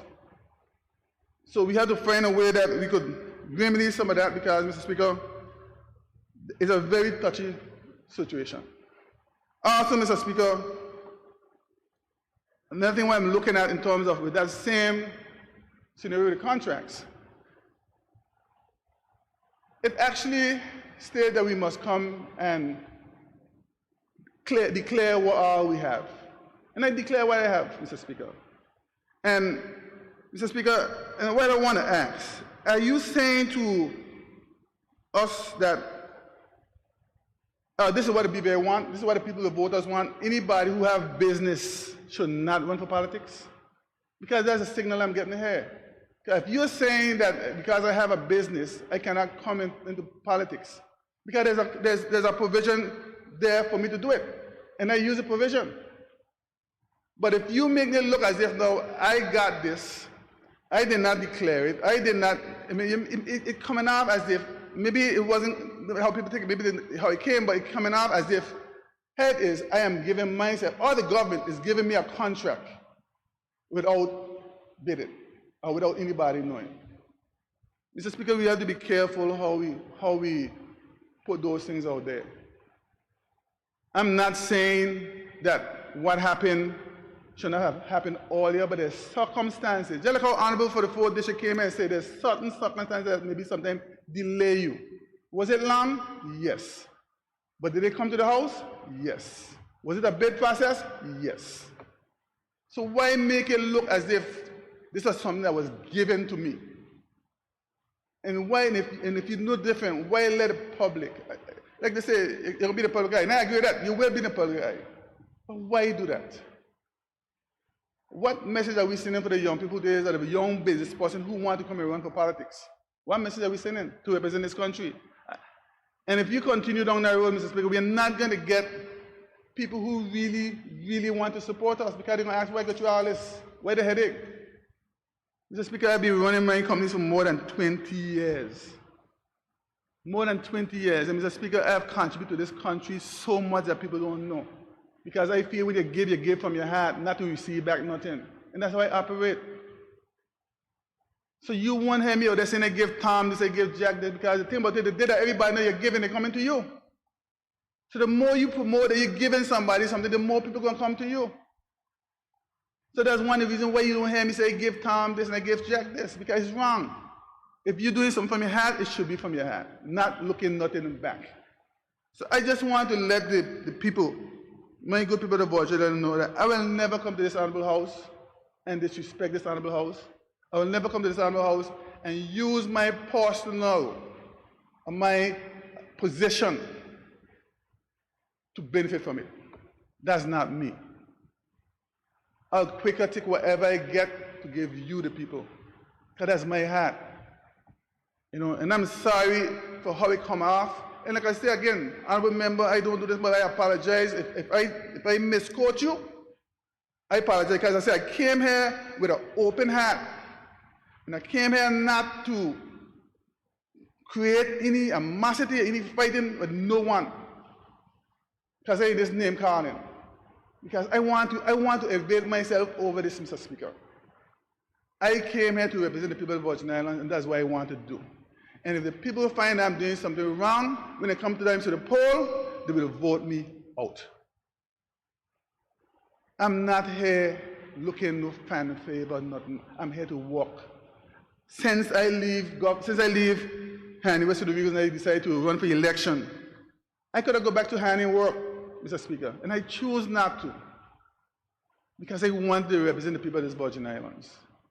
Mr. Speaker, when I speak to you from my heart, because that's how I feel. I ain't come here to take nothing. I come here to give. And I come to give my all to the people of the Virgin Islands. But I'm not going to sit down here no time and let anybody make it look as if I'm otherwise, and I'm doing otherwise. I am not. Some people are going to always say something about you. I don't mind. That's life. But I always learn, once your heart is pure and your heart in the right mind, you believe in God, don't worry about the rest. Because I've been crucified Jesus Christ, who's me. But Mr. Speaker, I'm going to continue to support the people of the Virgin Islands and continue to work for you, people of the Virgin Islands. I will not put myself in any position to compromise myself to make you look bad. Because if I look bad, you look bad, Mr. Speaker. Mr. Speaker, I want to go back to sports, then I'm finished. I think I still have an hour left, Mr. Speaker. Mr. Speaker, I want to ask the community and the business places, let us sit down and talk. I know each one of the companies have an HR team. I have a team that deal with sports and community service. I personally would like to come and sit down with any one of the companies or the trust companies who want to contribute towards sports. Let us come up with a plan. The money does not have to come to government. It could go straight to the Recreation Trust, but we still have to find a way that we could put the money that goes into the athletes, because we have to be careful that you have 4 and 5 different sports clubs and everybody coming for money. That's a big problem we have as well. When you have 6 and 7 organizations coming to you, the same company, 10 people coming for the same sponsorship. So we have to find some sort of balance in how we do that, because maybe one company getting killed because only that person sponsoring them. So we have to find a way. We have to find a way where the government can say, hey, look, any new work permits come here in the BVI, anybody with new work permits, I want $5 go towards sports. I'm asking the minister, and I'm asking the Minister of Natural Resources and Labor if we can implement any new work permit to be $5 for sports. That's a question. I'm begging, Mr. Speaker. I'm begging from now. I'm asking the minister, any new work permit that we get, $5 go towards sports. Can I get amen, Mr. Speaker, Mr. Honorable Member? Minister. Mr. Speaker, we have to find ways to find funding for sports. This government, we did a couple of things for sports, which I commend the Minister of Education for what he's been put into sports, because I know he's been working hard. Like I said, I commend the past ministers. But like I said, Mr. Speaker, that's just a little drop in the bucket. And we have to come up with new ways, especially when it comes to athletes. We have to create an identification program in the BVI where we could go and identify athletes from time to nothing and put them into a training. That's how you get better. That's what Cuba do. That's what Jamaica did. They're going to identify the athletes from young. Volleyball, that's what they do. And I see a tall person on the road, 6'9". Okay, boy, let's work on him for basketball or volleyball. That's what we have to start doing. But we have to do it as a program, not as individuals. And that's the problem we have. We want to do everything ourselves. We have to team up, Mr. Speaker. We have to team up. We have to team up as athletes, as associations, and everybody have to pull their weight, Mr. Speaker. There's some out there doing very good. You have to get jacket. But we have to find a way that we could turn around this sports in the BVI. We are not doing a good job. I'm not on my government, I'm not on nobody. I'm on the whole British Virgin Islands when it comes to sports. We have a role to play as well. As individuals, as people, we have a role that we have to play. And I'm begging the people, I'm begging, let's do something about it. Let's form some sort of committee outside of whatever committee had. Let's focus on the facilities along with the trust. There's a trust, but let's find a committee who say, look, hey, I'm going to have your back. I'm going to help you look so we can maintain. Each committee could say, hey, look, I want to pay into a program with the Recreation Trust. I want to fund the Recreation Trust. I want to put a program and say, hey, look, every year I don't contribute $500. Why we can't start that? Because the same trust company, the same gas station, the same ice cream parlor, everybody use some sort of sport facilities. So we have to tap into that, Mr. Speaker. If it means have to start with me, I have no problem. I'll ask the minister for his blessings and give me a rope to run with. Honorable Minister, I'm begging you. Give me a rope and a blanket, let me go out there and start roping them in if that's what you want to happen. But we have to get this to work. We have to start keeping meetings, update with every association and the Olympic Committee, because they have a role to play as well. Mr. Speaker, I could go on, but I'm gonna stop there, Mr. Speaker, because I know a lot of people want to speak. But I'm gonna leave with this, Mr. Speaker. I am where I am today because of sports as well. Sports has grown me into a young man with how to be a team player, Mr. Speaker. I don't ever think that I could do anything individually by myself. I think always that you work with a team when you want to get things accomplished. And during that team process, you always bring somebody along and bring them up. You make that person better. That's how I run my life and I look at my life. I want to bring somebody up, not push them down. So every time I could help somebody come up, that's what I'm going to do, Mr. Speaker. I'm going to bring them up. I'm not going to keep nobody down. And I think we need to start realizing that we are people who these people are looking towards. So start speaking in that manner, where it is we bringing people up and not down. Thank you, Mr. Speaker. I thank the Deputy Speaker for his contribution. I recognize the representative for the 3rd District and Senior Member of the House, the Honorable Julian Fraser.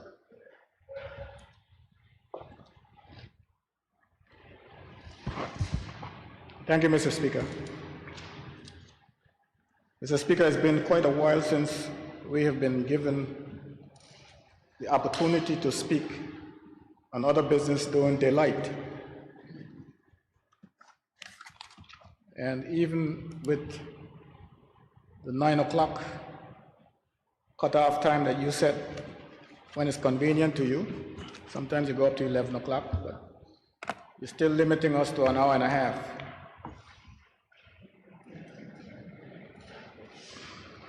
But I would not disappoint you, sir.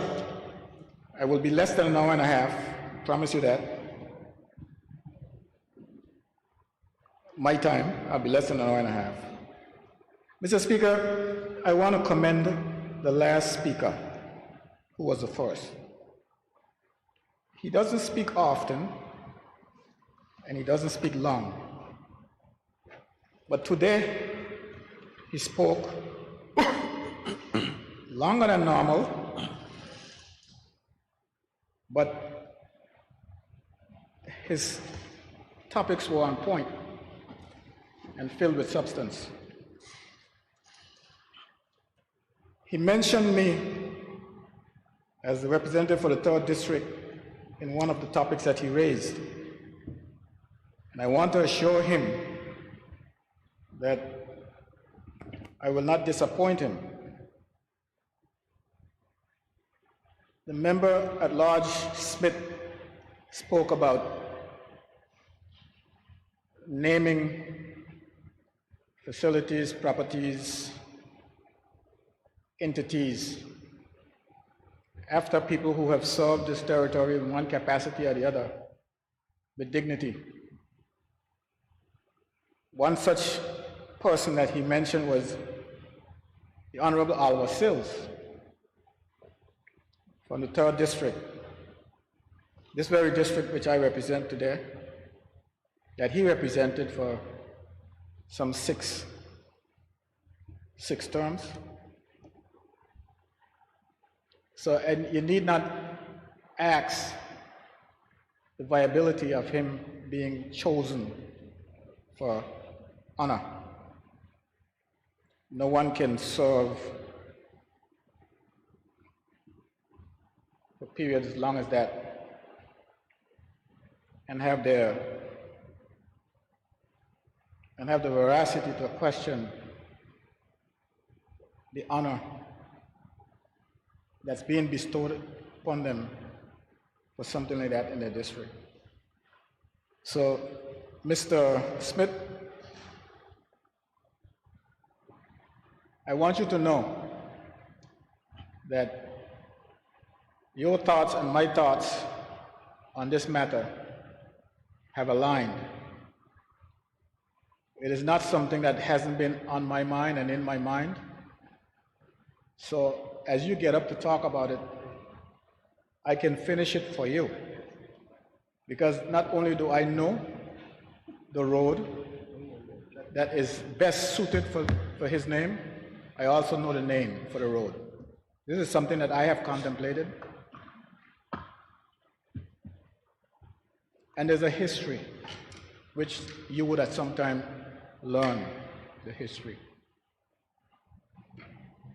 You can imagine back in the day before Mr. Sills got elected, how primitive compared to today places like the 3rd District would have been.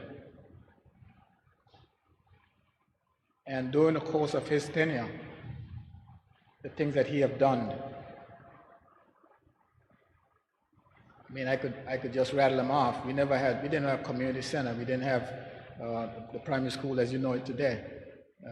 Those are the kind of things, the roads that you see, the network that you've seen, all attributed to Oliver Sills. Ellis Thomas Downs, that came during his tenure. The grandstands were built while I was there, but the running track itself, that's all Sills. And many things. I can name them off if I start. I would probably go past the hour and a half that's allotted to us as to what he's done. But I'll save those things for when he gets roasted, which would be at a ceremony such as what you're talking about. But you have my full support on this. I'm glad to have you. And you probably got more votes in the 3rd District than I did. So, I mean, you know, it's not me having you. I mean, it's like us. It's we in the district. And I'm glad you remember how generous the folks in the 3rd District have been to you. And you're now ready to and prepared to return the favor.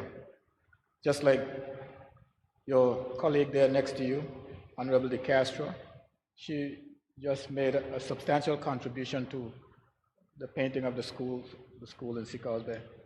And those are the kind of things that I would help you to get the votes when the time comes by reminding the people how good you've been to them. So, you know, when you come down to the 3rd District and you start tooting your horn, let me know that you're coming. So I wouldn't get out of the way, but I'll get with you.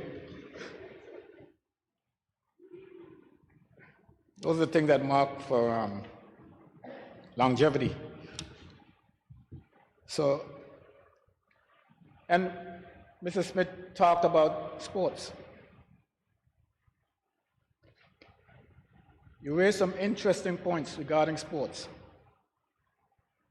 All of us in here, at one time or another, was involved in sports, whether it's track and field, softball, basketball. And it's ironic.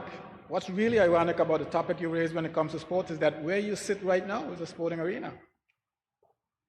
Isn't that interesting? If anyone here didn't have their mind on sports, they can't avoid it right now. So they know what you're talking about.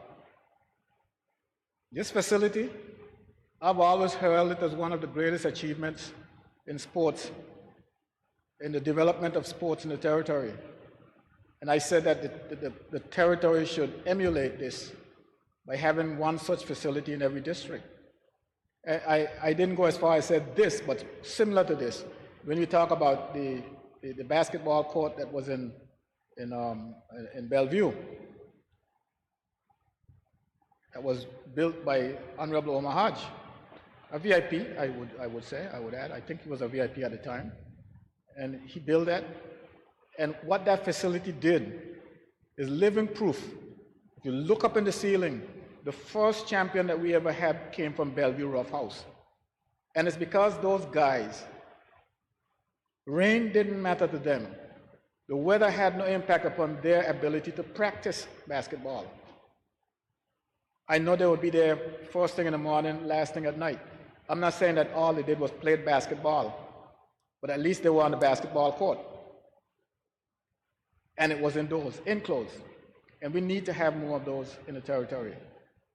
I know your leanings are in the area of softball, which is, I think it's a national sport.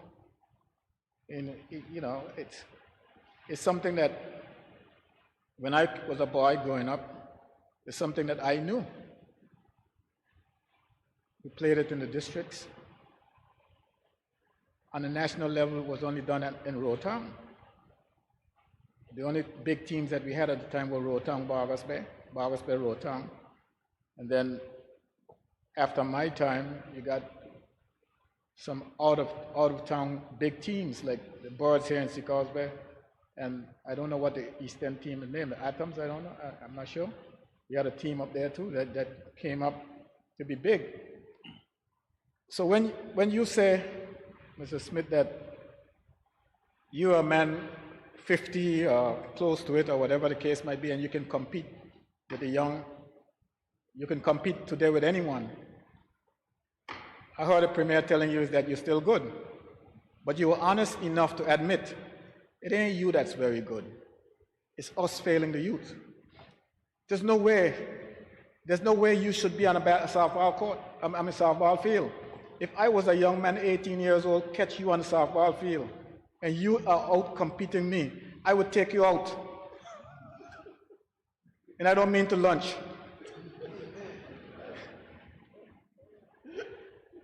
It tells me that I am no good. What am I? 18 years old competing with you?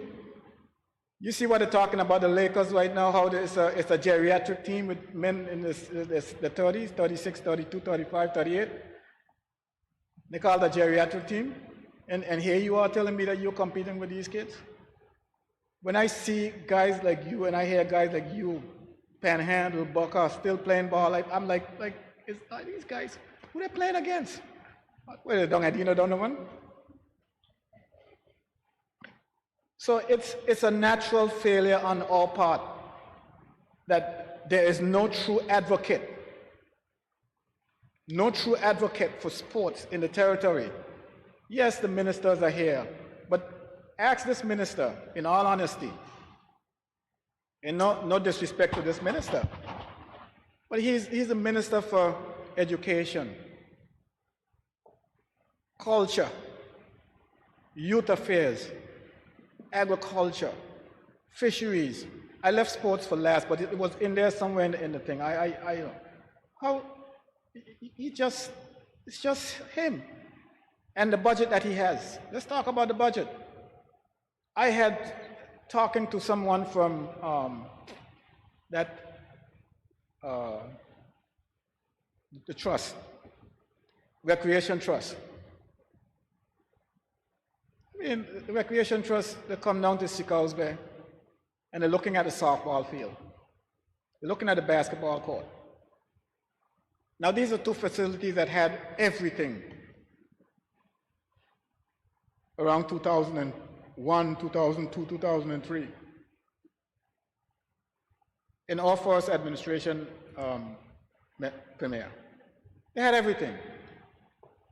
All the facilities, toilets, shower, the dugouts had toilets, backstop, brand new, good working condition. You want to go down there now? You want to go down there now? Well, someone may have chopped the wild tamarind from the door to the toilet that you can get in, but once you get in, what are you going to do when you get in there? This is a reflection of how we have failed in maintaining our structures, not only sporting facilities, but I'm not speaking to this administration, which is only was 2.5 years old. But those wild tamarind trees are older than 2.5 years. I'm not making it up. If you go and you see the trunk is bigger than my arm, so it means it's older than 2.5 years old.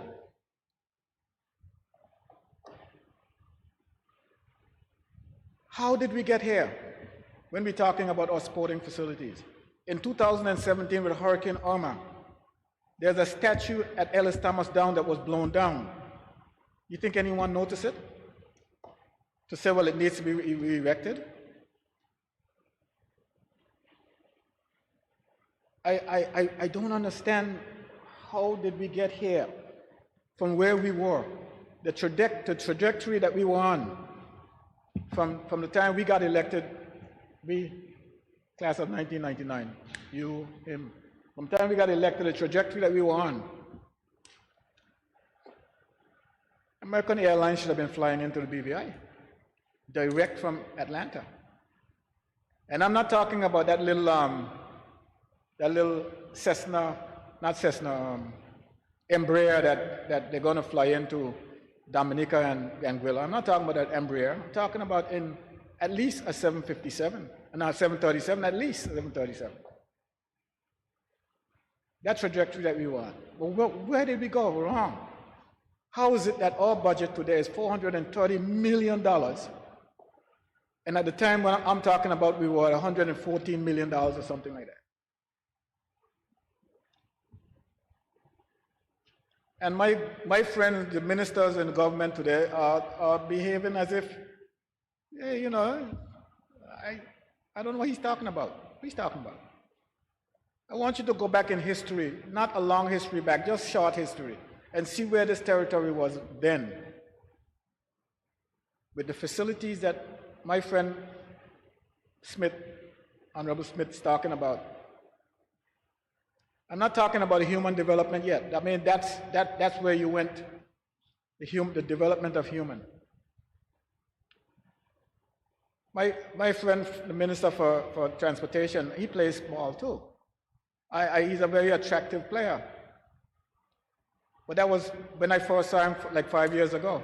I'm sure he's still attractive now compared to who he's around. Guys like you shouldn't be on the field at all.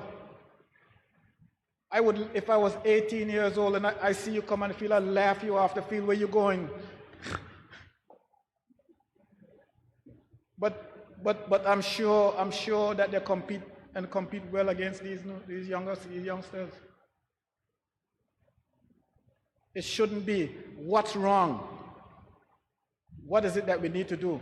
I know the minister doesn't have the finances. I heard you, Mr. Smith, asking that businesses become a part of that, financing these programs and projects.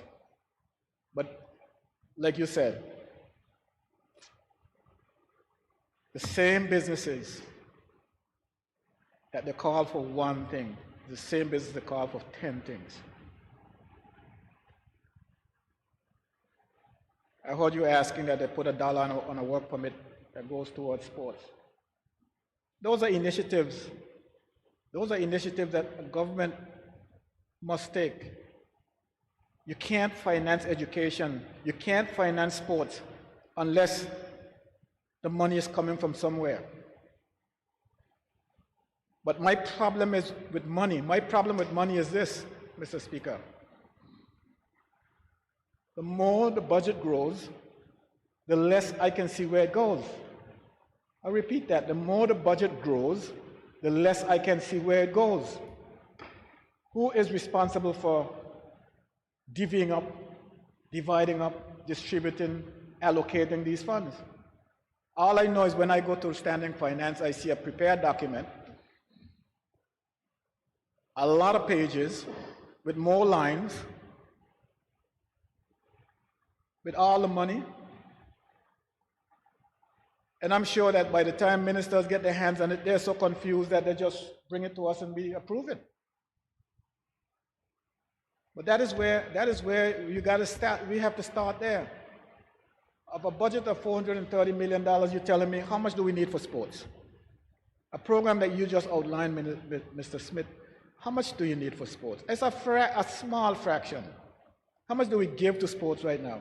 I've been told that the Recreation Trust ain't got enough money to pay the salaries, hardly got enough money to pay the salaries to the end of the year. And how big is the Recreation Trust? How big is it? The same Recreation Trust that you're talking about for developing sports. One of the first things that we have to do is make sure that we divorce politics from sports. How you do it, I'm not sure. I was thinking about a statutory body, but the Recreation Trust is probably supposed to be a quasi-statutory body. They're not funded. But we have to divorce politics from sports. I submit to you, Mr. Speaker. You see, the past is a funny thing, and no one likes to hear about the past, but it's a funny thing. When I talk to you about that trajectory that we were on, from back the first time when we got elected in 1999, the first administration the VIP had, followed by another, by an NDP administration. Then came a VIP administration, then an NDP administration, followed by another NDP administration. If you go back and check the changes in the various districts in those periods, you will notice how the kind of impact politics have had on these facilities that you're talking about. I can remember being very active down in Sikausbe. We had a gym in a community center. It was used by folks, came from all over. We had a gym. The minister, Honorable Fry was the Minister for Education at the time. He helped us furnish the gym, put in equipment and all that. I would go to that gym every evening with an assistant to make sure that it ran properly. Another administration came in. They want to know everything. They wanted this, they wanted that. Okay. They couldn't decide whether it was going to be under the Ministry of Health, because health is responsible for the facility itself, the building, or it's going to be under education, the Ministry of Education, because the Ministry of Education is responsible for the activity. So it goes like this. Until we can decide which ministry is going to be under, let's hold off on it. So essentially it closed. Essentially it closed. So you take a back seat and you leave it alone. Facilities went to you know what.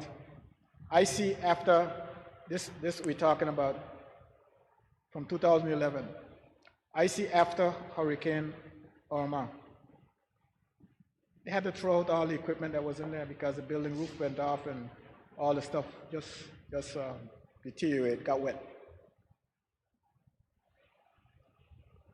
The same thing happened at the basketball court, Mr. Speaker.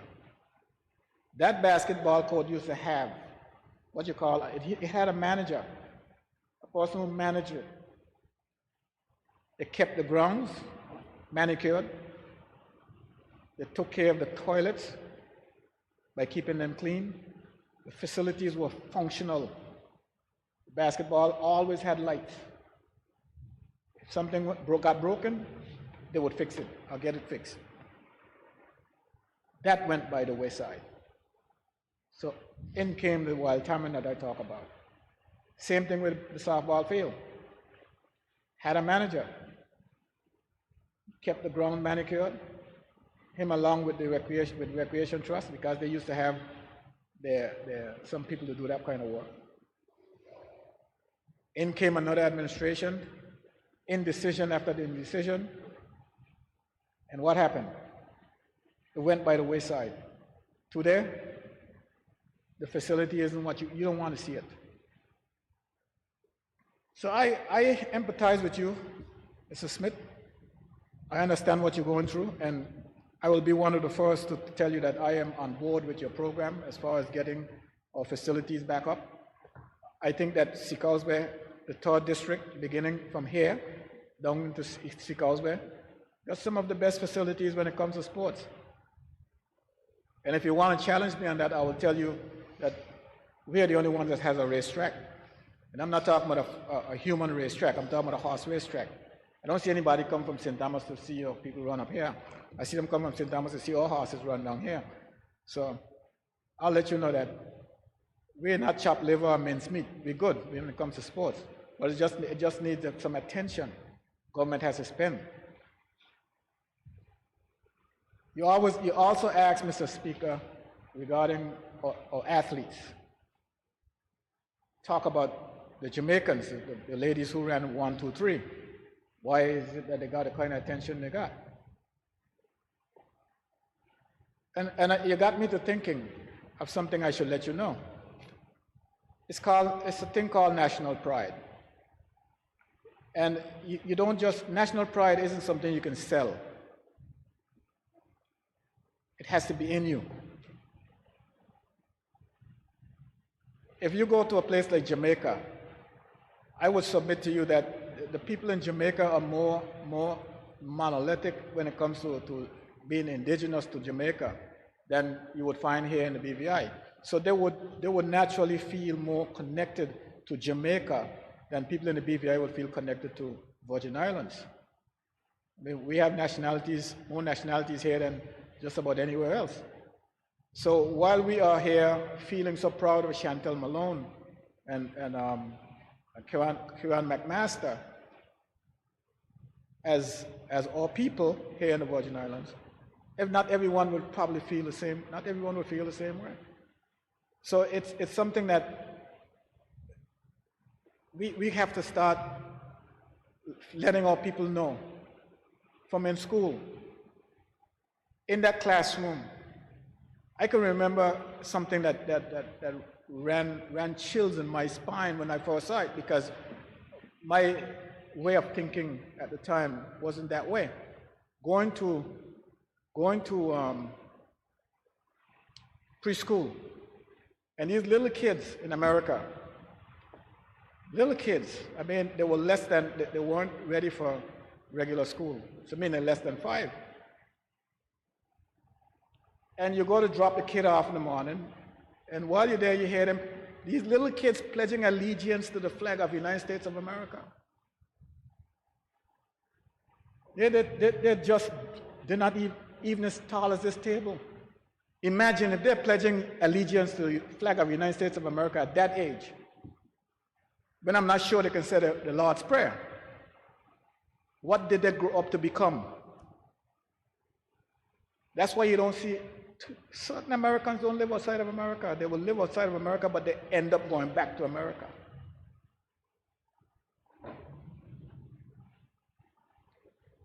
When I learned that Kieran McMaster was going to compete in the Olympics proper, not as a finalist, not just in the preliminaries and all that, and also Chantel Malone. My first message to this group was, let us capitalize on their success to the benefit of the BVI, commercially. That was my first message to this group. And I wanted it done before. This is just after they qualified. I wanted it done before they went into the finals. They qualified for the finals, but do it before the results came out for the finals, to maximize the benefits that this territory can get from that kind of a success of its people. I said it because I can never forget an indelible mark in my mind as a young person at the time, back in 1977. I got on an aircraft to Barbados at the time, then on to Trinidad. But I got on an aircraft, so it was BWIA. And a magazine that you pulled out from the back of the seat, Mr. Speaker, pulled it out. Big and bold, Hazley Crawford. Hazley Crawford was the gold medalist in 100-meter race in the Olympics. And the picture that sent into my mind, Mr. Speaker, the pride, I felt it, hit me. It hit me in my gut, in my heart and my gut. Here's a Trinidadian national, and their airline telling all the visitors that use that airline coming into the Caribbean, we have arrived. We're not just some little banana republic. We have other things that's going on, and we are proud of our people. We don't have an airline of our own, but have you ever boarded an airline in the United States coming to St. Thomas? You see somebody handing out a magazine for United States Virgin Islands? They pass them out on the plane. This is called marketing. It's selling your country by whichever means necessary, and this is a bona fide, legitimate, and proud way of doing it.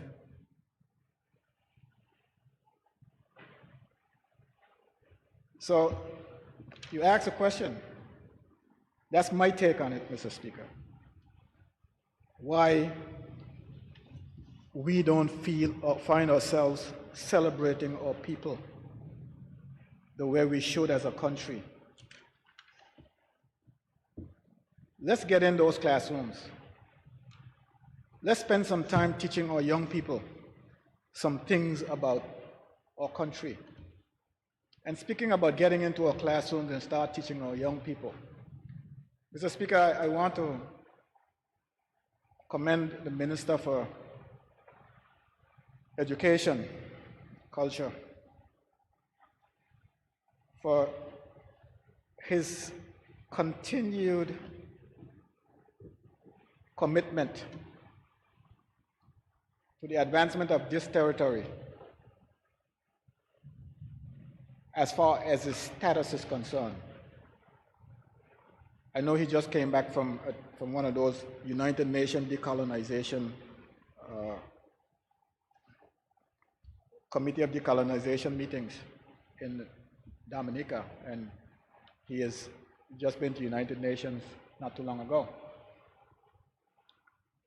I can't help but notice him because every time I see him, he's with my nephew from Bermuda.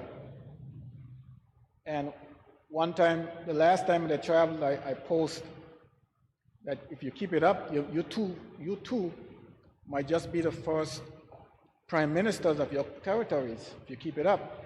I mean, you got age on your side. I don't want you to be, after 20 years in the house on your way out and you're still a colony. I mean, this is on you. If you don't work to get it done, it's on you. Your premier has given you every opportunity to make sure that these things happen. I am here, willing to help. My friend here from the 4th District, we both got in these long 20-year thing. We are ready to help. And it's obvious that your premier is ready to help because he let you go these places. I was in May, from May 30th to June 3rd, 2011, I was in St. Vincent on the same trip, doing the same thing. Well, from 2011 to now, I can't tell you that I see any appreciative change in our status. And I know there were those who've been there before me. And in between the time that I was there and you are now going, we don't just let these things be called trips. Let's turn them into something. There's a little group of islands in the South Pacific called the Cook Islands. The Cook Islands are self-governing countries with a loose federation with New Zealand. Now, their population is just about 18,000, with a GDP of something like $105 million.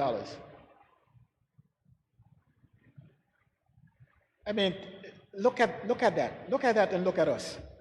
We got a GDP of $1 billion, thereabout. 30,000 population. We don't have a loose federation with anybody. We are a colony. I don't care what you say, we are a colony. Learn the word, spell it. Colony. You all go around talking about we are overseas territory now. We are a colony. It makes you sleep better at night to say we are overseas territory. Go ahead and do it, but you're fooling yourself. You're a colony. And the minister needs our support when it comes to attending these functions. He needs to know that we notice he was there. And when he comes back, he's supposed to make a report to us, let us know what's going on. And there's a reason that the Minister of Education is the one that is heading this up, because this program that we need to have in our schools, teaching our children the history of these Virgin Islands. I mean, when I went to school, I never learned the history of the Virgin Islands. I had this big book. Somebody tell us what we were doing. I don't even know what the history was that I learned. But Egypt and Greece and those kind of things. It's not that is not important, but there were more important histories that we were supposed to learn when I was in school. I didn't know that I'm a descendant of, I didn't know I was a descendant of slavery. What was slavery? I didn't even know. And that's the first thing you should tell a child as it's born, so they can get out of it. We are so wrapped up in ourselves that we even forgot that we are descendants of slaves and what it has done to us and is doing to us still. We're so wrapped up in ourselves. History is important. So you have to start from now teaching the kids in school these things. You cannot deprive people of history. You cannot deprive them of it. There are those who would like you not to teach it. There are those who would like you not to tell them about it. But that's what makes you better. It makes you better. So, Mr. Speaker, that brings me to the topic of self-determination.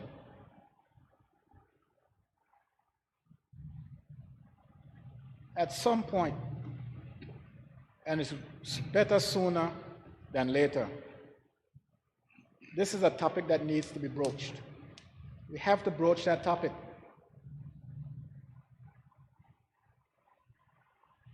Where are the Virgin Islands going? Where they need to go?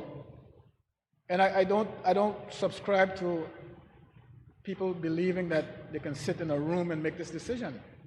It's a national decision. It's a decision that must be made by the people of the territory. But the people of the territory, it wouldn't be fair to ask them to make a decision on something that the information is not given to them. So we have to educate. I need to be educated. You need to be educated. All of us need to be educated. Pros and cons.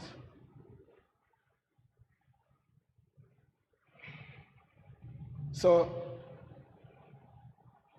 Mr. Speaker, if that doesn't start today,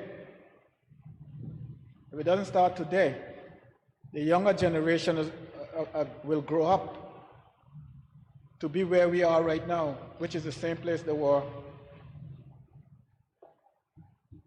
They'll grow up to be where we are in the next 50 years. And when they get there, they would realize that it's the same place they are today.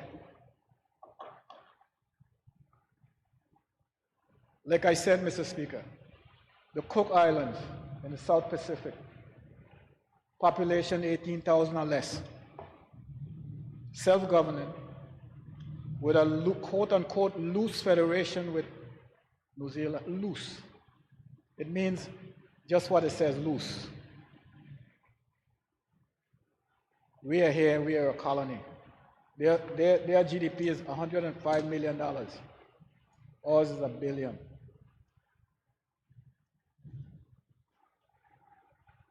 I was talking to someone, I just mentioned, I said, you tell me. It pains me in my heart when I think of us today in the BVI, 2021, to believe that we are not further advanced than Guyana, Jamaica, St. Lucia, St. Vincent, that we are not further advanced today, 2021, than when they got their independence in the 60s. It's incomprehensible, Mr. Speaker. We are much more advanced than they were at the time when they got their independence.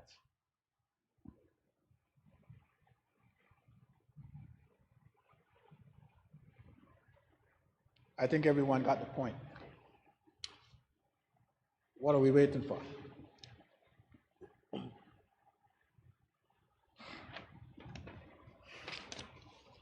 Mr. Speaker, this period that we are living in is unprecedented, Mr. Speaker. I haven't seen it, and I've been here longer than all of you, so I don't expect any of you to have seen it. I've been places that not everyone has been for longer periods because I didn't live here all my life, and I hadn't seen it. These are unprecedented times, Mr. Speaker. It's unprecedented for those who have passed on because the numbers are exponentially higher than normal. It's unprecedented for those who are still around, who are still alive, because they've lost more people. And it's not, it's the funny way in which it's happening, Mr. Speaker, is that people have lost their mother, their brother, and their sister within a 2-month period.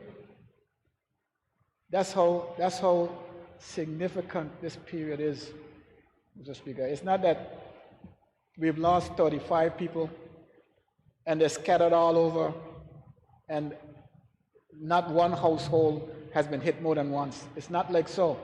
Some households have been hit 3 times within that small window, Mr. Speaker. Or I should say some families. Well, some families within that small window. The grief, Mr. Speaker, is higher than it has ever been. And the government has made some significant contributions towards the ills of COVID. And not everyone, by the way, has died from COVID, of the people that I'm talking about. But they have passed on nonetheless. Death is death. But the government has made some significant contributions to alleviate the suffering from COVID. But, Mr. Speaker, I am here to say, as much as I am thankful and as much as I appreciate what the government has done, it's still not enough. This is the reality. It's still not enough. You get calls all the time. All of us get calls all the time. And people are genuinely, for the most part, significantly most part, are genuinely in need. But we're not in a position to help them.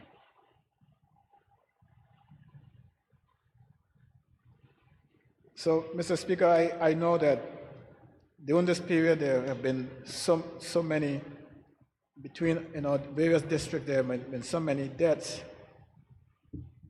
that sometimes the most you can do is try to console the family by extending your condolences to them and making appearances to funerals and what have you. We are, as legislators, I know I speak for myself now, I don't know if other members have been in the same situation, but I try to follow the airline principle.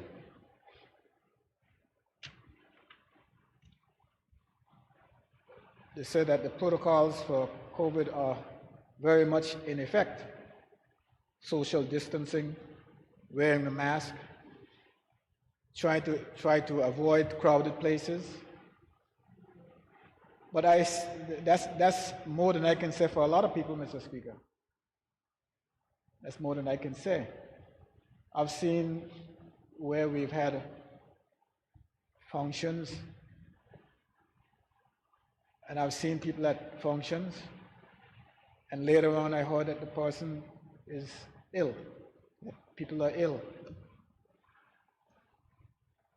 I can't say whether they contracted the illness at the function or they were there before, since while they had the ailment or whatever the case is. But I do know, Mr. Speaker, that those protocols that we are asked to follow are not has not resonated among our populace the way it should. I know that at some point, Mr. Speaker, I think one of the speakers who got up today said that we will never fly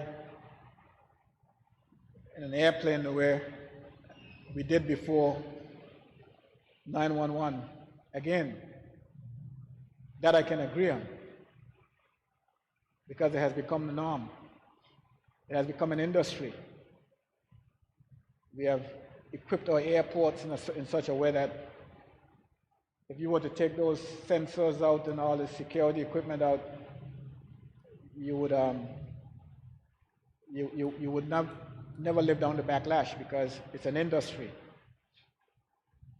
But as far as COVID is concerned, Mr. Speaker, and us having to operate from home, and as far as COVID is concerned, Mr. Speaker, and us not being able to hug, embrace,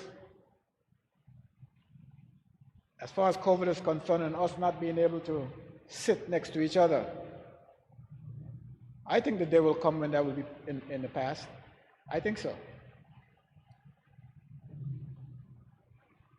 How do we know when that day arrives is the question. We're going to have to see a test case on this. Some set of people are going to have to do it somewhere in the world, and if it works, then we start doing the same thing. But it's not logical for us to continue living the way we are right now. Mr. Speaker, right now, as I could speak for myself, if you have to travel,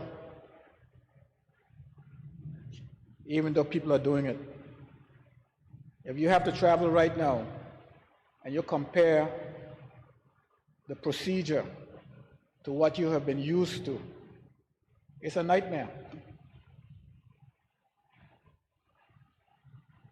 If you compare the procedures to what you've been used to what they are right now as I speak, it's a nightmare.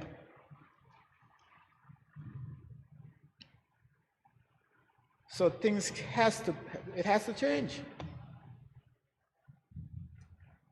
At some point, the authorities, the powers that be, or whomever, is going to have to eliminate these restrictions at some point. So we cannot sit here and say that things are not going to change again. People talk about working at home, from home. Yeah, it's novel right now. It's novel. You do it for 2 years, do it for 3 years. It's novel. But at some point, a study will come out, the impact it's having on society, not just the economy, on society. And I guarantee you we're going to learn something different from what we're thinking right now.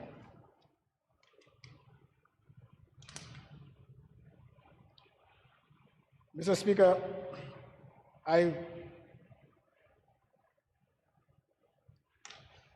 the territory roads, and it goes back to what I was saying when I was talking about sporting facilities. The territory roads,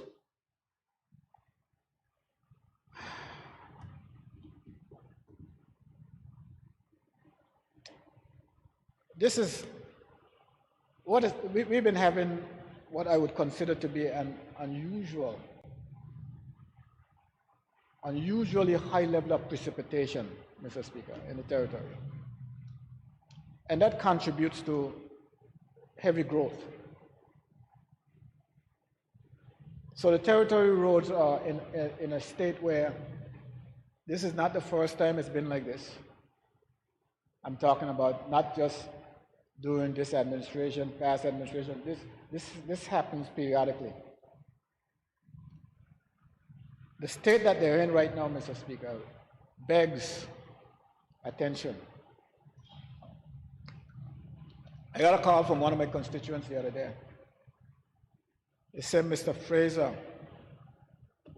excuse me, the roads are getting narrower. And I said to the person, yes,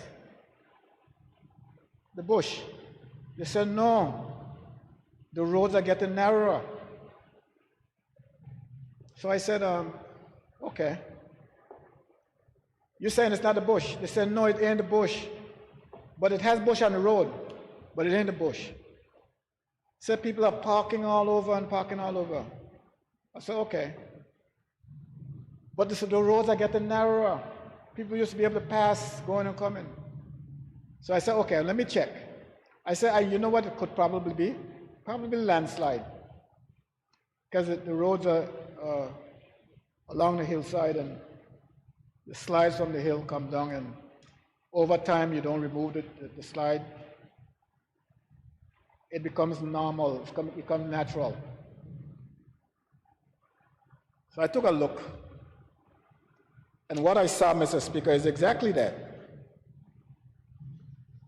The slide has taken up portions of the road, and that turned into an area for natural vegetation. Because the slide comes down on concrete or asphalt, now the bush can grow in that slide. So it's not just a matter of going and cutting the bush. That's not going to eliminate the problem that we're having with our roads getting narrower. Who's to blame for this? I can't honestly sit here and look at the ministers and say, you guys not doing your job. I can't do that. Because, Mr. Speaker, there has got to be a mechanism in place, whether it's through the Public Works Department to go and send their own equipment out to grade the road, or there has to be some resources available for them to engage private contractors to go and grade the road. If I was to ask the question, let's take any area. Let's say Sage Mountain, going up to the national park. Whose responsibility is it to ensure that that road remains viable? Whose responsibility is it? Now it's in my district. I just call a name. There are other places I could call, but I don't want to go calling names like that. Who's responsible? Is the Public Works Department supposed to be able to see the condition and fix it? Is it the minister who is supposed to find out from somehow that this is going on and he fix it? It ain't a district representative because he doesn't have a budget to do anything. So how do we do this? And I'm sure the folks in Pacoot Pond is listening and they have the problem. The people in Harvard are listening, they got the same problem.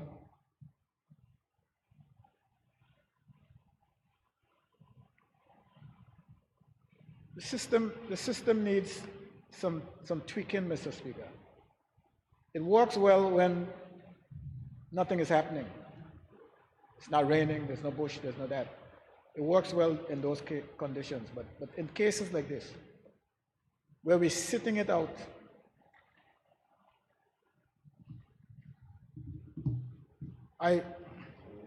we have to get answers. We got to get these places. We have to get these problems fixed. And I'm sure my colleague from the 2nd would have the same problems in his district. 5th district would have the same problems. All the districts are the same, would have the same problems. 6th and the rest of them. But those are issues, Mr. Speaker. Those are issues that needs to be addressed. And it would be remiss of me if I came here and not try to raise them in a way that we can see something happening that's tangible.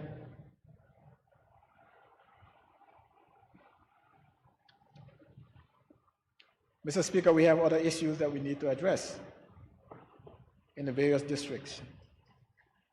I can speak for my own. Sometimes, Mr. Speaker, we have issues with garbage, where people place their garbage next to the garbage bins. And I submit to you, Mr. Speaker, that this is not always the case of the people who lives in the area doing it. In the cases where garbage bins are placed on the side of the road on Drake's Highway, people can come from anywhere and drop their garbage next to that garbage bin, and they don't live anywhere in the district or in the vicinity of the garbage bin.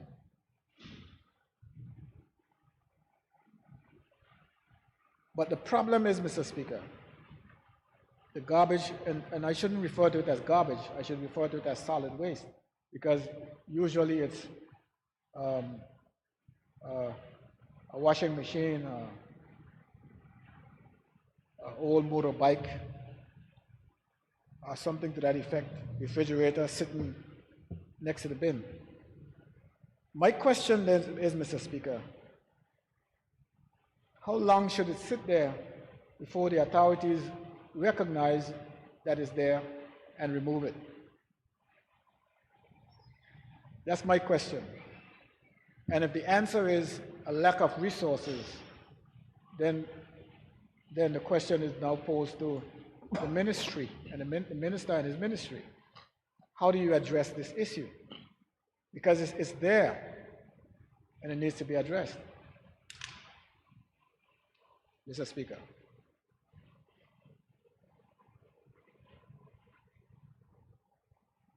Out here at Slaney,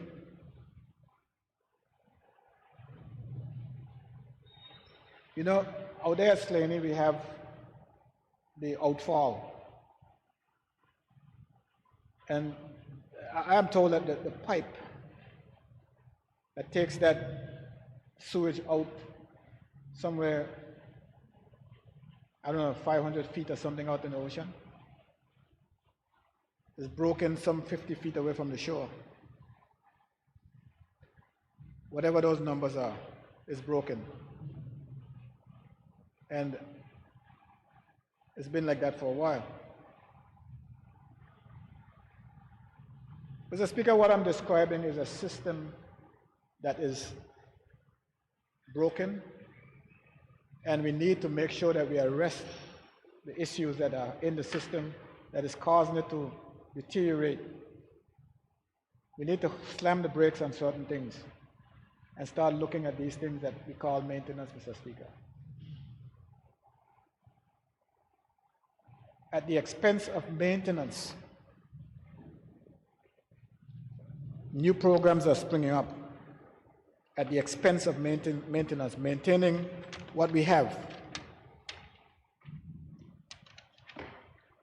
And I'm not sure that that's a viable and tenable situation, something that we can continue to do. And it's because of interventions like mine here this afternoon, Mr. Speaker, that things like that will not continue. Bringing these issues to the attention of those who are in a position to fix them. And that's what my contribution here today is intended to do. So, Mr. Speaker,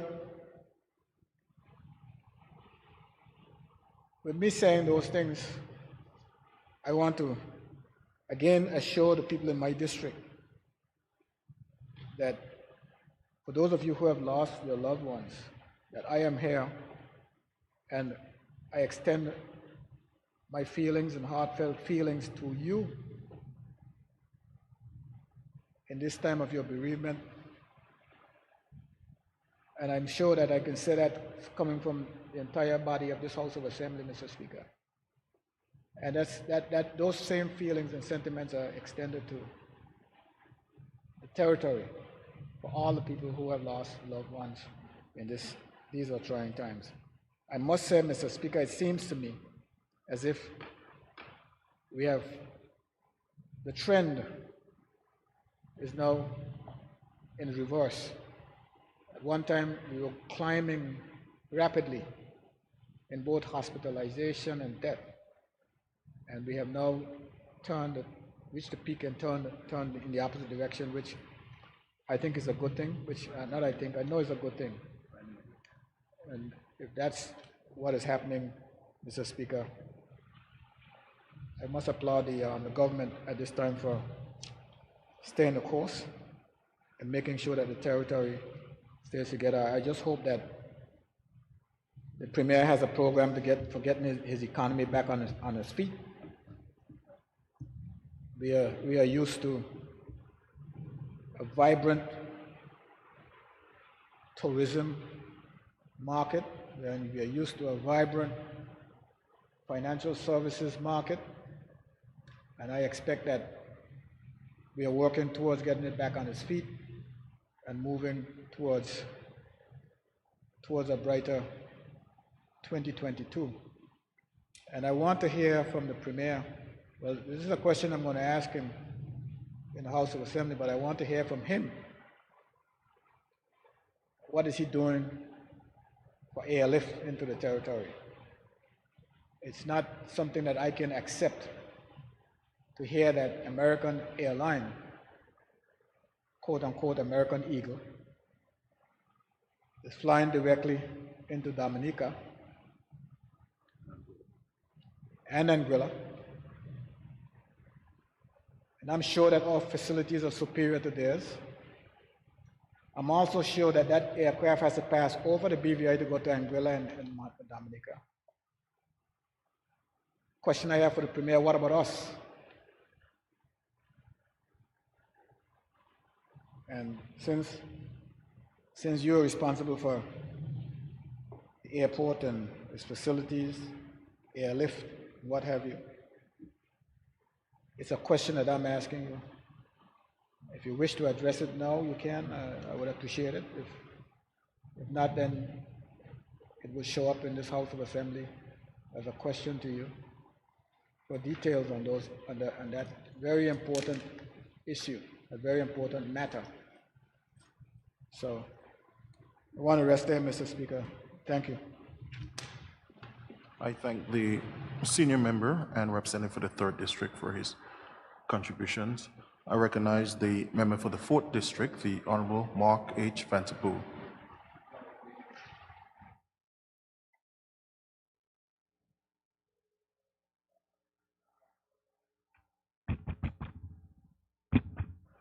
Thank you, Mr. Speaker, for the opportunity. And I will try not to take disadvantage of the opportunity and do my best to speak within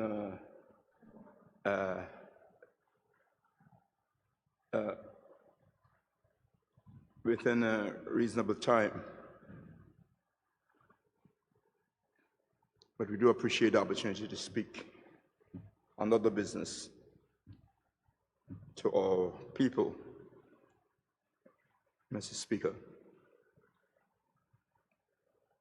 Mr. Speaker, today I want to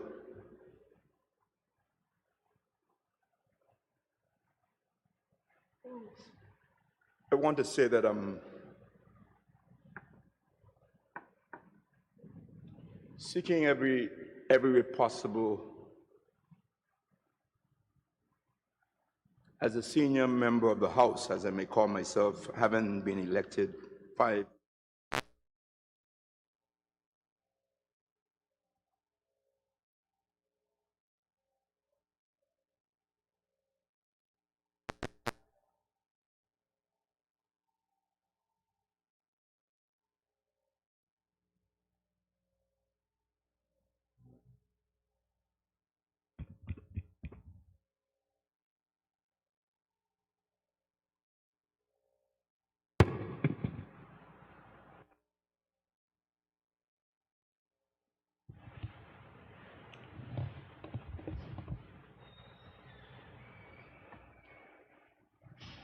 Thank you. On this, my 5th term, and getting, by the time it's concluded, the next year and a half or so, to be about 20 years since I've served in the House. At a certain point, when you reach to this level where you've served for that time, people seem to think I'm frivolous and joking about whether I should be a statesman or a politician.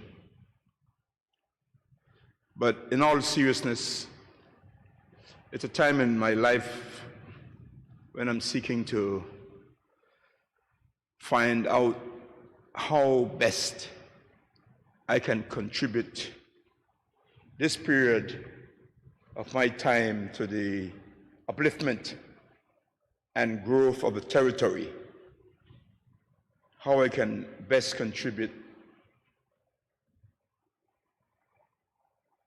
to make the territory of the Virgin Islands better.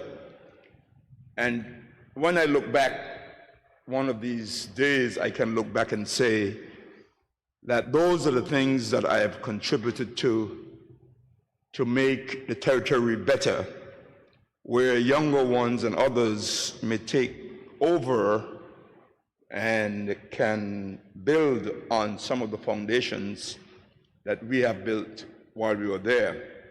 I have learned a lot from those who have gone on, who have contributed. Some are still alive, some have gone on, bless their souls. And I have learned a lot from them, either from being in the House with them or from listening and following them over the many years. As a young person, I've always had interest in the territory and the growth and development of it.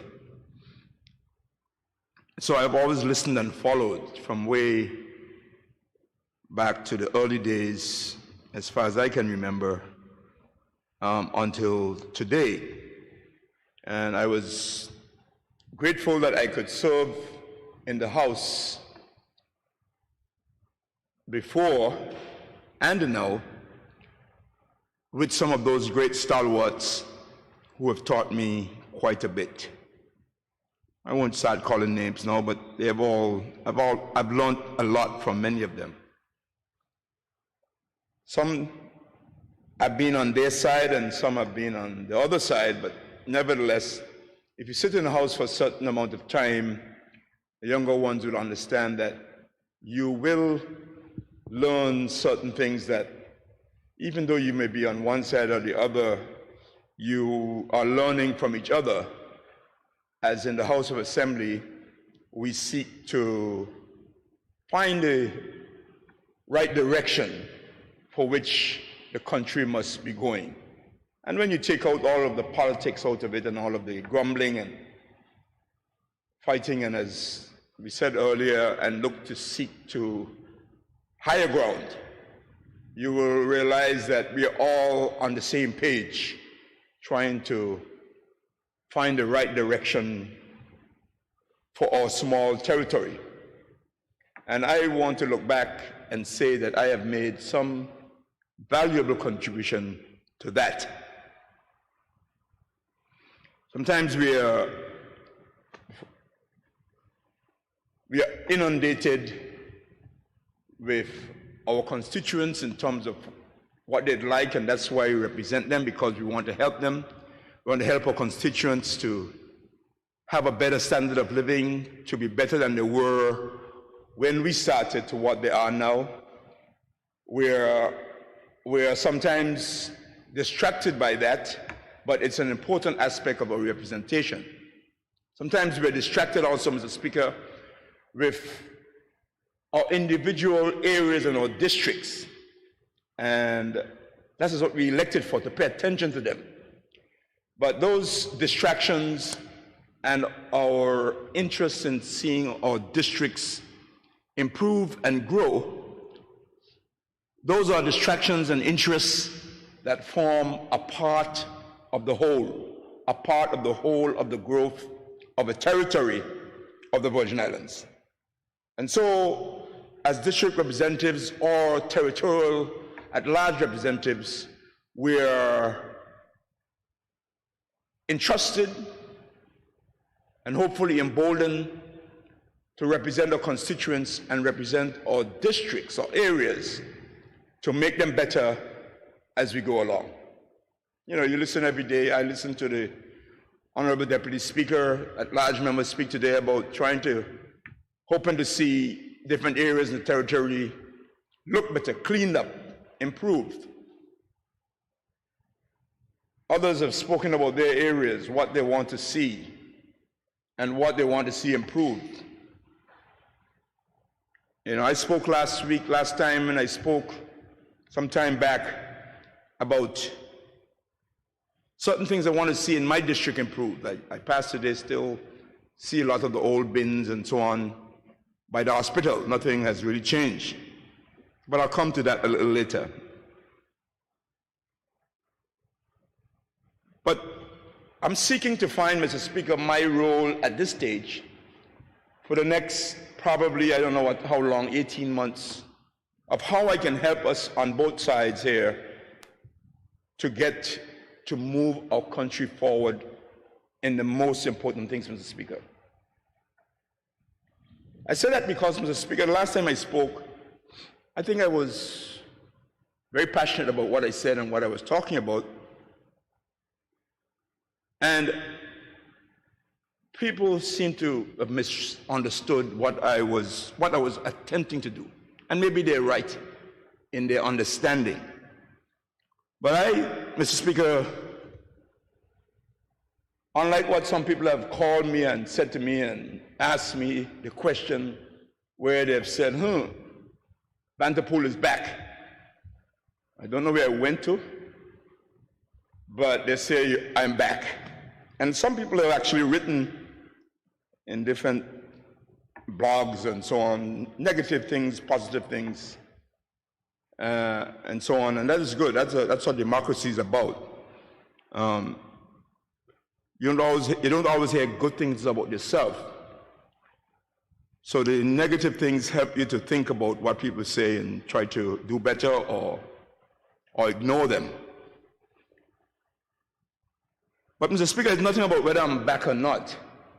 It's all about me speaking to try to see how we can help to move this country forward. And whether the government took it as a criticism only or not, that doesn't concern me anymore. I'm not worried about that. And whether the government comes out defending every single thing that I said, that's their prerogative. I don't have a problem with that. As long as you heard what I said. That's all I am about these days. It doesn't matter to me what. And having heard what I said, somewhere in their thinking, at some point when they're making considerations, that they will consider that some of the things that Vanterpool said may be true. Whether they think it's for political gain or whether they think it's for whatever reason, that doesn't matter to me.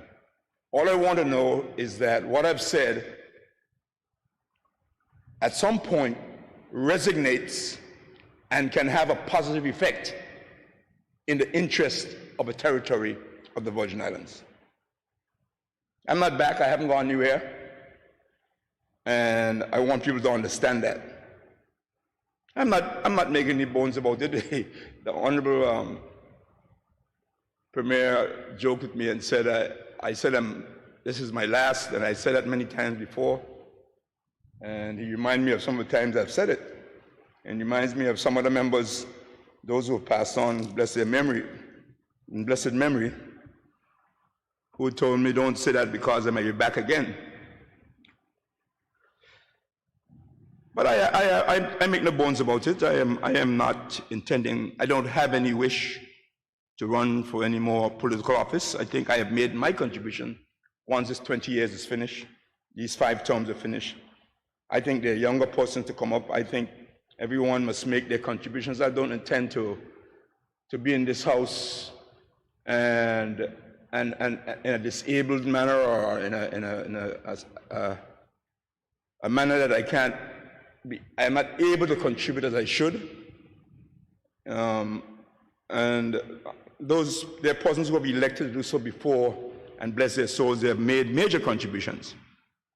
But I don't think you'll hear, Mr. Speaker, that I've spent 40 years in the House, or 50 years, or 30 years, or whatever it might be. I think there are others who are capable, and I want to see them move forward. So I am prepared to give up the mantle after this term, Mr. Speaker. There's nothing about that I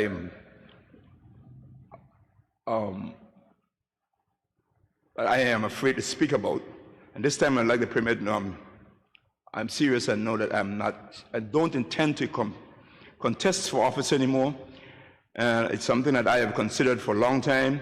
Mr. Speaker, it's something that my family has and I have consulted on, because little do people know that families play a major role in your public office. And unlike what people may think that it's a flamboyant position, I can tell you it's not, especially when it comes to families who suffer in many ways as a result of being in political office, whether verbally or otherwise.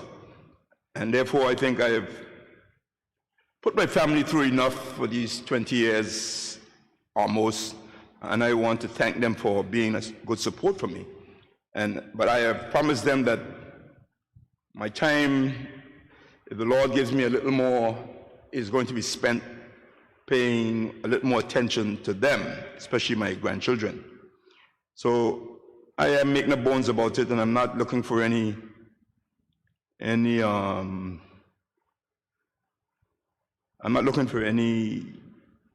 sympathy or I'm just saying what it is. But having said that, I'm also saying, Mr. Speaker, that this next period that I have in front of me in this House, and I will say otherwise how I wish to contribute to the territory, for this time I have in front of me, I want to make it useful. And I don't want it to be construed that I am in here sending political shots, whether they are construed that way or not. Consider them as blank shots. But when I make the blank shots and even the scattered shots, I want us to understand that at least the noise I make, I want to wake up those who need to be awakened to do what is right for the territory, Mr. Speaker. Mr. Speaker, at some point, there must be the urge for us to work together, all 13 of us, for the good of the Virgin Islands. And I'm not saying that as a cliche terminology, Mr. Speaker. I said at some point, we, Mr. Speaker, including yourself, must find some way that we can work together as elected members of this House and those who operate and manage the House. We must work together for the good of the people of the Virgin Islands.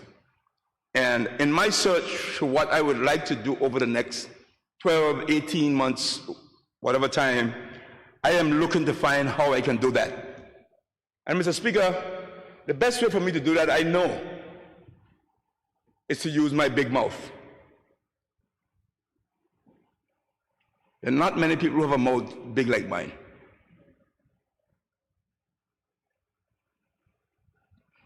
So don't be offended if I use my mouth to speak for the people.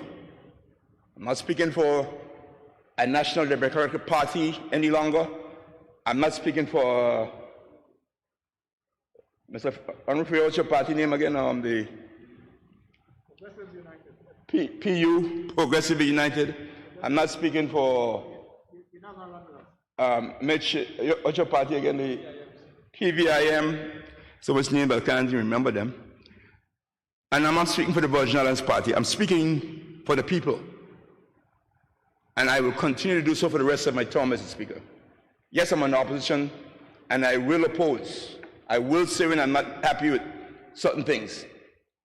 But I will give ideas, whether privately, Premier knows I call him often, other ministers. I will give ideas, whether publicly, and I will encourage both the government and the opposition to do our jobs, to work together in the interest of the people of the Virgin Islands. That's what we elected for. There are a lot of things, Mr. Speaker, that we need to get done, Mr. Speaker.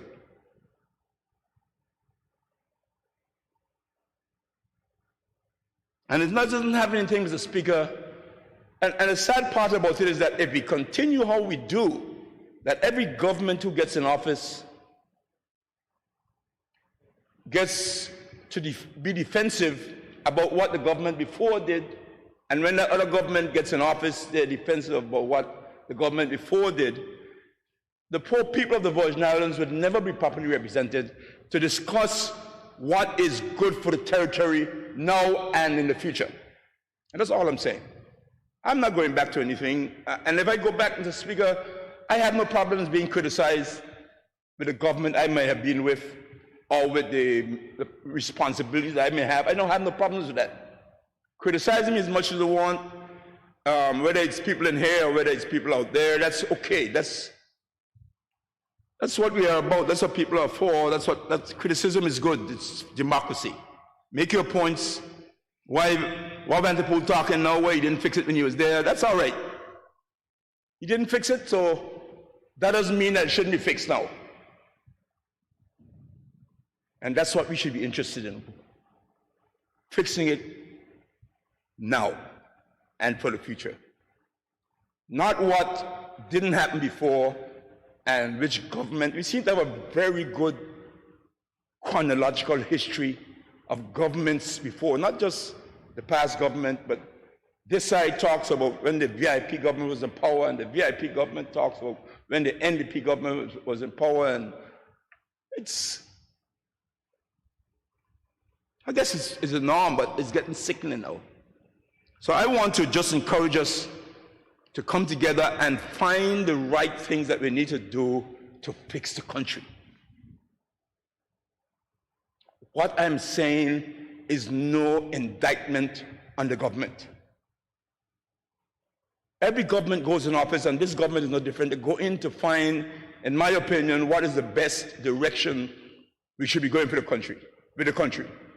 And Mr. Speaker,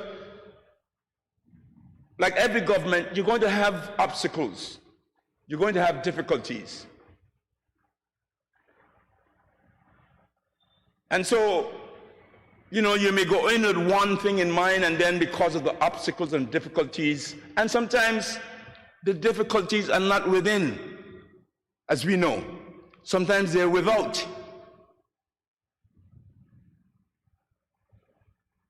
But that doesn't mean that we shouldn't push forward to try to achieve what's best for the territory. Save our energies and save our strength to keep working at it, and consider criticism and consider suggestions that they're exactly that, for the good of the country, at least from my point of view, Mr. Speaker.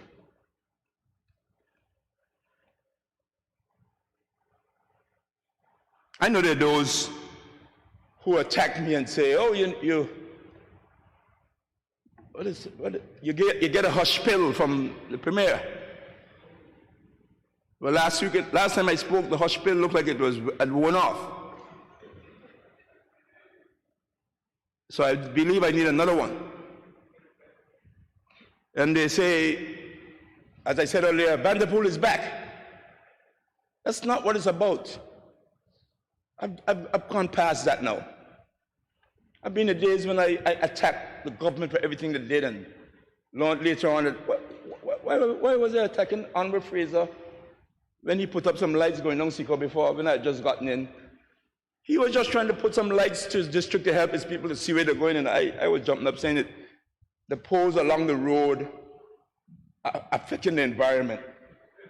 You remember that, Honorable Fraser? Now I look back and say, what kind of nonsense was that? I mean, come on. He is trying to help his people in his district get a little light to get down there. And I am here talking about how the polls look when I drive down, affecting the environment. So I'm saying, you know, you go look back and you say, you know, you need to stick a pin and try to think about the fact that we're trying to help all our people in the country, Mr. Speaker. So I support that. Honorable Fraser said today that a pipe broken going down here with the sewage outfall. A pipe is broken. If it is, I expect the Honorable Minister responsible for sewage to tomorrow call up him and find out, is it really true? Because sometimes he doesn't know. I was minister and I didn't know sometimes until somebody come in and raise it. And I'm sure if it's so, he will start putting in place a reason to remediate. It's not that we are ignoring it. Sometimes we don't know. And I tell you, sometimes we have technocrats who know, and okay, I'll leave it right there. The minister knows what I'm talking about. Yes, Mr. Speaker. So, you know, let's work together is what I'm trying to get at here, Mr. Speaker, because I really think we're wasting a lot of time fighting each other when we need to work together. I'm not going to be politics. I'm not going to be always political jabs and so on, and that's all right. I know I'm not naive to think that it won't happen, but I'm saying in between while that's happening, let's consult one another.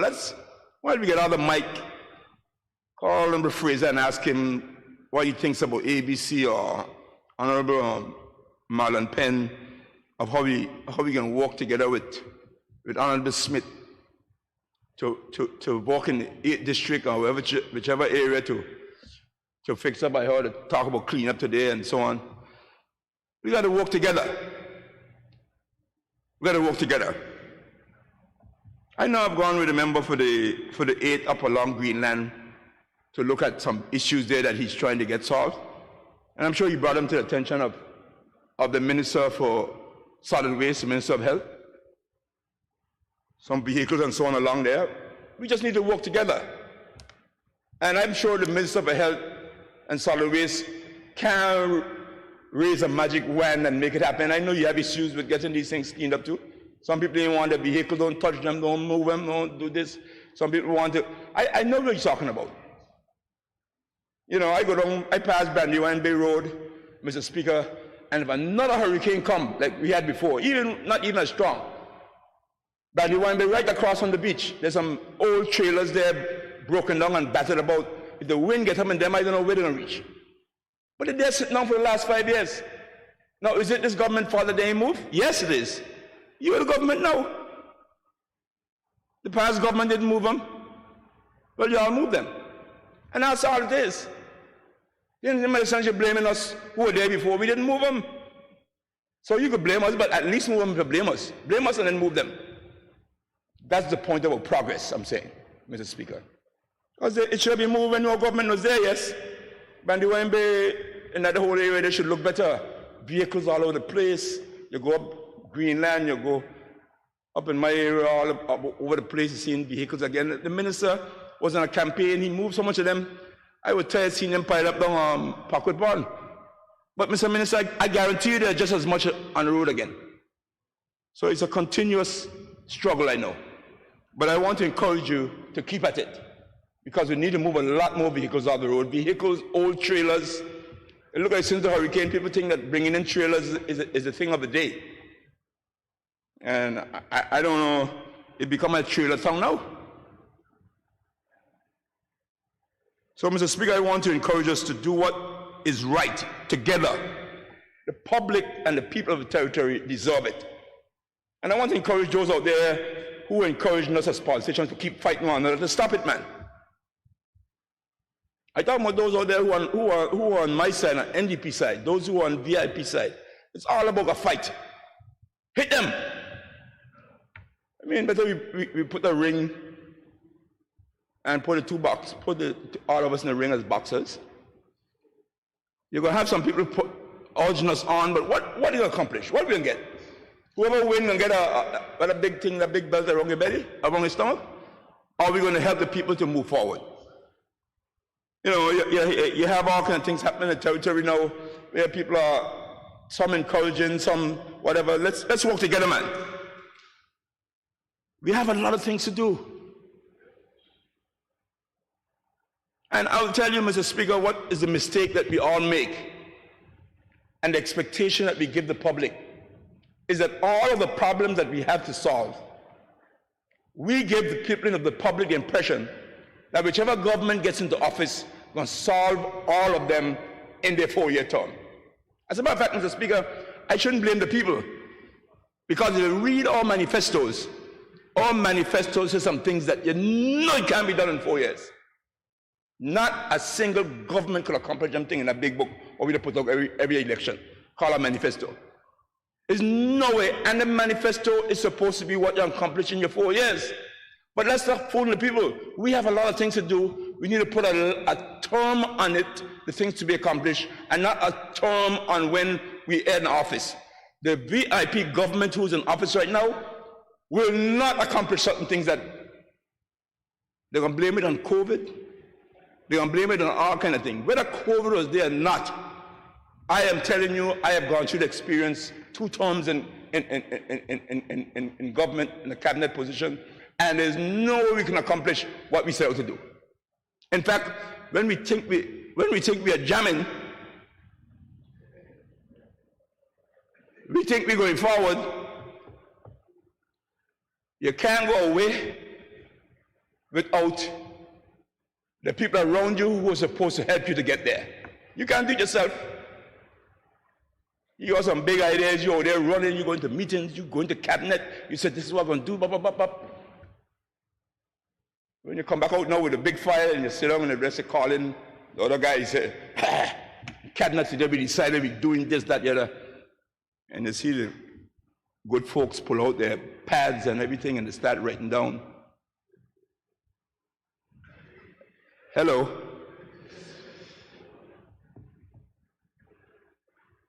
And you got excited when you're going home. You said, I told my PS and all of them, we're going to do this. A year later, Mr. Speaker, it's not funny. I know what I'm talking about. I know what I'm talking about. I've seen it from this side and I've seen it from that side. And I've been a VIP and I've been an NDP. And I am an NDP.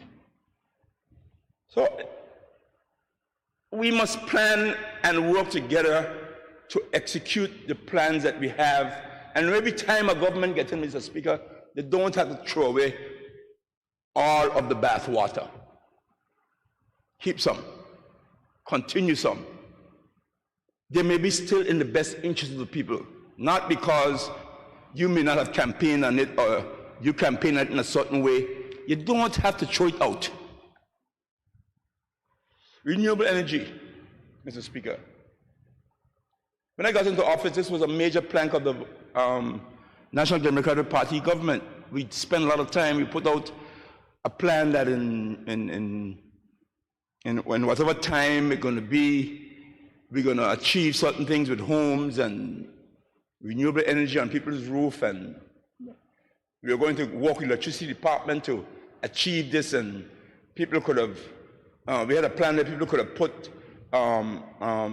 solar panels on their roofs, and we were going to finance it with a $2,000 financing that it could pay back through the electricity corporation. When you reach the electricity corporation, you thought you were a minister and you had the power. When you reach the electricity corporation with that, I get all kinds of people calculate how much energy we're going to save and how much everybody who put on a panel on the roof costing $2,000 to be financed through the electricity corporation. Over a period of time, we went to the bank. The First Bank decided that's what they're doing in St. Thomas, to help us finance it and all kind of things. Reach the electricity corporation where you have to make sure you go through there. Honorable Deputy Speaker, I don't know where the story went. I was so disappointed because I was so excited about it. I had to pull in my corner. because they tell me it's Electricity Corporation is a statutory body and I can't tell them what to do, and they ain't doing it. And there it goes. Renewable energy. Go back and you see my big plan I had. I quoted how many homes we were going to do and how much money we can save. We had all kind of, they call it exposition or them thing where you do behind First Caribbean Bank over there in Lloyd Park, and I was chipping and feeling good. So I'm glad that the Honorable Premier is moving on his renewable energy initiatives and so on. He ain't gonna tell me. But when you go now and you say you want to let renewable energy products be imported duty-free, by the time I hit Ministry of Finance and Custom and they say, this is how much you're gonna lose by doing that. Mind you, nothing is imported yet, and nothing is going to be imported. But the Premier puts forward a proposition to encourage them to be imported, and all of a sudden we're going to lose money. You can't lose what you didn't have before. So I had the Honorable Premier diplomatically answer me last time. He said 2 years. But we're going to do something. So I know where they're coming from. Rather than us making it clear that we want to encourage people over the next 10 years to push anything possible with renewable energy, to at least do our part in reducing the carbon footprint. Somebody gonna tell them, no man, only go 2 years. After 2 years, let it automatically go back to charging the people duty on those things. When you think you have it going on, you have it going on.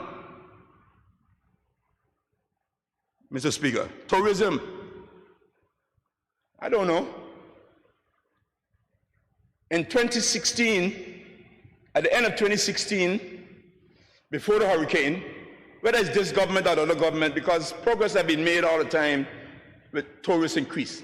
But at the end of 2016, this country had I think it was 399,000, I used to have a number, 400 and something people had come to this territory and spent overnight. At the end of 2016, nearly 400,000 people and 700,000 cruise ship passengers had come. With a projection for 2017, if we didn't have the hurricane, of 500,000 overnight visitors and 1 million cruise ship passengers would have come to this territory. Mr. Speaker, tourism. And when I went back, and even when I'm doing some of my, what I call my macro propositions, when I'm doing my business plans for my company nowadays, and you go back and you quote the numbers and so on, people ask you, you mean you had more overnight tourists in the BVI than Antigua? Yeah, I went back and Googled Antigua and see what the overnight tourist was. It was 250,000 people. In the same year, BVI had 400,000. Little BVI, who don't have a direct flight system, versus Antigua, that bring in big airlines every day. The BVI had more overnight tourists than Antigua. Check your Google. And I think it was more than St. Lucia also, Mr. Speaker, in 2016. And I have no doubt we'll get back to this with this government in office. So I'm not criticizing the government, I'm just saying the BVI as a territory is an attractive place of tourism. But there are little things we got to fix, Mr. Speaker. And I know how it is. I'm sure the Premier and his team is out there working hard at this portal story. Every single man I meet, whether they're from Timbuktu or from Tatola or from any other place, the portal of the BVI to get in here since this COVID story happening is a nightmare. Not a man could tell me it's not a nightmare right now. And it's been going on, this nightmare story has been going on forever for the last 6 months, 8 months, or whatever time it is. We discovered it's a problem. It keeps getting a bigger problem. More people talking about it all the time. And I know the government is trying to fix it. But I always ask the question, why do we have to reinvent the wheel? If St. Thomas can have an easy portal, if Puerto Rico can have an easy protocol, if St. Martin can have one, Turks and Caicos Cayman Islands and everywhere. Why BVI Port Royal be so difficult? So difficult. I have had people, tourists who reach St. John, trying to work on this portal to get in here for days and weeks before the travel, and they had to hang out in St. John to really get it straightened out. Losing 2-3 days off their vacation to the BVI. So, what is tourism? Mr. Speaker, what is tourism? Our tourism, and this is what people don't understand, our tourism is so attractive because of the charter boat business more than anything else. People like to sail in the Virgin Islands. And I tell a lot of people it's not so much, it's just a natural, the nature of our islands and the people of our islands who welcome people over the years. That there are people, Mr. Speaker, who come here, who have been coming here for 20, 25, 30 years. Senators from the United States, United Kingdom, all over the world. They've been coming here every year. They like to sail in the Virgin Islands. They're sailors. They like to be on a yacht. They don't want to stay in a hotel room overnight. They want to be out to a different little island every day, every night. A different little island. On their own little beach sometimes alone. And their families.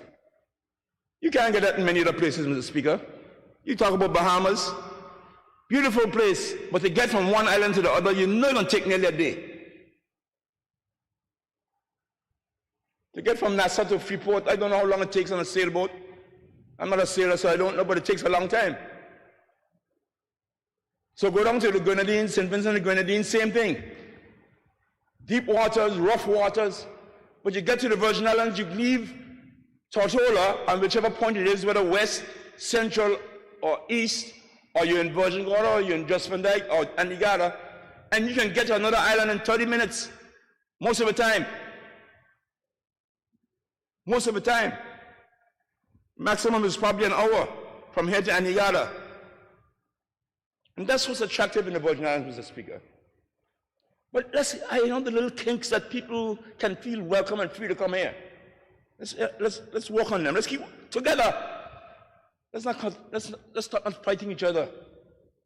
Let's hear what the people are saying and what the issues are and try to translate that into action to improve. Charter boat people, let's hear them, let's listen to them. Let's get the customs people together to understand what is the customs issues in making it difficult for charter boats to come in.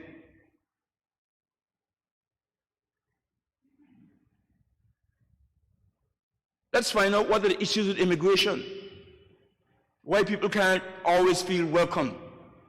And many of them are welcome people, but there are those who don't sometimes. When I was minister, I had a problem because I wasn't doing as a minister. I had to be in touch with the premier about the matter because a bunch of boats were doing some world travel or something with some huge boats coming here from Bermuda, from somewhere else, over in Atlantic, over across the Atlantic to somewhere in the US, then to Bermuda, then to here, and then they were going back up. And these were, one gentleman cried and told me he's not staying. He got treated so badly. And I find out the man boat cost $6 million. And he came here as an adventure. But he had to park his boat out in the harbor for 2 days or so before he had clearance to come in.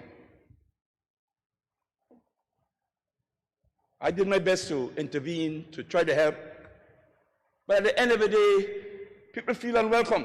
And I'm not holding anything back about it because the customs officers whom I called, who eventually were very helpful, know what I'm talking about. They know what I'm talking about. You sail in for nearly a month from different places. You reach the place where everybody tells you is one of the best. And when you get there, you feel unwelcomed. You want to pull in a boat down Naniki. You can't pull it in down Naniki. You got to bring it in town, clear it in town, and hopefully get the right clearance, and then you have to carry the boat down Naniki.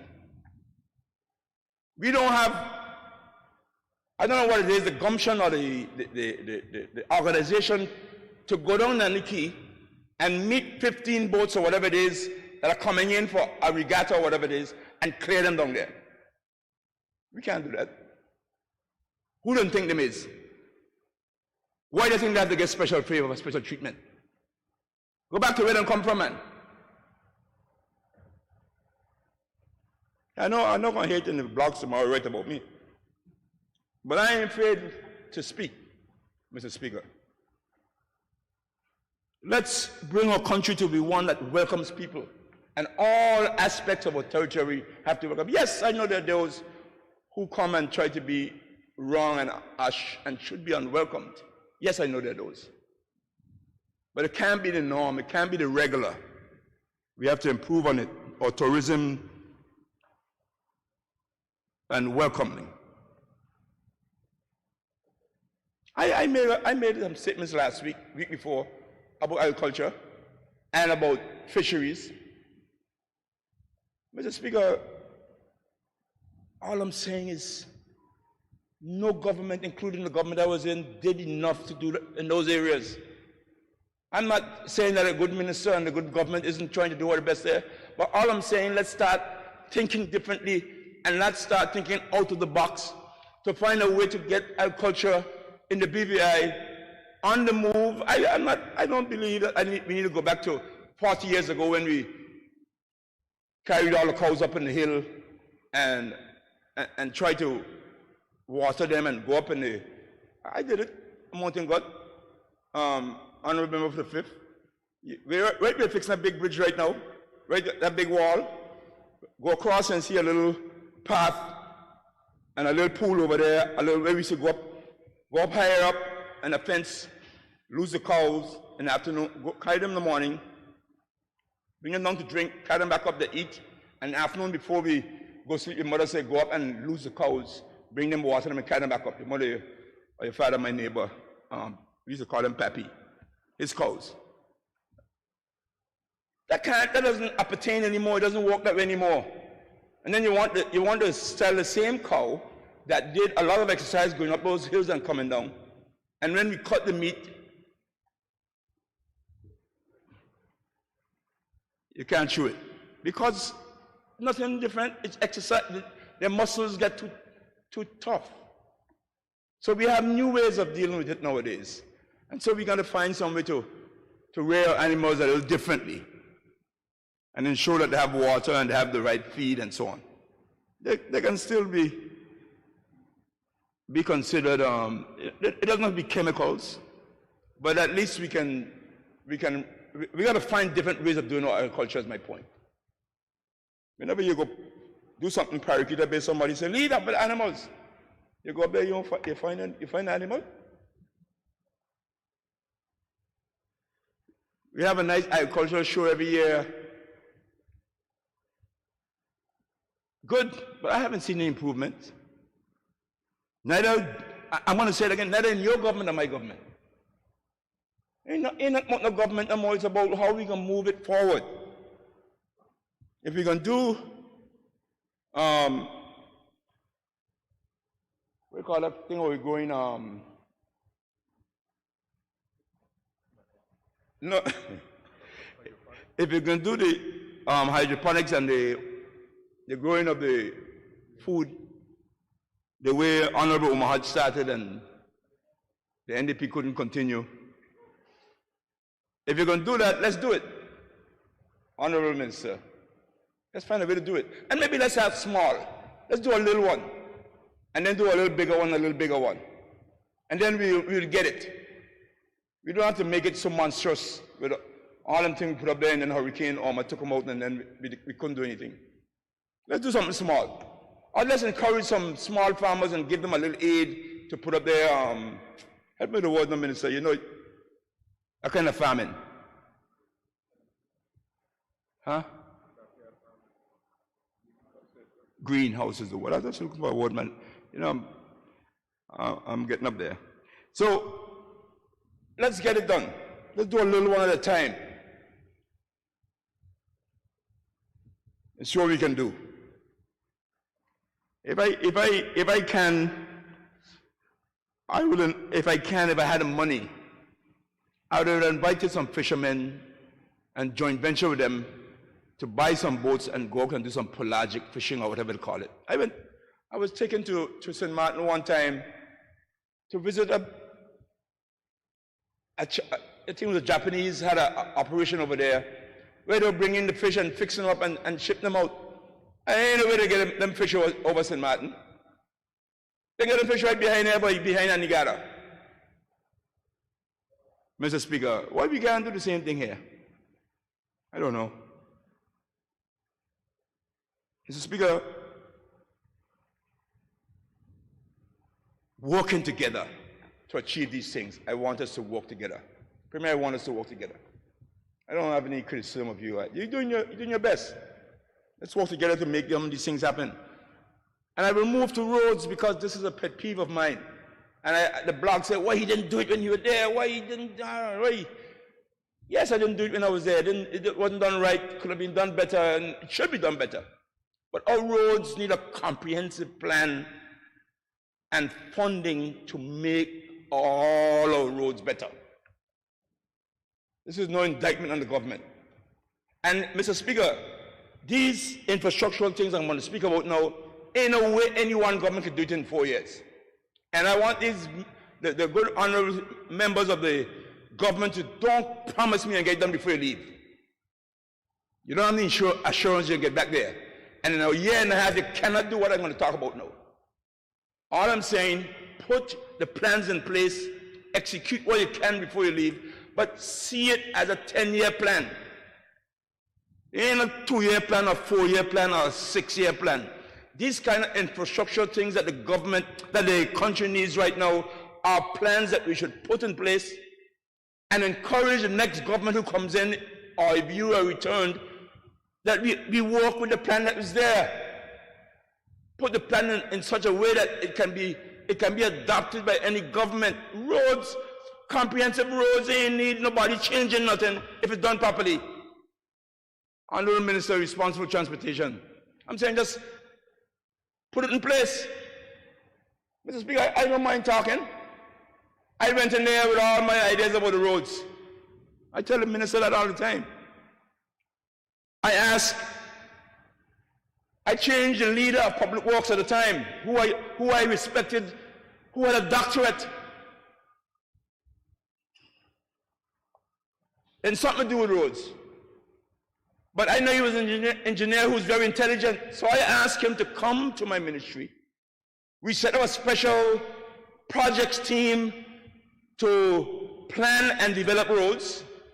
We did a cursory number for us of what it might cost, and then they were to put a team together to bring engineers in to help them to design the right roads for the BVI. And I knew that in the 4 years I was in there, there's no way I could build the roads. All I could have probably gotten done was to come up with a good design, a good plan, and begin to execute some roads, Mr. Speaker. When I look, Mr. Speaker, the Ministry of Finance went with a good gentleman. I'm going to talk, right, because there went my plan with roads, my comprehensive plan I was hoping to do. And the good gentleman, who's a very intelligent person, still probably he's in the right place where he should be, but he's not in the place where I as a minister wanted him to be. And that's what the problem will be. You want to execute a certain thing and you can't get it done because other people have other ideas, other persons outside the elected officials. That's not right. So, Mr. Minister, I want to encourage you to really pull a team together, man. Stop, let us, don't do like me. This patch and go kind of thing that I had preached about so much, preached against so much when I used to be campaigning. You never tell me no more patch and go government. And I still went with a patch and go government. Let's don't do that anymore, man. Let's plan a proper road structure with the right engineering. I know you're bright young man. Put forward a plan for a proper road development structure for the entire territory. And even if you don't get one good road execute, at least have a plan in place for us to be able to do it. And hope as you get re-elected that you can do it. Hope and pray. And I know you're campaigning to get re-elected too. I can't predict that, but I suspect that you would. Electricity. We make statutory bodies look after these things. And I had to explain, like I said to the last COI, that statutory bodies are there to carry out the policy of the government, not their own policy. It seems like even the statutory bodies don't understand that their role is to carry out the policy of the elected government. I don't know if that's spelled out in their law, but if it is, it needs to be clear.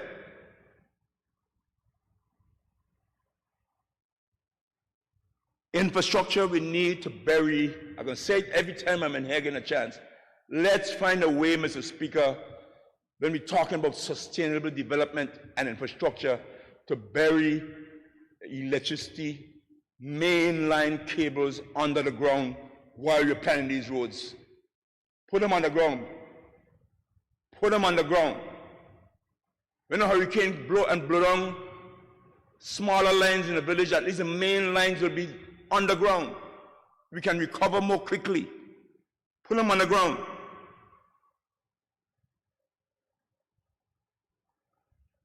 Water and Sewage Department needs to be a water and sewage statutory body that hire proper engineers to run the department. I ain't straight to say it needs engineers running the Water and Sewage Department. I heard it needs to be run by engineers and operate as a proper water and sewage system that is engineered by engineers, just like Electricity Corporation. They understand what is needed. I can tell the Premier once again, Premier, you do not need to change the airport plan because of one government to your government. Extend the airport and let planes come in properly. 2.5 years lost on that because a different plan was being prepared. I see a different plan. Different plan was to go take somebody, this man land that we say is, he ain't developed, and go put a new airport over there, 9,000 feet, and do whatever we don't know. I don't know. That's a new plan that was being put forward, and we stalled carrying on the former board's proposition. And 2 years later, 2.5 years later, nothing has happened at the airport. Everybody getting excited because Dominica getting a direct flight and Anguilla and we're not getting one. Let's extend the airport. At least start somewhere. Mr. Speaker, you know, I think it was under Honorable R.T. O'Neill's leadership or whoever it was some years back when a big barge went out in Anegada, off Anegada, scoop up a bunch of sand in the channel over there, made 2 trips in and dump it at the airport and extend to the airport. All of a sudden there's some rocket science to carry the airport out another 1,500 feet.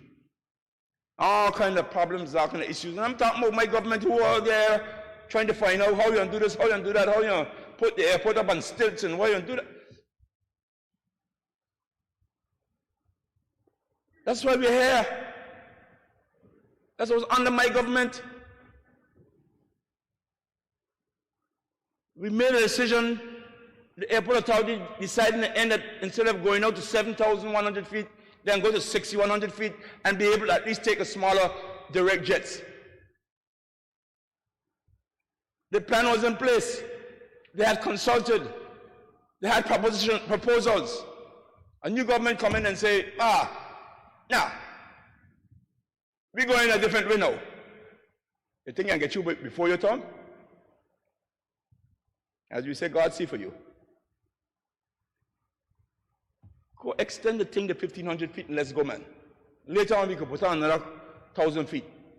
As I tell somebody, they go off on the NRB file and they don't know, we call it Sprat Bay or whatever it is over there, and take out a little piece of the land and let the water flow in and go out to the distance we need to go. The things we can do. That ain't so hard to do. You get rid of a skeleton of where it is to go over there and put some dynamite, block that little piece of land edge there. Where the Minister of Watching God is, there, where the 9th district. There's a big rock in there, you're coming in. For sailors who can't sail, and before you blow up the rock, take it out of the sea there, trying to figure out how we can get around the rock. Let's do what we have to do. But let's get an airport, man. Let's get some direct flights in here to help to develop tourism. We got seaports to develop. We have the main seaport up there. We get a fishery. We ask the fishery to move. The land there, we're asking the port to extend out, go out up to wherever we can go to, up to Bargos Bay, whatever it is, to be able to handle more containerized business. And nothing happening. I'm not expecting it all to happen. I'm saying let's make the plan and let's start executing it. We got schools to build, and I'm glad to hear we're starting to move on some of them. I left there trying to figure out how to get this internet story fixed, and the telecommunication, and we call them the TRC. The TRC had more politics in it than in the government. I stayed there for 4 years trying to figure out the politics of it, and I ain't got a thing to do. Internet up to now, everybody fighting. 3 carriers. I tell them the place don't need 3 carriers. Let 2 put some money together and make it and fight one another rather than 3. Up and now, every time I'm on an internet call, every minute I gotta be, and then they tell me now I gotta pay. But they tell me something, they tell me the amount of money I gotta pay for fiber. I gotta go to the loan to borrow the money to pay for that. Because the amount of money it costs to get is more speed than I want. I gotta go to the bank. I'm not kidding. Y'all think I'm joking? The cost of getting proper fiber in this territory now, to be able to get better internet speed for your business, you gotta go to the bank to borrow the money. Something I asked my IT person, why I have 10 megabytes or something, 10 something. And I thought I was jamming, I thought I had speed because before we only had 1. So I pay for 10 now. I asked them how much I got to pay to get 20. Because they tell me I ain't got enough speed for all the users in my office and thing. They tell me how much I get 20. When they tell me the figure, I went straight by the bank. I got to get a loan. Is that what we expect to be in it? We want to make back our money for fiber in a day? And the people who controlling the fiber pipes into the territory, controlling it. That's not right. And I remember, Mr. Speaker, I remember when the hurricane knocked us down, we couldn't get no kind of communication. Digital eventually came up and eventually others. But when the hurricane hit Bahamas, and these good technology people here, my leader opposition can tell me why, I don't know why. But all the people on the island were getting knocked down. What island was again? It wasn't Abaco, right? Whichever island it was, everybody was communicating with their cell phone still. All in the house were drunk in. I don't know what they did that we can't do. I don't know. And that wasn't even the main island, Nassau, the main city. Telecommunications, the premier say he's going to deliver it. I hope he can. Whatever help I can. But I bet you anything I could check now, got more politics in there than they had before. I don't know. I hear a lot of talk nowadays about the health and so on of the country and all kind of things. Mr. Speaker, there's nothing that I see was more important in the last 18 months than how we manage ourselves and help to keep ourselves safe from COVID. And I have to commend the government. I said it already, I'll say it again. Minister of Health, Premier, the rest of the team, you all did a good job. I wouldn't use the word in between there. A good job. A very good job. Let me use proper English because y'all did a good job so far of trying to keep our country safe. We did. I mean, the efforts you all have been making, and all of us in the country, to get people vaccinated now that we find a solution. Prior to vaccinations, We didn't know what to do. We tried to keep the cases down. People were listening, following the protocols. Wash your hands. Put on your mask. Keep your distance. Vaccines have come on the scene now. We've dropped our guard. Let's encourage ourselves, all of us, to keep up the guard. Wear your mask. Wash your hands often. Keep our distances. Because this thing is still around. It's going to be around for a while. We have to learn to live with it. Because just like the flu, it's worse, obviously very much worse than the flu when it hits you. But just like the flu, it's going to be around. Some people die from the flu right up to the stage. If you heard the statistics in the United States and elsewhere, a lot of people die from the flu still. But they take precaution. Many persons in other places take a flu shot every year. I took mine last year and the year before, a flu shot, especially if you're traveling a lot and so on. Because the flu can hit you, and if you're not be careful, it can make you very sick, and you can die. COVID is something that it looks like it's going to be around for a long time. We have found a way to protect ourselves from it. And I'm not hiding it. I am a vaccine advocate because it protects people from getting sick and dying. And those who don't want to take it, you know, everybody have their personal reasons, and that's up to you. It's your right. If you don't want to, and I'm not sure if I can understand it, because I don't understand it. But it's your right. If you want to not take the vaccine, bless your soul. But my job is to encourage you, to implore you, to beg you. I have begged friends, I've called them up. I took a stance from some months ago where every month I get a big call at least 5 or 6 friends. And I didn't call you cry because if you would take it, you... Anyway, I'm Honorable Minister, but I have called up friends. When they explain to me that they have taken it, I say, good, thank the Lord. And they say they haven't taken it, we have a little discussion because we are friends. And if they tell me what their reasons and so on, I try to reason with them. At some point, you obviously can't reason anymore, but at least you encourage them, Mr. Speaker. I have a friend who tell me he wants the Pfizer. It was before we were able to go to St. John. I know he could afford to pay the trip, but he said he taking the Pfizer. I said, I call up a gentleman named Luther down by TravelWise, and I said, can you call this person and tell me you got a ticket waiting for him to go to Orlando to buy it? He said he wanted to go to Orlando to get it. I said, can you tell him a ticket is there waiting for him? That's how important I thought it was, because he's my friend. He settled that he can take a vaccine, but he wants to take the Pfizer. I know he can pay for it, but I just want to show him how supportive I was of him to take the vaccine. I don't know if he reached back yet, but he went to Orlando. And he was kind enough not to take my ticket. He bought his own ticket for him and his son to go and get it. And I know he probably is waiting for the 21 days to get a second shot. So that's good. But I get up every morning and call people. I have friends who, when they tell me how it was with them when they caught COVID, good close friends who had just told the week before, my son, you better go take a shot. Oh, I want a Pfizer. I said, but you have a boat. You have a US visa. Go down St. Thomas. Carry your family and take it. Yeah, I'm going. Next day I call him, you gone yet? No, man, I'll wait until next week. Next week? I heard that he was up in a villa on his knees with the COVID. He was kind enough to call me when he went to the villa.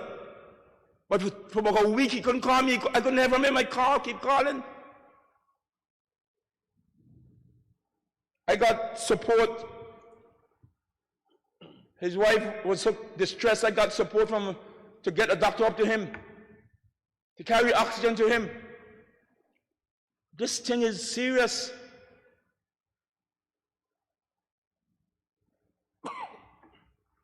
Let's do what we have to do. If you're so serious about not getting the vaccine, and you might have your reasons, that's fine. But don't discourage anybody else from getting it. At least let other people make their own decisions on their own. Mr. Speaker. But I have to commend the government for the work that they have done, Mr. Minister, and thank you for keeping us informed. And as you said, it's not over yet. Mr. Speaker, we don't want anybody else to die from this COVID. Lord have mercy, man.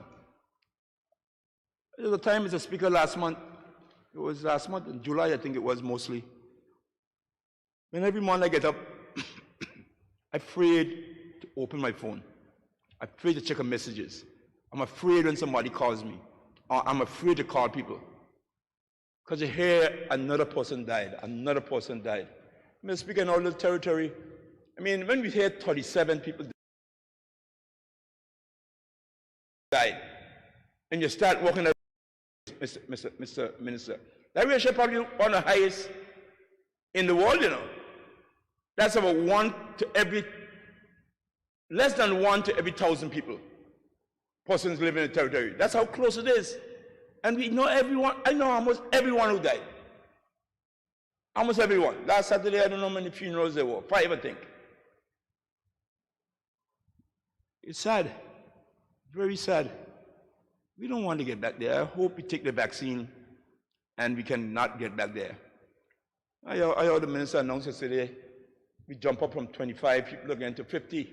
And when I know, we know the epidemiology, what a big word is. How it works, science. Once you get 25 new ones, watch out. You know they're going to be soon back up again. They're going to come up to, if it's 50, they're going to get to 60 or 75, and then 75 to 150, and in no time, very possible, we back up again. I don't know how the government, how the health folks were able to trace quickly last time and bring it down in probably 30 days, I don't know how much, Minister, 45 days. Compared to other countries, we got it under control very quickly. And I hope we can again this time when it start moving like it's moving now, because I know when it start going up, it's going up. The temperature, that temperature gauge will keep going up. So I hope we can do a quick contact tracing and get it back down. And I hope people can take note and follow the protocol so that fewer people will catch it. And those who need to be quarantined, we quarantine as quickly as possible. Not out of shame, but out of interest to keep this disease under control. So, Mr. Speaker, I want to commend the government and the Minister of Health, Premier, and the rest of the team, because it's not just the Minister of Health. He has to go to cabinet every minute, get decisions made. He has his team around him, all those people who have been doing a marvelous job. Ministry of Health. They keep, at times when there was under some pressure, Mr. Speaker, I got a call one time to say that, Mr. Minister, we didn't get out today to get any food. I don't know who tell him I had owned a place called Pussers, but I don't remember, I think I was past the coffee, the minister let me pass it, coffee time to cook some quick food and get down for them. Other people have been helping them, have been taking care of the health folks, because they've been taking care of us at huge strains. I met one the other day going to my supermarket, one lady, and she said, you know who this is, Mr. Honorable Minister? I said, no, she said, I'm Mrs. So-and-so. I said, you the lady who have been harassing so much in the Ministry of Health to help me do this and that and the other during the spike. She said, yes, her husband watched me with a kind of cross eye because he know I harass her, calling her the house and thing. But she was good. So when she called me and told me she needs to send some food around for the team, I couldn't hesitate because I gave her enough trouble, Mr. Speaker. I got a call this week, a text today, in fact. And that's why I admire them. I got a text today from the folks who are organizing the vaccination drive this weekend again. And I hope people go to the vaccination drive. And I want to encourage all of us to pick up somebody and carry them and encourage them. I'm going to try to do that this weekend. Because every single one that we get vaccinated is one situation better that we have in our country being safe and our people being safe. So let's encourage them. You know, they call me today and tell me, they send a text to me today and tell me they want a certain amount of water and a certain amount of juice and whatever it is. And what is that? What is that for one man to give for the work that they're doing? And then they pitch in later on a certain amount of money, Honorable Turnbull. And on top of that, they tell me, you know, Honorable Minister, other members have been giving in some money, you ought to give some too. But when they appeal to you, like, so what are you going to do? You want to be in the category where they didn't give any? Mr. Minister, I've got to say they have tact and tactics. So I had to text them and tell them, yes, no problem. But the point I want to make is that they're doing their best. Everybody's on the train to get people vaccinated. Actually, not everybody, but many people. I want to say kudos for the work that you're doing, for the idea of the I think it was Honorable, I heard the Premier said Honorable De Castro brought the idea about the drive-through. Work greatly. We're up to 17,000. We need to get up to 25. Let's keep working at it. Don't give up. Even if it trickles to be 100 a week, at least over 8 weeks is 800 more that are safe and protected. So let's don't give up. Let's keep trying. I had suggested different things to go to construction sites with a team, them sit on a construction site in a little office and give out and help with the vaccines there. Or let's even start going into homes. Pack up a van somewhere outside a little village and let people come there and encourage them, do a little encouragement. Whatever we can do, Mr. Minister, keep trying. Don't give up. The more people get vaccinated, the more we feel comfortable. Because, Mr. Speaker, what? We have to live with COVID. And I say, if we don't open the economy, and this tourist season passed, which will be the third tourist season, would have passed, without us having the economy properly open, it's going to have another pandemic, a different kind of pandemic, an economic pandemic. People are suffering. People are hurting right now. Rents can't be paid. People are not getting their salaries. They might be making a little extra, a little dollar here and there just to make it through. There's some people who tell me that at least, they're getting $100 or 1 day a week or 2 days a week from the employees so that they can say they contribute to NHI. So that they get sick, they can get covered. But they don't really have any substantial job. Because after a certain time and you didn't contribute to NHI because you won't work in, they say you're covered. And we haven't made any provision for them kind of situations. And NHI going to say, as a law, you're not covered. You didn't have a job for 12 months or 4 months or 6 months. And therefore, no contribution came in for you. So when you get sick, you're not covered. I've seen situations with those. People have come to me with that. The employers, Mr. Minister, he's not here, but I hope he's hearing.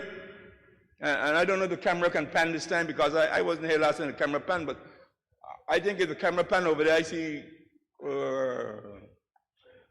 a number of seats missing. So we need some panning here. We need some panning in this pandemic. All right, but anyway, it's good to have a little laugh sometimes. But I'm saying, Mr. Speaker, I have to commend the ministry and the government, but we have to open the economy.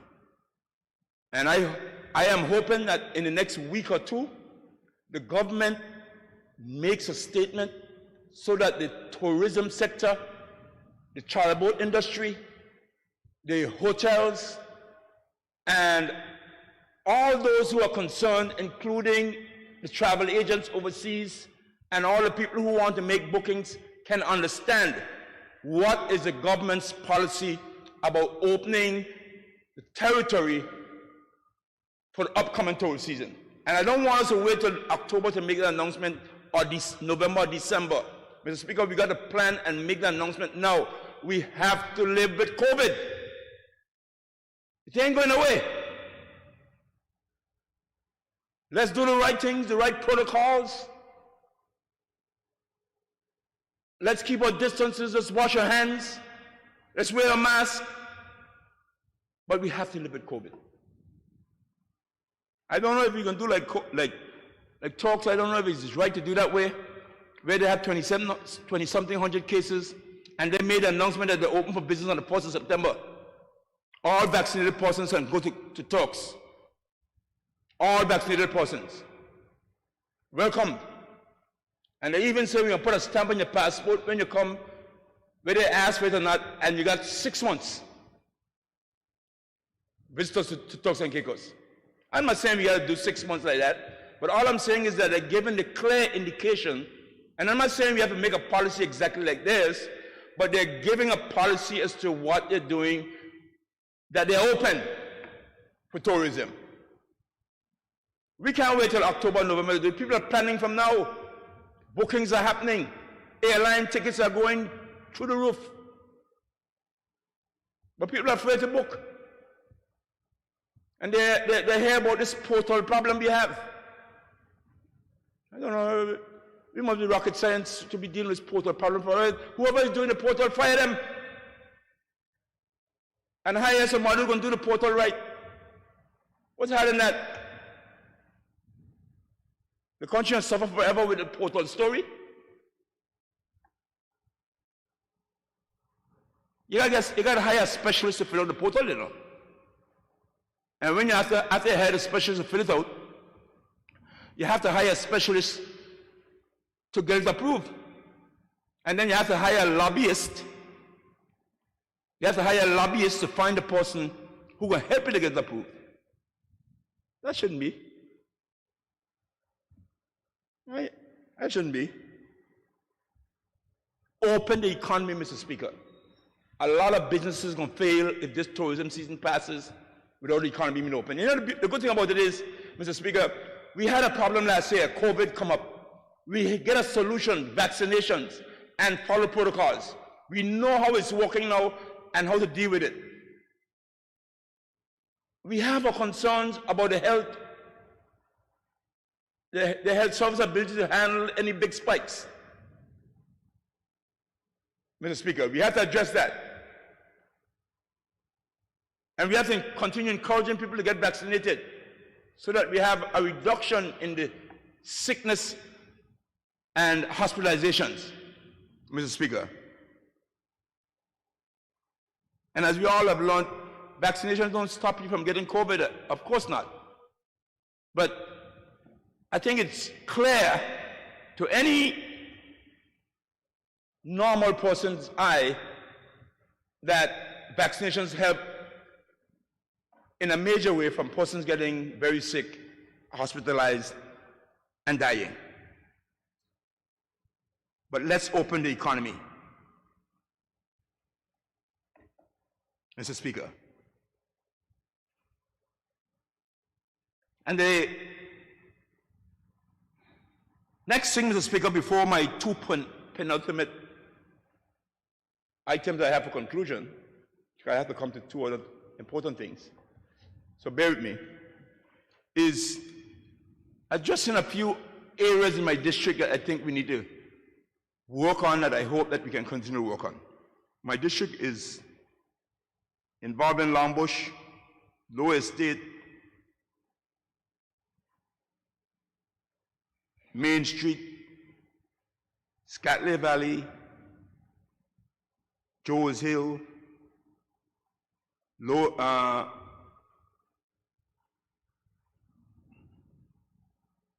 across Upper Longbush, Sugar Mill Road. All these areas, Mr. Speaker, McNamara, there are a lot of things to be done that we need to finish up. I don't really believe in pushing the government to do all they can't do, but when they're doing, do a little to help the district. But also, I want to commend the government for trying their best with some landscaping in the city. I like the palm trees that some people complain about. That's good. It gives us some definition, Mr. Speaker. What we started doing when I was there, with the contract I gave out to do the road along Super Value up to the street light there, we need to continue that same feeling and look in Road Town that we can have without a lot of effort, just paying attention and maintaining. And Mr. Speaker, I was coming here well bent, I didn't say anything else, but well bent, Mr. Speaker. We've been here a long time now to say things that we didn't say. Well bent, Mr. Speaker, to talk about QE2 Park. And I don't know which minister is responsible for it, whether the Premier or the. But I was impressed to see how well it was cleaned up, cut, and still have a little more work to do, I see, within some of the patches.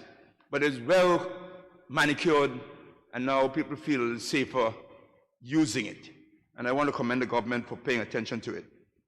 Queen Elizabeth Park, where a lot of people go and do their exercises, walking and so on. It was a pet peeve of the former Premier who made sure that we got it done, and I'm glad to see that we have improved it and making it look better and usable. But we must continue to maintain these areas, Mr. Speaker. Right across from it, though, Mr. Speaker, please, and look, since I spoke last time, more bins went there.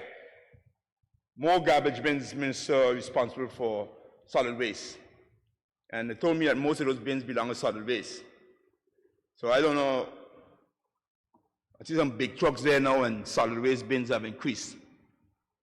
I don't know if we've leased it to somebody or to solid waste to somebody, but they don't look good in the city.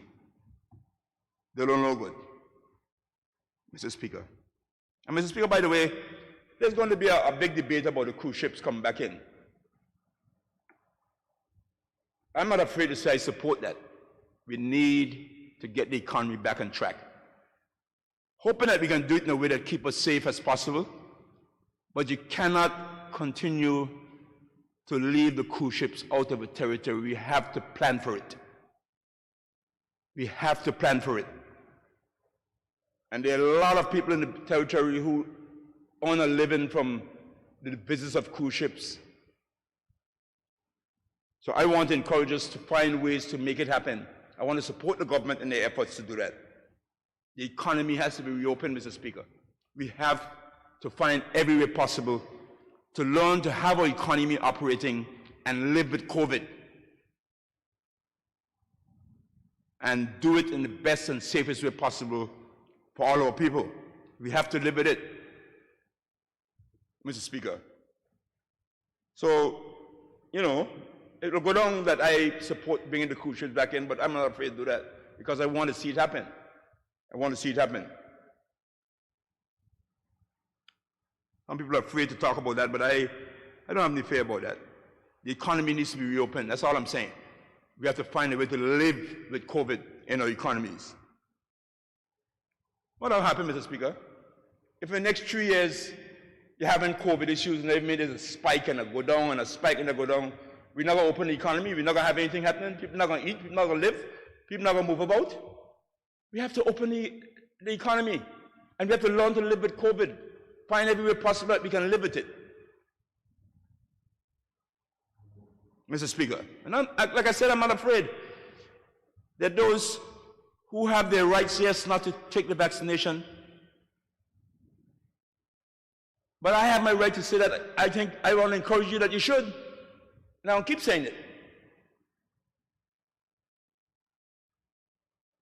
Mr. Speaker.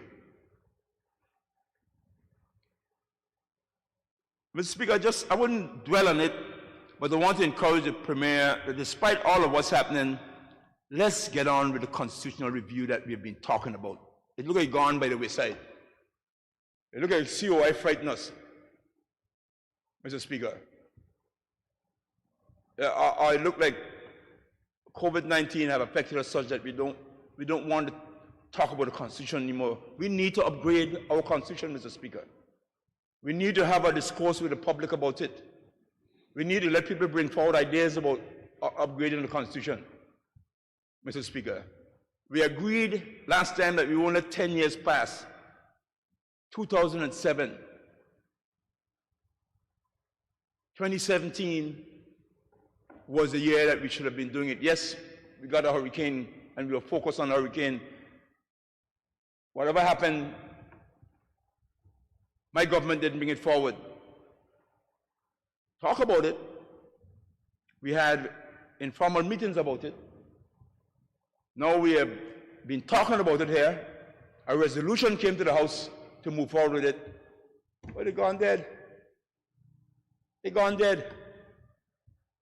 Nothing happening with it. Let's bring it to the table, man. Let's have some discussions about it. I don't know if we will get through by the time this government is over, but at least let's start moving the ball forward. It's not about this government or that government when it comes to the Constitution, about our people, about us, entire territory. Let's move a Constitution forward and try to upgrade ourselves. Mr. Speaker, it was in 2013. I went to the San Manuel and I said,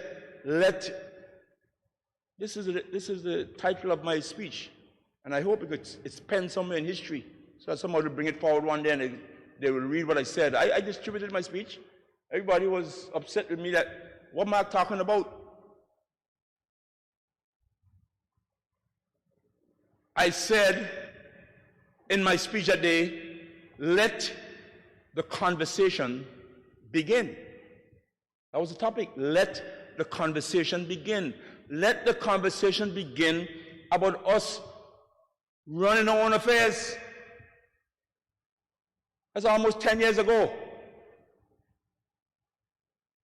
And people are still not wanting to have a conversation about it. I'm not telling you to come and follow me in my ideas about it, but at least let's talk about it. Let the conversation begin. Let's have discussions. Let's have debates. Let's have history about other countries that have done it and where they are now and where they are going. I take pleasure in listening to Prime Minister, no, she's what, President? Mia Mottley. She's president, right? The pastor of Barbados, who decided recently that she wants no more connection to colonialism. So she has made her country a republic. I'm sorry, member, you have 5 minutes left. Thank you, Mr. Speaker. I appreciate that. She's made a country a republic. I don't know if it passed already, but it's been in discussion. And when they ask about it, why isn't Her Majesty the Queen any longer the head of state of Barbados? She said, I want to move as far away as I can in this day and age, after slavery, from colonialism. I want us to understand that our own people can be head of state for our country.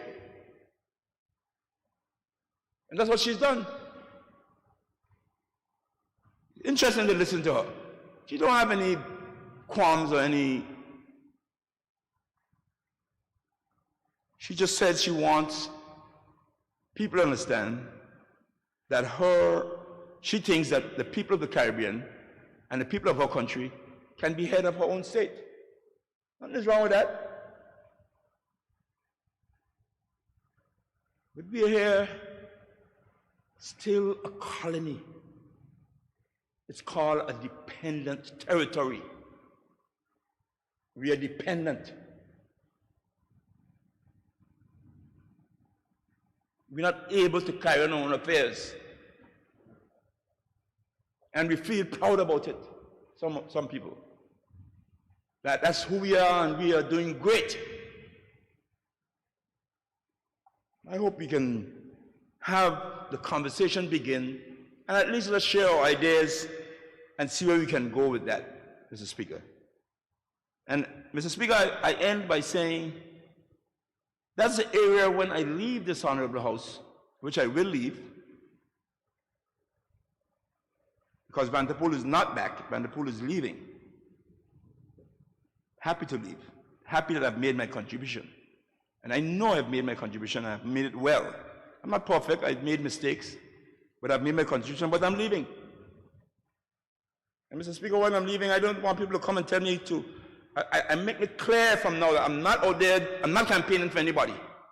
I've done my work already in the political sphere. So I'm just making it very clear, there's no hypocrisy about it. I'm not campaigning, people have come to me ask me to endorse them or to do this. I am not doing such thing. I'm making a declaration. I'm out of politics. My family name, I don't want to be called anymore. I don't want anybody to say I'm for this party or that party anymore. I am for Mark Vanderpool and family. Plain and simple. I have made my contribution. I have no regrets about the time I spent doing it, but now it's Mark Vanderpool and family. Sounds selfish, but I think I made my contribution. Is anybody tell me I'm selfish?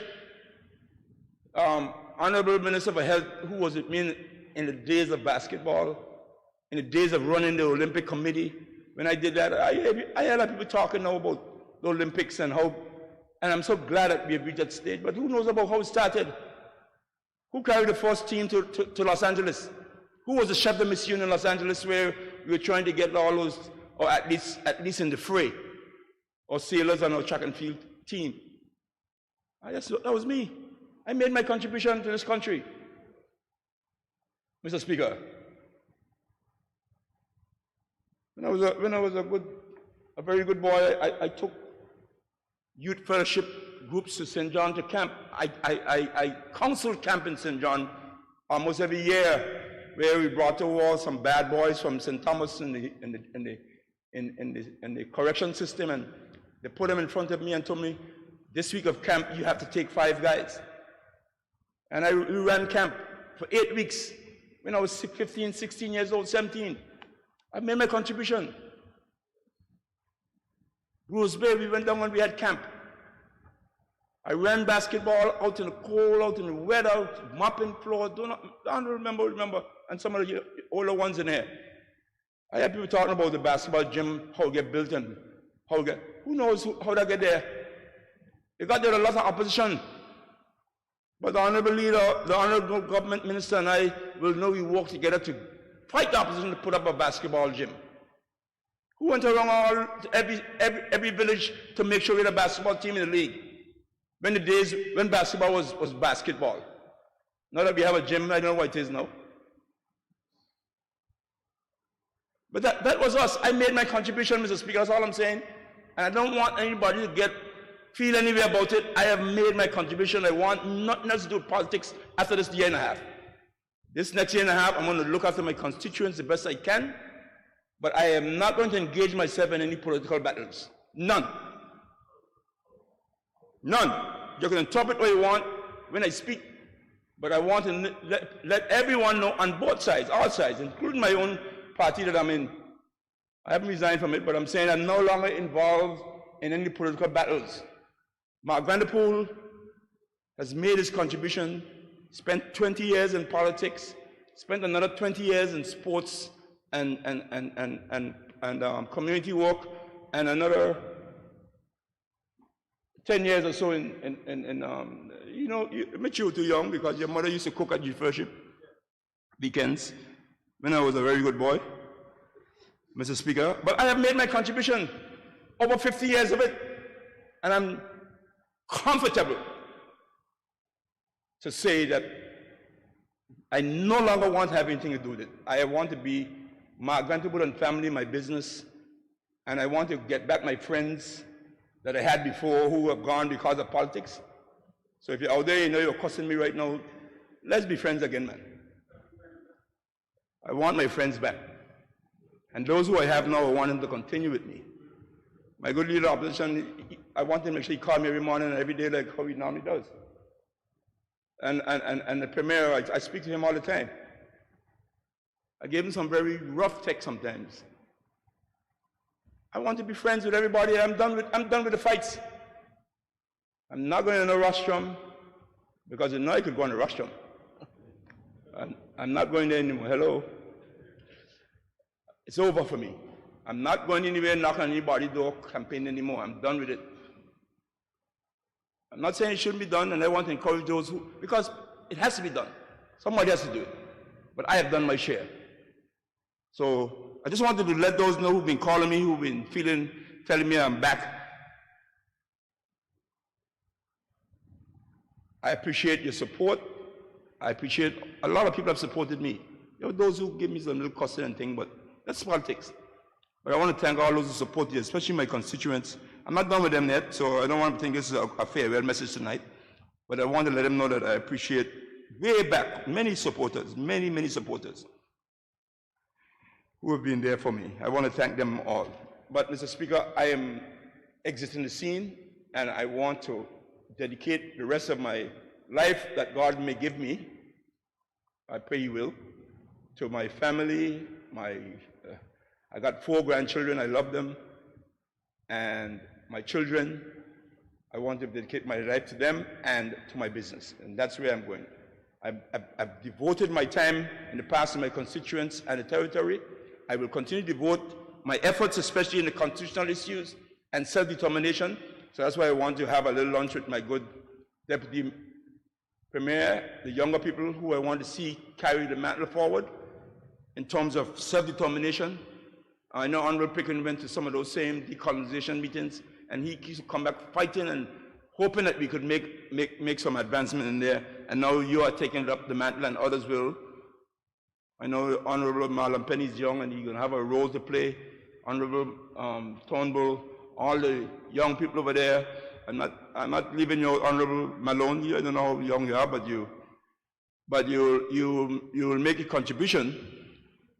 But I want us to understand. I wouldn't even go, Mr. Speaker, I'm wrapping up, so don't mash my toe. I wouldn't even go where Honorable Deputy Speaker has spoken on sports.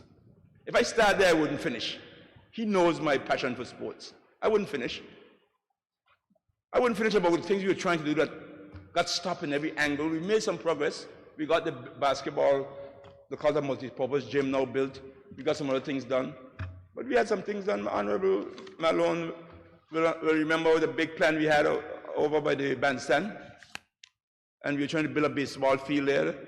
By the time we were trying to mark it out and get it ready, the Electricity Corporation put up a big building in the back that stopped us from getting enough land.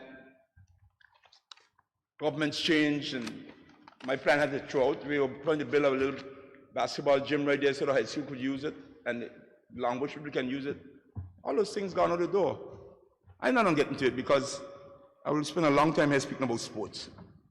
But I just hope that the mantle that Honorable Deputy Speaker and others will pick up, and I hope the younger ones will pick it up, can bring us to a more modern sports development and create what everybody's been talking about forever, a sports council that is empowered and entitled to funding to bring sports into the modern day and age that we have. But we still have to be thankful for what we got, but we want to see it move forward. So, Mr. Speaker, with those words, I want to just finally say, I spoke about it earlier, but I want to give a special condolence, all my condolences to all those families who have been hurting in the passing of their loved ones, whether it's by COVID or otherwise, because this last 2 months or 3 months have been really tough for us as a country and as individuals. We are almost like one family, BVI, and we have been hurting. We want to remember all those in our prayers who have been going through their grieving time, and let them know we have them in our prayers. Thank you, Mr. Speaker, for allowing me the time. I thank the member for the 4th District for his contribution. Members, we have 2 options here. There are 2 persons on the speaker's list, the member for the 2nd and the good Minister for Health and Social Development. We can take a break, a 10-minute recess, or we can continue. But I don't think we will finish the 11th sitting tonight, so we'll have to be back here on Tuesday. So I'm guided by members whether we should take a recess now and come back with the 2 speakers, or we should recess now until Tuesday.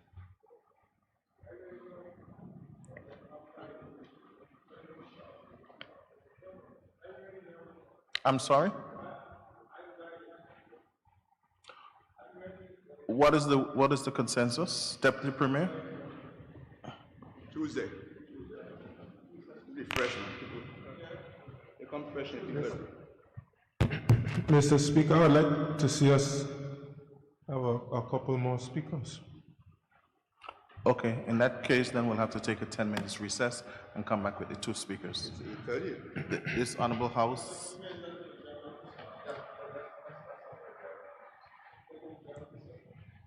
Honorable members, what is your wish? I'm asking one more time. So the consensus is to recess or the consensus to continue?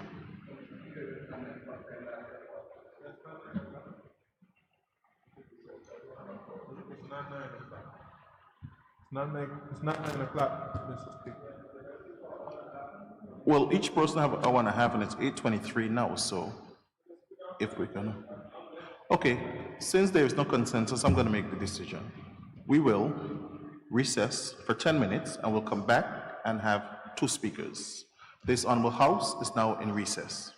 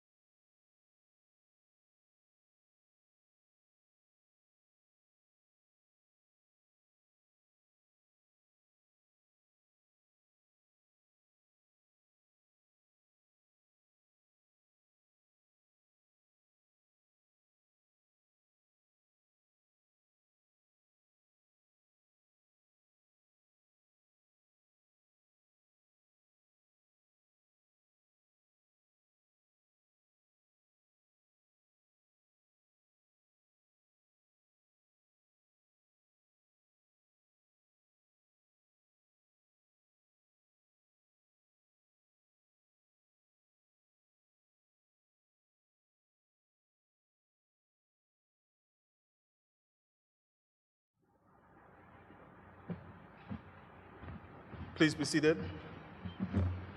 This Honorable House is back in session. There were further consultation between the leader of government's business and the leader of the opposition, and I think that we have a new consensus to recess the House until Tuesday, where we'll continue with other business. So unless that is not the correct understanding, this Honorable House now stands in recess until Tuesday, 7th September 2021 at 10 a.m. House is recessed.